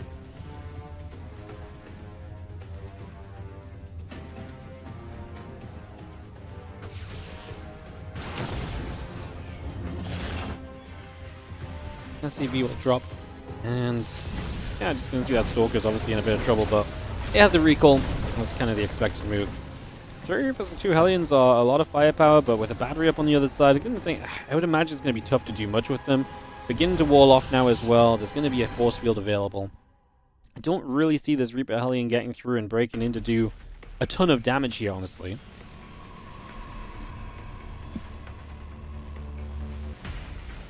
Trying to make our way across. Stalker going to be there. Just going to have the couple shots coming through. Stalker going to be taking a couple of hits right now. Another grenade going down. Stalker taking damage. And getting a couple of probies in the blink coming by for the moment. So a lot of that coming up. The Hellion Reaper around the right-hand side. Just going to see that hallucination going to get taken out as the Marines are able to shoot very nicely. And Healing Shrine going to do its thing. Reapers and the Hellions coming about.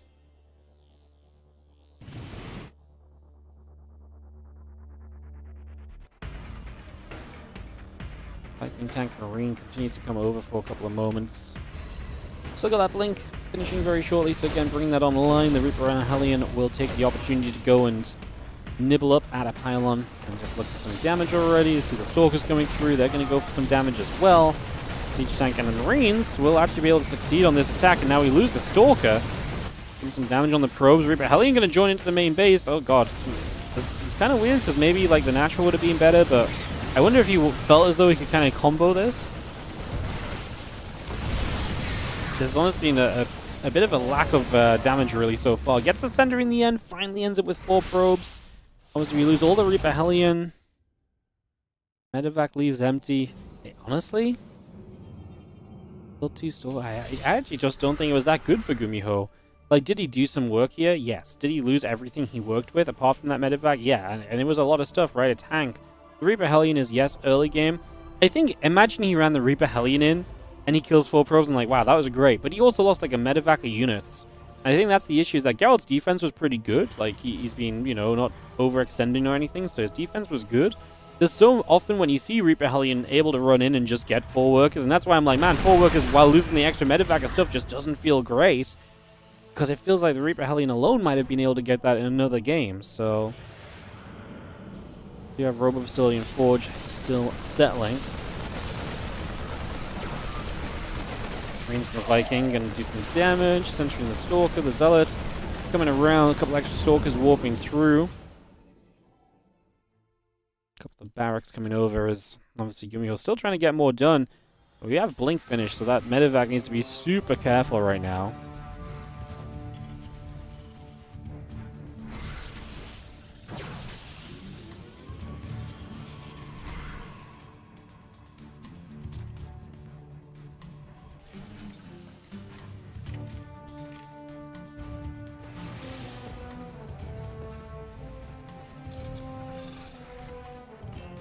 Stone +1 just coming up. Marines in the tank coming over. Reactor. And the tech lab coming through. The Temple Archives and the gates coming up and online for the moment. Let's just get that going. Bio coming through. Stalkers getting online. Just gonna see the Temple Archives and the gates coming through.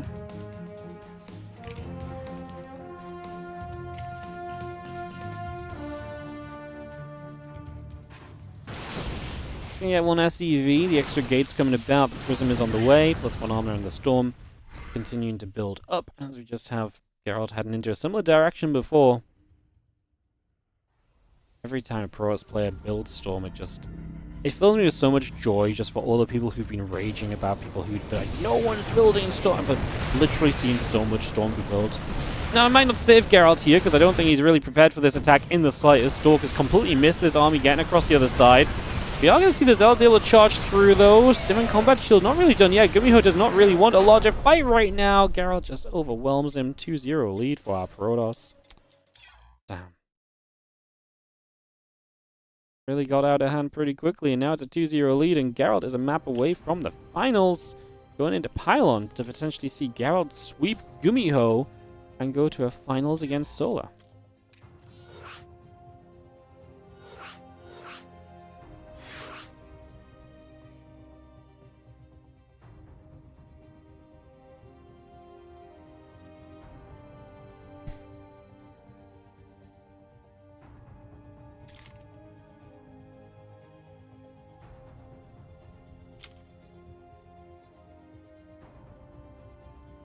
Alright, getting everyone online and into game, guys. Drag people about, and we can ready up and go. Perfect. Not being Gumiho's match so far, so just wait for Geralt to ready up as well, and we can begin game 3 of this best of 5. Weird anti-timing. I think this was like a I feel like this was more of like he was just trying to get set up, and like in theory you should have a lot to kind of stop the Protoss from just being able to run into you. But clearly Garrett was just like, no, I'm just going to run into you. But you do want to kind of be on the map before. Like what we've seen is a lot of people moving out halfway with Stim and Combat Shield, so you need to be like holding for 20 seconds till the upgrades are done, but Garrett just didn't respect it. And I honestly think it's just the early game going so badly for Gumiho. A lot of units given up, not much gained, and Geralt just has plenty, doesn't get slowed down, and just bam. You attack through, and now Geralt has a 2-0 lead in this best of 5.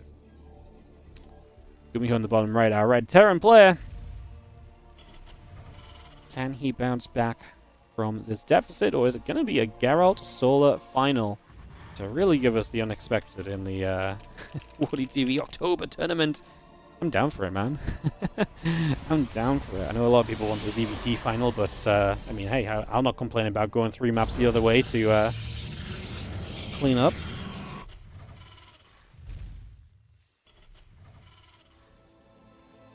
Okay, and the assimilator coming through. Just gonna have ourselves the racks and the gas coming about.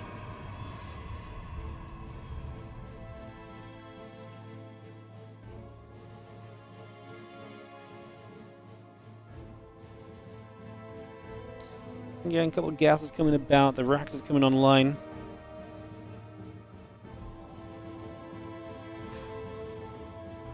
Maybe seeing the SCVs finishing up and just going to be jumping into a refinery for the next couple of moments. So we settle down over there, get things on the way.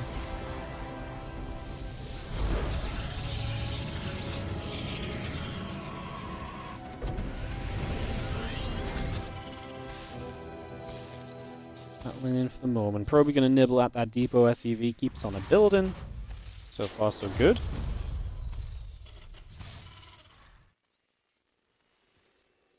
Nexus and Cybercore both coming about. Again, the panel and the probes coming through, and that orbital command, the Reaper and Co.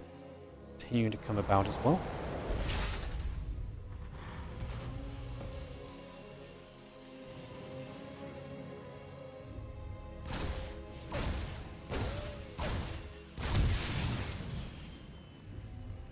So Reaper pops around. Again, the factory is coming up as well. Just going to see that Reaper coming off to the side for a couple of moments.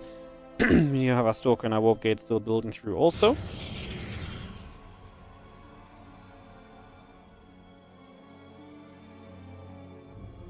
Reaper and the Hellion continue to build through, then the Warp Gate coming over. Nexus about to be done. Twilight Council on the way up. Continue to bring that going.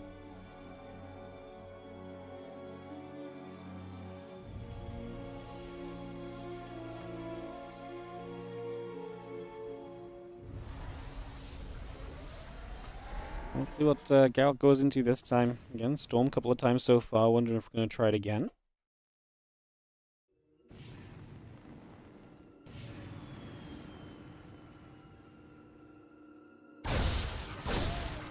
So it just moves down. A couple of Reapers get shoved across. There is the Sentry and the Warp Gate all coming up, so we get that going. Starport coming through as well.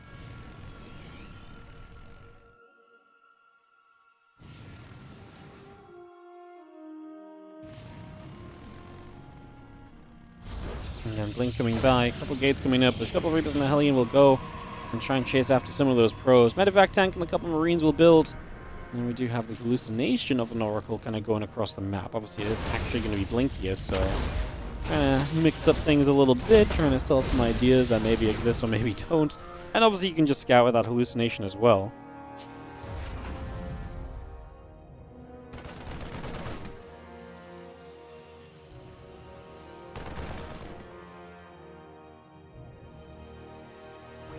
Medevac loads a single siege tank. It's going to go on a journey.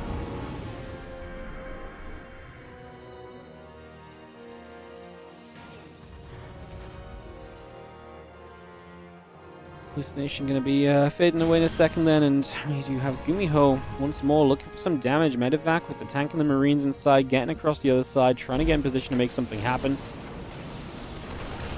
Tank sieges. This time just going to go for the at the front door. So a little bit of a different approach as we just have the gateway already taking some shots. The Stalkers in the center are going to come over.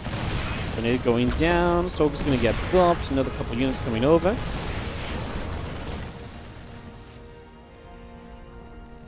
I mean, nice to get rid of a gateway. I like this a lot more for Gumiho than what's been happening in the previous games. Try and drop in the main, and so the defense has genuinely been pretty good from Geralt.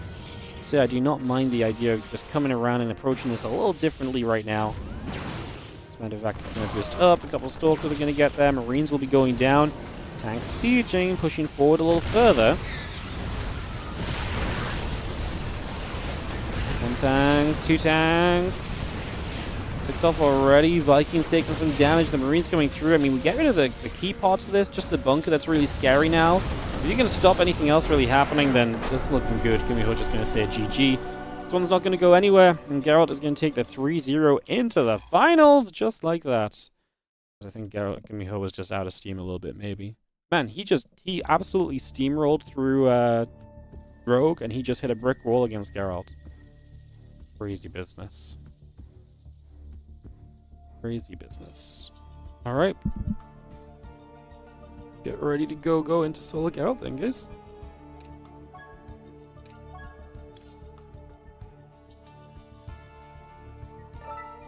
Wild.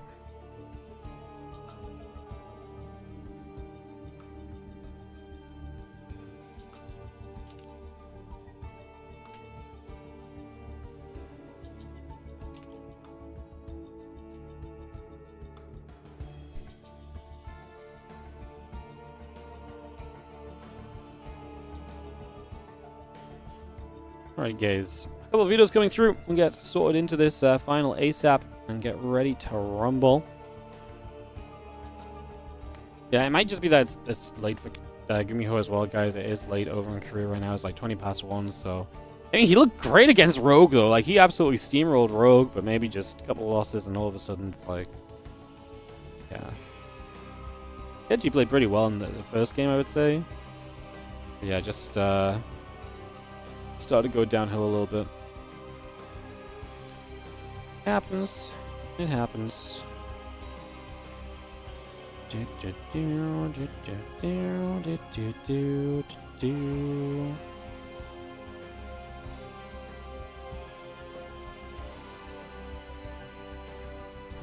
Bum bum.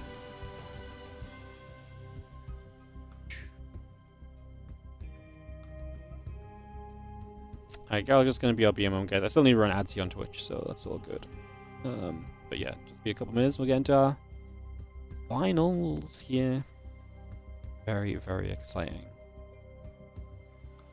Very, very exciting. Do, do, do, do, do.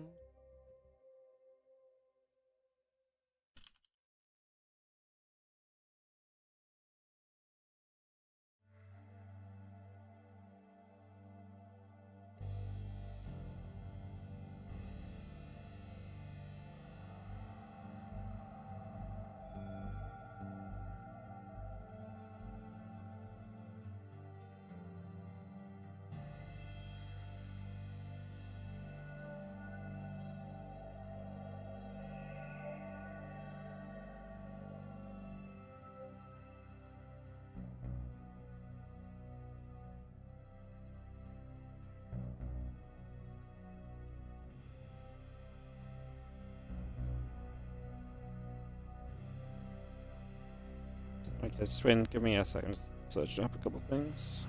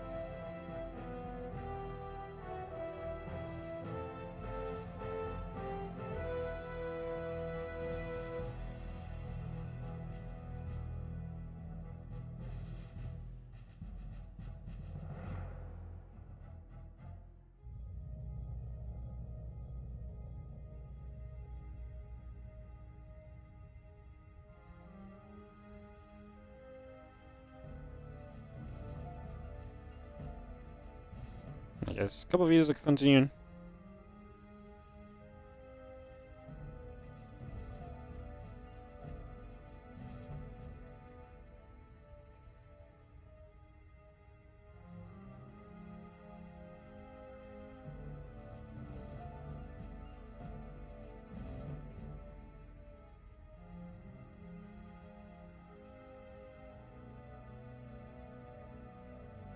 Alright, a couple of videos come down.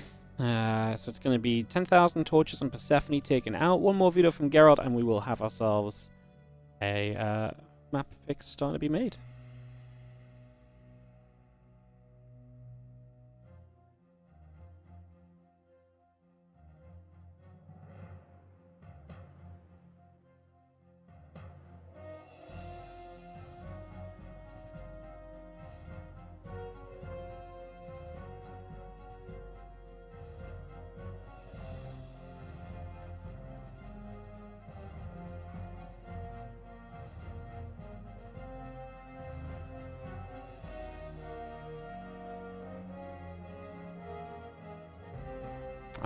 Ruby Rock going to be starting us off.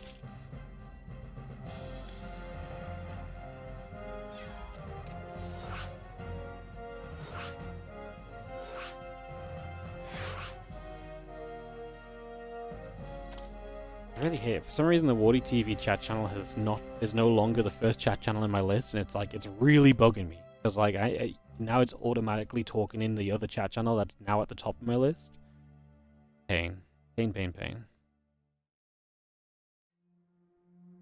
Alright, Gogo and we're ready, says Solar. We're missing one caster. Who am I missing? Rex. Let's get him in here. A ZVP final, guys. Solar versus Geralt. I mean, Solar has gone through ByuN. He's gone through herO. He did lose to mana in the group stage, but those were some tricky builds. We'll see if Geralt can come up with anything like that here. As I'm just waiting for Geralt to give us the ready up, and we are good to go for our finals. Best of 5 coming at you guys real soon. Just as soon as, like I say, we got the players to ready it up.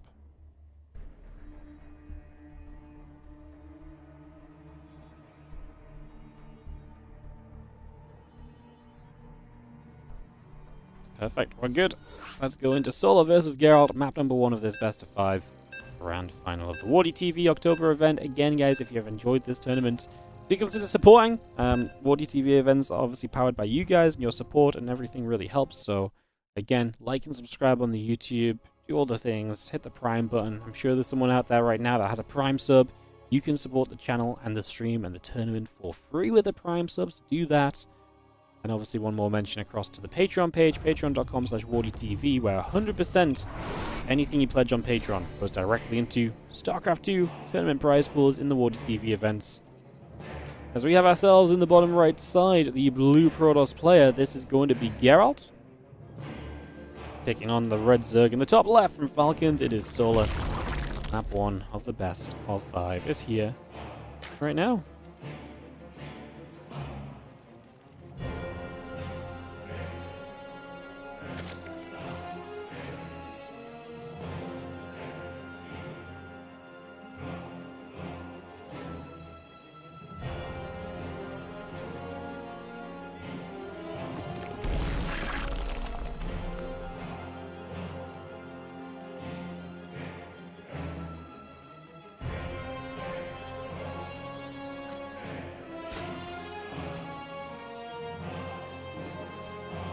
Drone going to chase the probe for a couple of moments. Just going to see how it probe getting hunted around. Drone coming through to chase it there. Good stuff so far. See that drone coming back over and nibbling at the probe once again. So again, some damage being done, some work being put in. Going to have ourselves the drone chasing the probe around for the moment. So probe comes back around over to the sides. Across for a few moments there. Hatch, gas, and pool building into play at the moment then. A couple of drones coming up. The Nexus on the way through. And the drone's just going to pull over and jump onto that probe as well. So just going to try and get that going.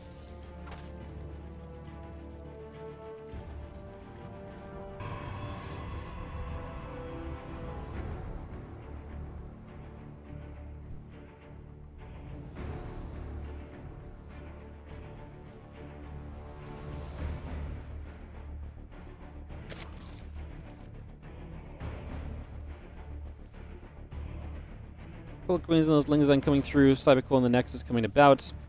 Take a few moments here to get settled. We'll be having ourselves the final starting off. Kind of genuinely intrigued what kind of style we see from Geralt. Like, I know Sola's going to play probably a bunch of Lingbane Hydra or Ling Hydra. Very similar to what he played against herO earlier, I would imagine. Just wondering what Geralt is kind of doing PvZ on this meta. We don't see a lot of Geralt PvZ because we don't see a lot of Zerg players. So it's very rare that we catch someone like Geralt playing Protoss vs. 6. I really don't really know what his matchup or what his style of play looks like in this matchup right now. There's going to be a Twilight Council to open. So maybe that gives us an idea of something a little funky. I mean, maybe Archon drops or DT drops into Archons is something which Geralt has done a fair amount of in the past, and probably is the thing I would say is kind of a Geralt build, if anything. So maybe we start with that and just see how it goes and then go from there in general. Yes, we shall see. The Robo coming up to accompany everything else here as we get settled down for the moment.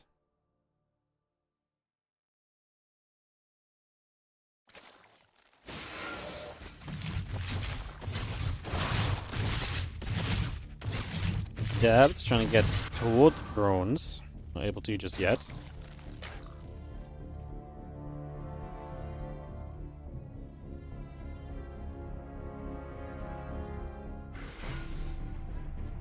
Lings heading across the right side. Dark Shrine, couple of gates coming into play. Get the probes building. The Lings want to go and attack at the front. You can see the Stalker there going to shoot. The probe is going to go around it. It's going to get that probe as well. Dark Shrine still building up. Couple of gates coming online. The probes and the prism and the warp gate continue to come through as well. So just again, get that going on in.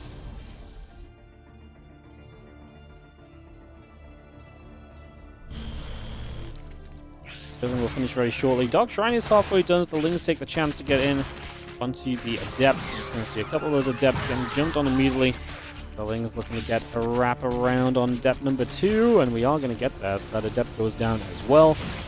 As the couple of Zerglings still nibbling their way through the Stalker here. So the Stalker taking some damage, and it is eventually going to go down as the Gateway comes into play. Charges on the way up as well.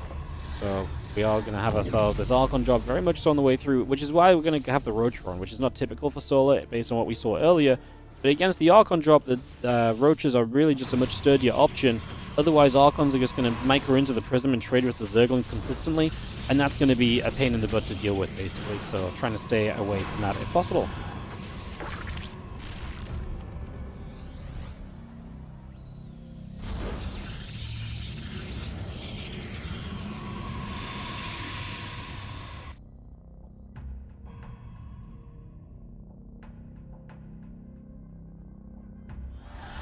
That coming up, Roach is on the way. Feeling's going to go run into the right-hand side.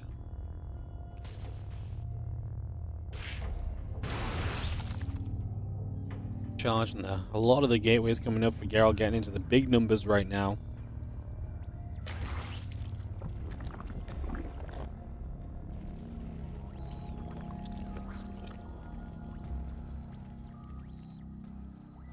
Ball will come through. There's going to be seen the Ling's going to run across that right side then, so we've seen the Lings pulling back over. Pro going down. Roach and the Roach speed building through. Just having ourselves the Lings looking to try and deal some damage. It's nice. We really haven't seen Geralt getting across the map too aggressively just yet, so these Archons will get a chance to get on after some Lings there though, so able to put some work in. Just a little bit of damage on that. Just have our +1 missiles and Roach speed building through. Hatchery drops down onto the 4th base. Roach speed is still building along. A few of those Roaches coming up as well. A couple of Queens is going to be there and hitting the Prism for a little bit of time, so some damage done. Prism pushed away to the sides early. And now we have the Archons and the Zealots warping in as well, so just continue to get that going as the push toward the upper left side will get going in a second as well. A couple of Zealots still trying to get active. Zealot Archon together, putting some work in to hit this hatch, and do we have enough to defend this? 4th base may be cancelled here. Solar just going to give it up, doesn't want to engage too soon. His army supply is good, but Geralt's very committed. 48 probes, like he's sending this right now. Like he is a 8-gate Protoss, and Solar clearly knows the scenario, so he's not going to fight for 4th base before he's as ready as he can be. Like now he has Roach speed, that's going to help him in the fight. So yeah, I like Solar's patience, and Geralt now goes into the Robo Bay, and now he starts adding probes again. So at this point it's you know, a little bit worse for Solar, but that's fine because, you know, initially his opponent was committed. As long as Solar doesn't continue to play super scared, now that he's getting some numbers and some upgrades up, and he actually does get toward that 4th base, it should be a lot better for him. The Archons are making their attempt here. I like the Spore Roll in that main. It's actually really nice. Going to put some damage on the Prism and just help to push it back a bit more easily. Now that Prism is way too committed. Mistake from Geralt. He instant recalls the Archons, but we still lose one of the two. And that is one Archon and the Prism going down. That removes so much potential for you here as Geralt. What could have been continued pressure, what could have been a chance to just go, go, go and just never let up, instead becomes Solar feeling super safe all of a sudden, super okay. There's just nothing he's going to be afraid of in the next few moments, right? In fact, Solar even kind of thinking about going across the map. I'm not sure if you really want to commit across the other side. He's adding a few drones now. Bane speed is on the way up. I do think if you want to do anything here, you probably want Banelings, because it's very Zealot heavy, so the Banes will crash through the Zealots and really help you there. So maybe we wait for Bane speed, and then maybe we could still go. I mean, he's droned a little bit, but not too much. It's still only 68 workers. To be fair, 4th hatchery is not finished yet, so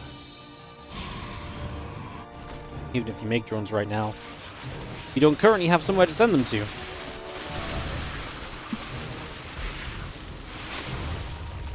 Clean Roach Ravager's going to get rid of those rocks. The Bane's going to morph.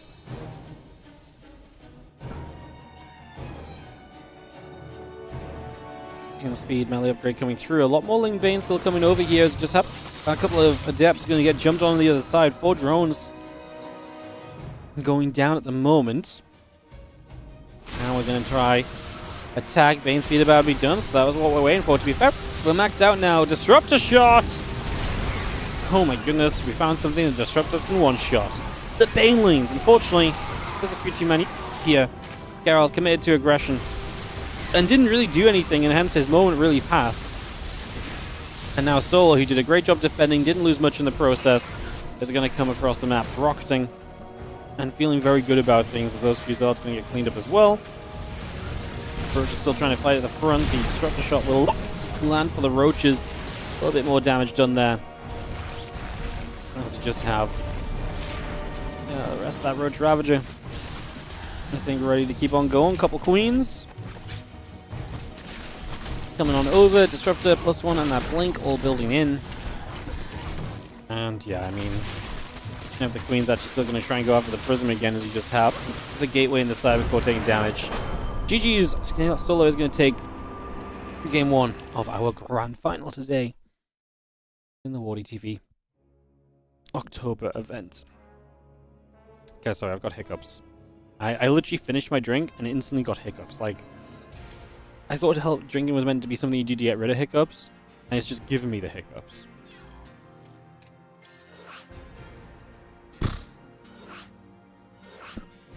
Unbelievable.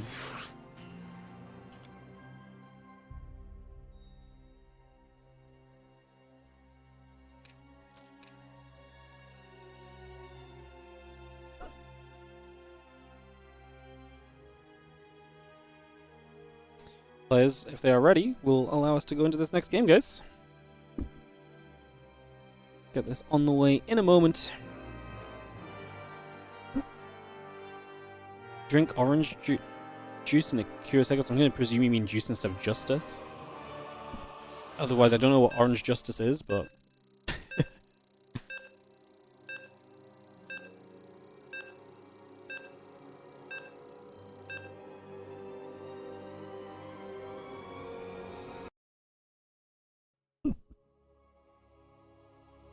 Alright, let's get into Talkmac for game 2, and hopefully I solve the hiccup problem, which is currently our biggest hindrance in this final.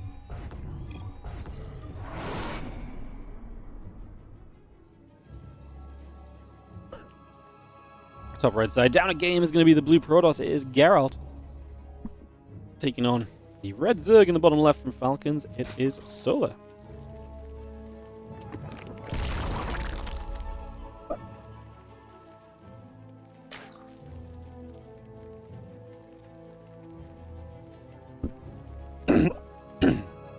Excuse me, guys.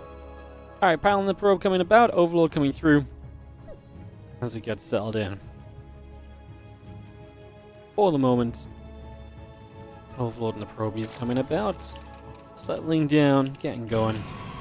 Guys, I'm gonna just mute for a second and try and breathe my way out of the hiccups. Because they're getting silly right now.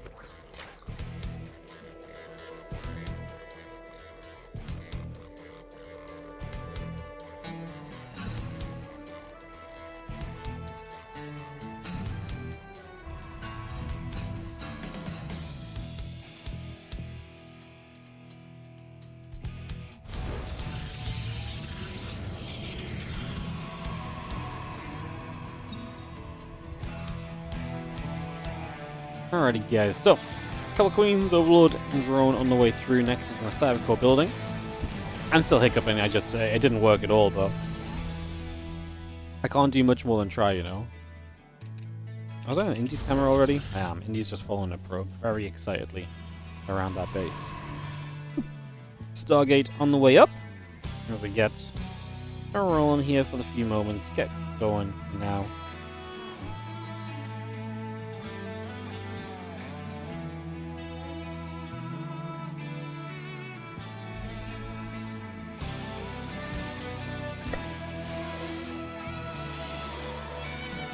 We'll take a chance to shade around a little bit early.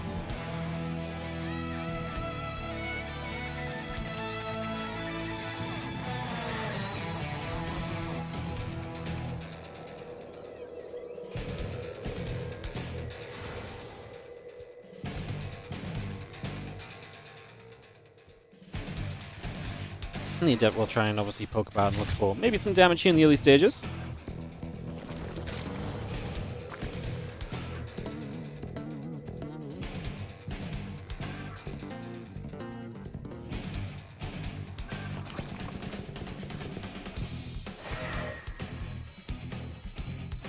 I should hold my breath, look up and swallow 3 times. I promise you, I've tried all the hiccup things. Nothing has worked. Otherwise, I would not be hiccuping right now. It's so annoying. Hiccups are such an annoying. Like, I think hiccups are probably like fairly annoying anyway. Hiccups are so annoying when you get hiccups when you're trying to talk, and you need to talk. Because I think the worst thing you can do is try to keep on talking. Feels that way at least.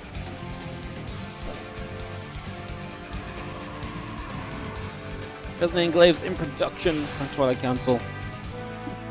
Chrono boosting, as you just have. Yeah, I mean, obviously Geralt is going to play the Stargate into Glaives, so a little bit of Star Glaives. I think what Geralt is basically doing, he's going to keep doing builds right now that's going to force Solar into roach openings, which kind of keeps him away from Lingbane Hydra. Not that I think him playing roach openings is such a deficit that it's just going to put Solar in a bad spot, but maybe he's afraid of like the Lingbane Hydra timings of Solar, because that's something he's been so good at lately, so it would make sense to kind of respect it, right?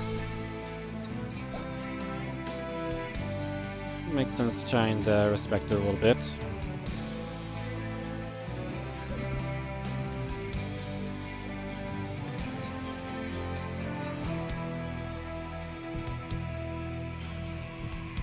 I'm just going to have that Resonating Glaives continue to come through then, so we get underway.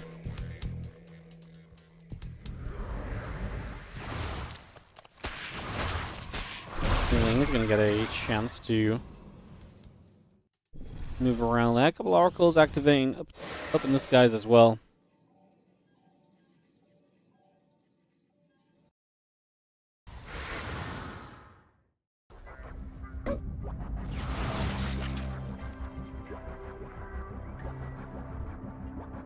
First speed on the way. As obviously we expect the roaches because we're going glaives. Already on our way to Blinking +1s. The follow-up is swift here from Geralt. see how good we defend against the Adepts. Honestly, looking great. Looking even better when the Adepts start shading back over towards where they're already at.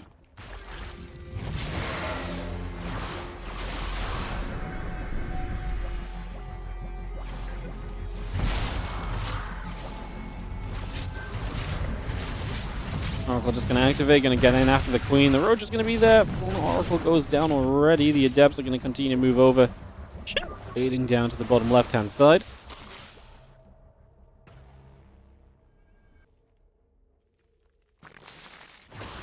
Nest, drones, Queens, continuing through for the moment. Again, the Temple Archives is coming about. Get the Gateways coming up. +1 on Blink coming into play as well. It's just going to bring that straight through for now. You need to get that on the way. Temple Archives is beginning. As the Overseer escapes down to the bottom side.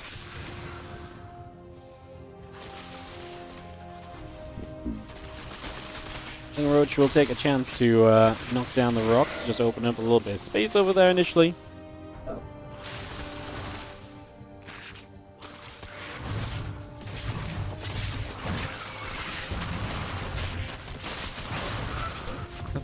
Four drones going down. Couple Queens gathering up.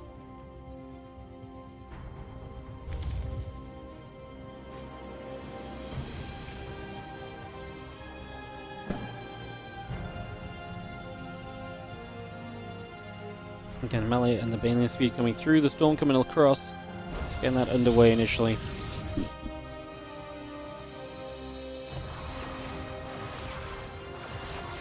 We're seeing the hatch range. It's going to be taking a few more shots from the Adepts. Adepts will get caught by the Lings. The Roach is coming across as well. So far, so good.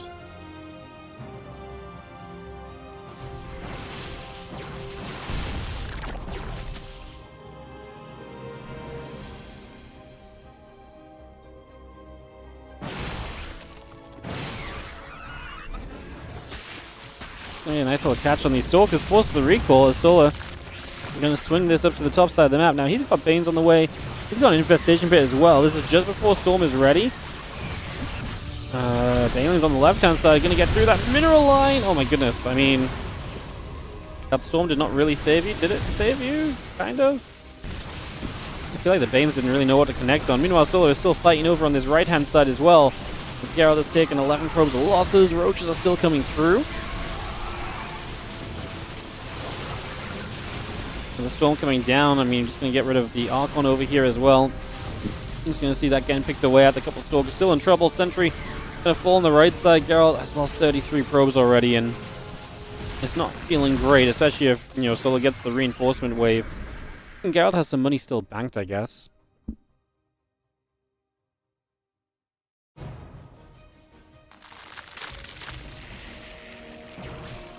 Having the Roachling Banes still continuing up, the extra Banes morphing in, +2 melee, +1 carapace continuing out as well, so a lot of that's continuing through.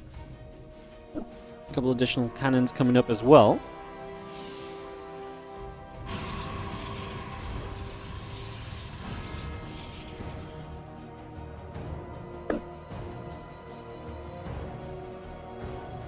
Again, Ling Bane on the way through, the Hive is coming about.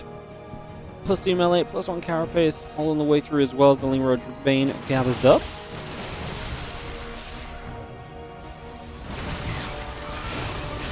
It's a nice storm. Roachling Bane just going to come through. A couple of storms coming down. I mean, Solar just has a lot more. It's going to get up close and personal. A couple of those Stalkers again. It feels like deja vu. Only this time we successfully take out the entire mineral line on the left. The Stalkers do fight nicely against the Roaches on the right, so at least the Roaches get shoved away. But it's going to be the economy difference that kills you in the end.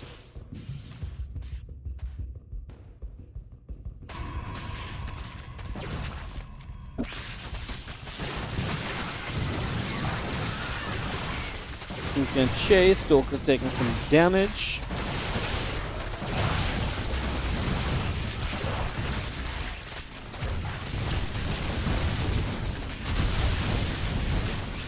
Now you're just running this right-hand side. Reinforcements are getting it done right now for Solar and Geralt.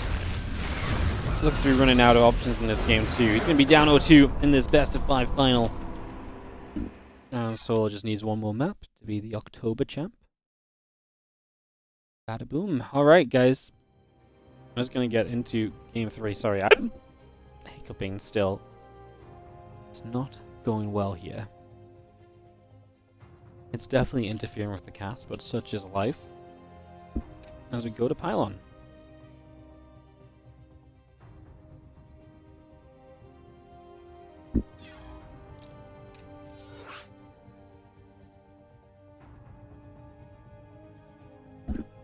Poor Wardy, I know. Feels bad right now, huh? Not easy being a StarCraft caster. Afflicted by the hiccups.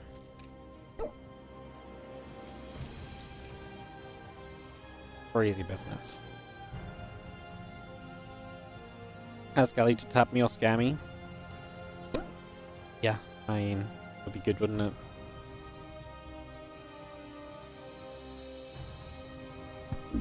Got ready, just waiting for Geralt to ready up as well, guys. We're going to go ahead into game 3.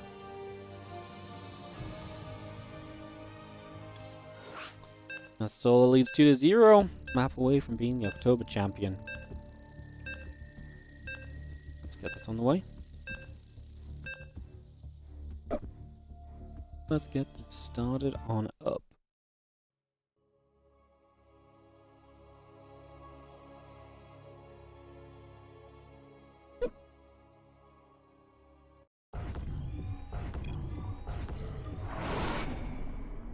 Top left, our blue Protoss who needs to win a map now, otherwise his tournament is over. But hey, good run to the finals.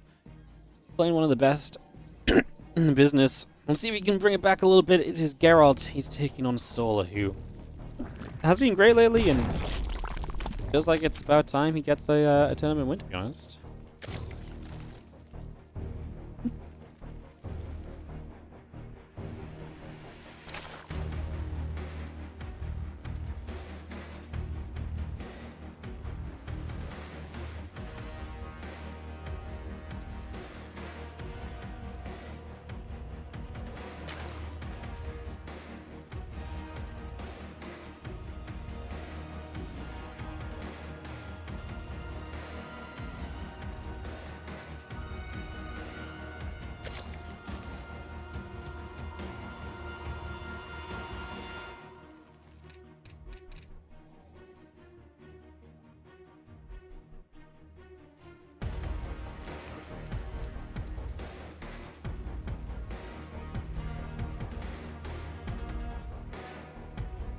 Alright guys, Hiccup Protection Attempt 17 has been completed.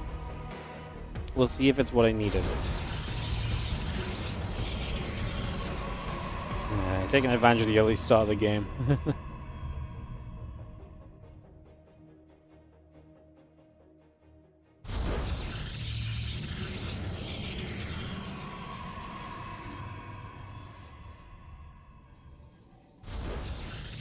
Next Cybercore coming about, hatch in the pool coming online. Just gonna have the gas coming in as well.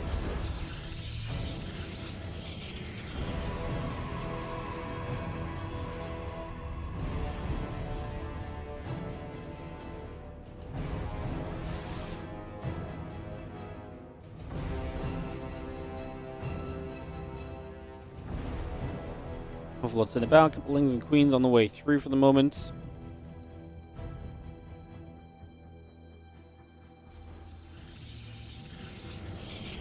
We have our Stargate building up for a couple of moments, getting underway.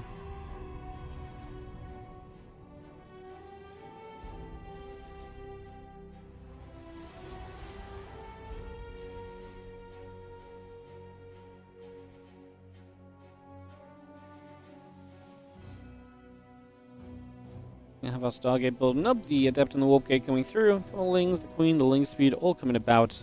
We have the Adept going to shade down to the bottom side of the map here to put some pressure on. Again, look to see what's going on early.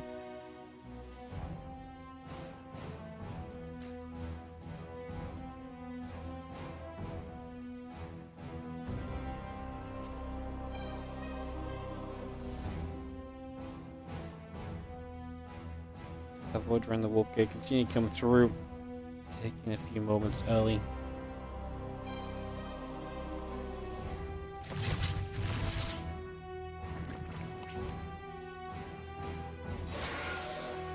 Couple of Adepts going to shade. Just going to be having the Queen's going to be there. The Adepts going back the other way.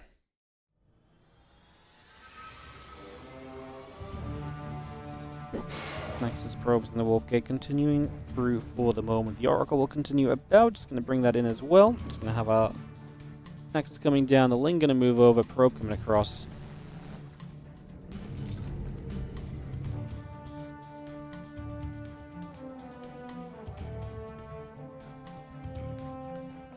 And Oracle on the warp gate just coming on through. Just going to see the Spawn, the drones coming over. The Queen's coming about. Overlord's producing. As the Lings get up toward the top side, the probe steps across. The warp gate is finishing on the cyber core.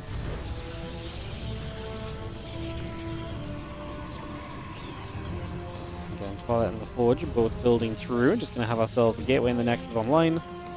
And with nothing really as aggressive as the previous games happening, Solo may be able to bypass the Rotron this time, and maybe we'll just get to see Solo playing kind of Ling Bane into Hydra, or even just Ling Hydra. Going to start with that melee upgrade at least. Like I say, it's a bit more akin to what he played against herO, but of course herO was not being the Twilight Council aggressor early on.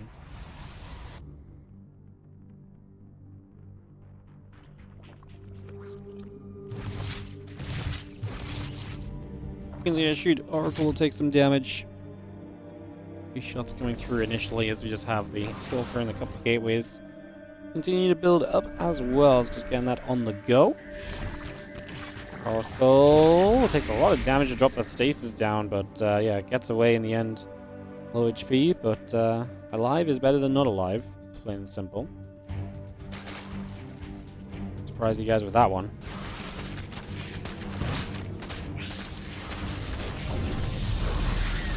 Things will be there, and they will come through. Just trying to be a little bit annoying early. The Temple Archives is on the way up. Additional probes, blinking the +1, all coming through, as well as we get the Baneling Nest and the Lair coming through. We get the drones and the melee upgrade, as mentioned before, so we continue with this for the moment, getting that all set up.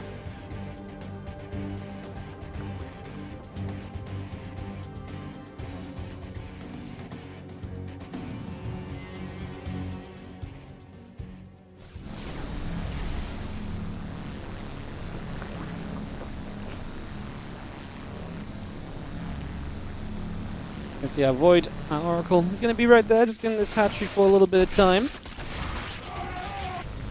Again, the attempt to get rid of this hatch is going to be legit. I mean, we're going to get rid of the 4th.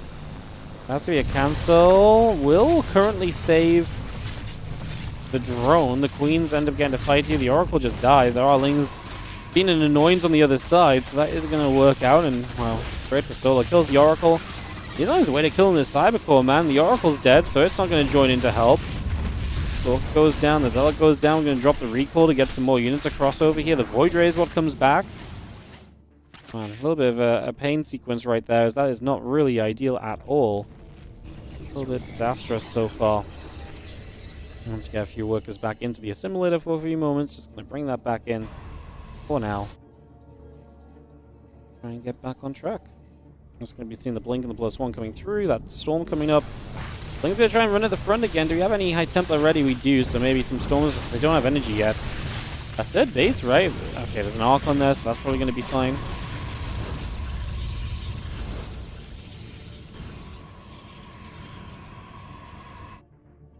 Still got that +1 missile. Still got that Baneling speed continuing up as well. Let's continue to bring that straight over. And the Muscular Augments finishing soon. The extra Hydras on the way across.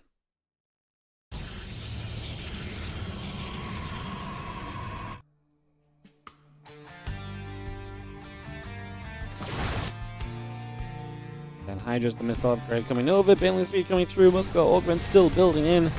Ling will get taken out on the tower. Playing the missile upgrade beyond this kind of melee upgrade initially, so it is going to be Ling Hydra here soon.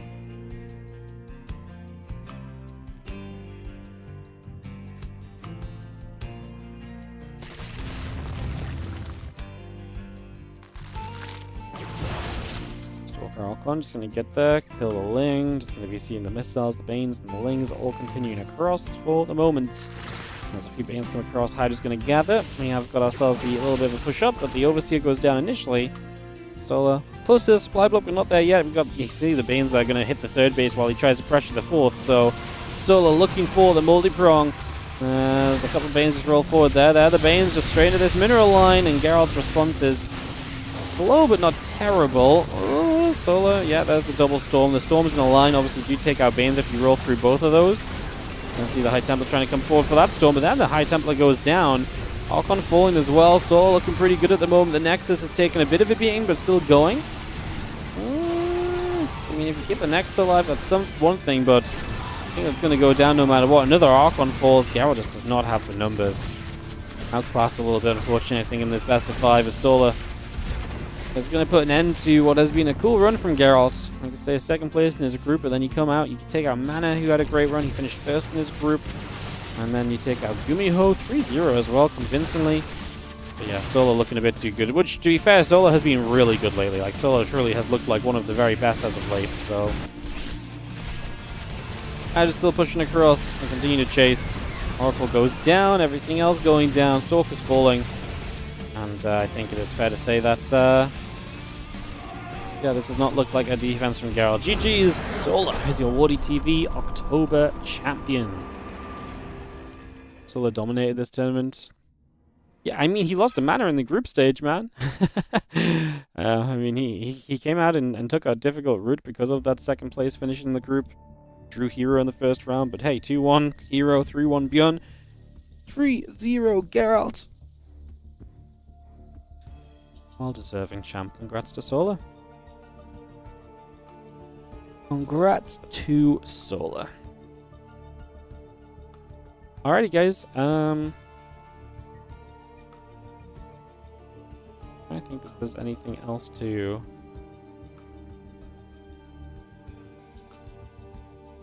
mention, but I don't think there is. I'm away tomorrow and Sunday, so this was my last stream until Monday, so we'll be back with WardiTV Mondays on Monday, obviously. But yeah, thank you so much for hanging out with us and joining us. It's been fun. Yeah, we got kind of back on schedule-ish towards the end, I guess, so not too bad. I don't think I've got really much else to say, guys. Again, all the usual stuff. Like and subscribe. If you enjoyed, then follow. If you like the stream a lot, you can sub and support. And check out the Patreon page, patreon.com/WardiTV as well. And, yeah, I don't think there's anything else to really mention, guys. Just support the stream, do the things. I appreciate you guys big time. You want a solo interview? Have I ever interviewed anyone ever on my channel? Spoilers. I have not. Probably not going to start right now.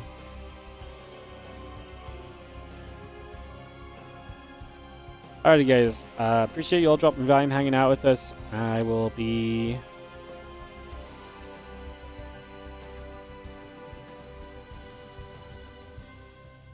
back with you guys, like I say, on Monday. So you guys have a great rest of your day. I appreciate you all, and I'll see you guys on Monday for more StarCraft 2. Set of ads on the outro will host up Lambo, I think. So I'll see you guys later. Bye.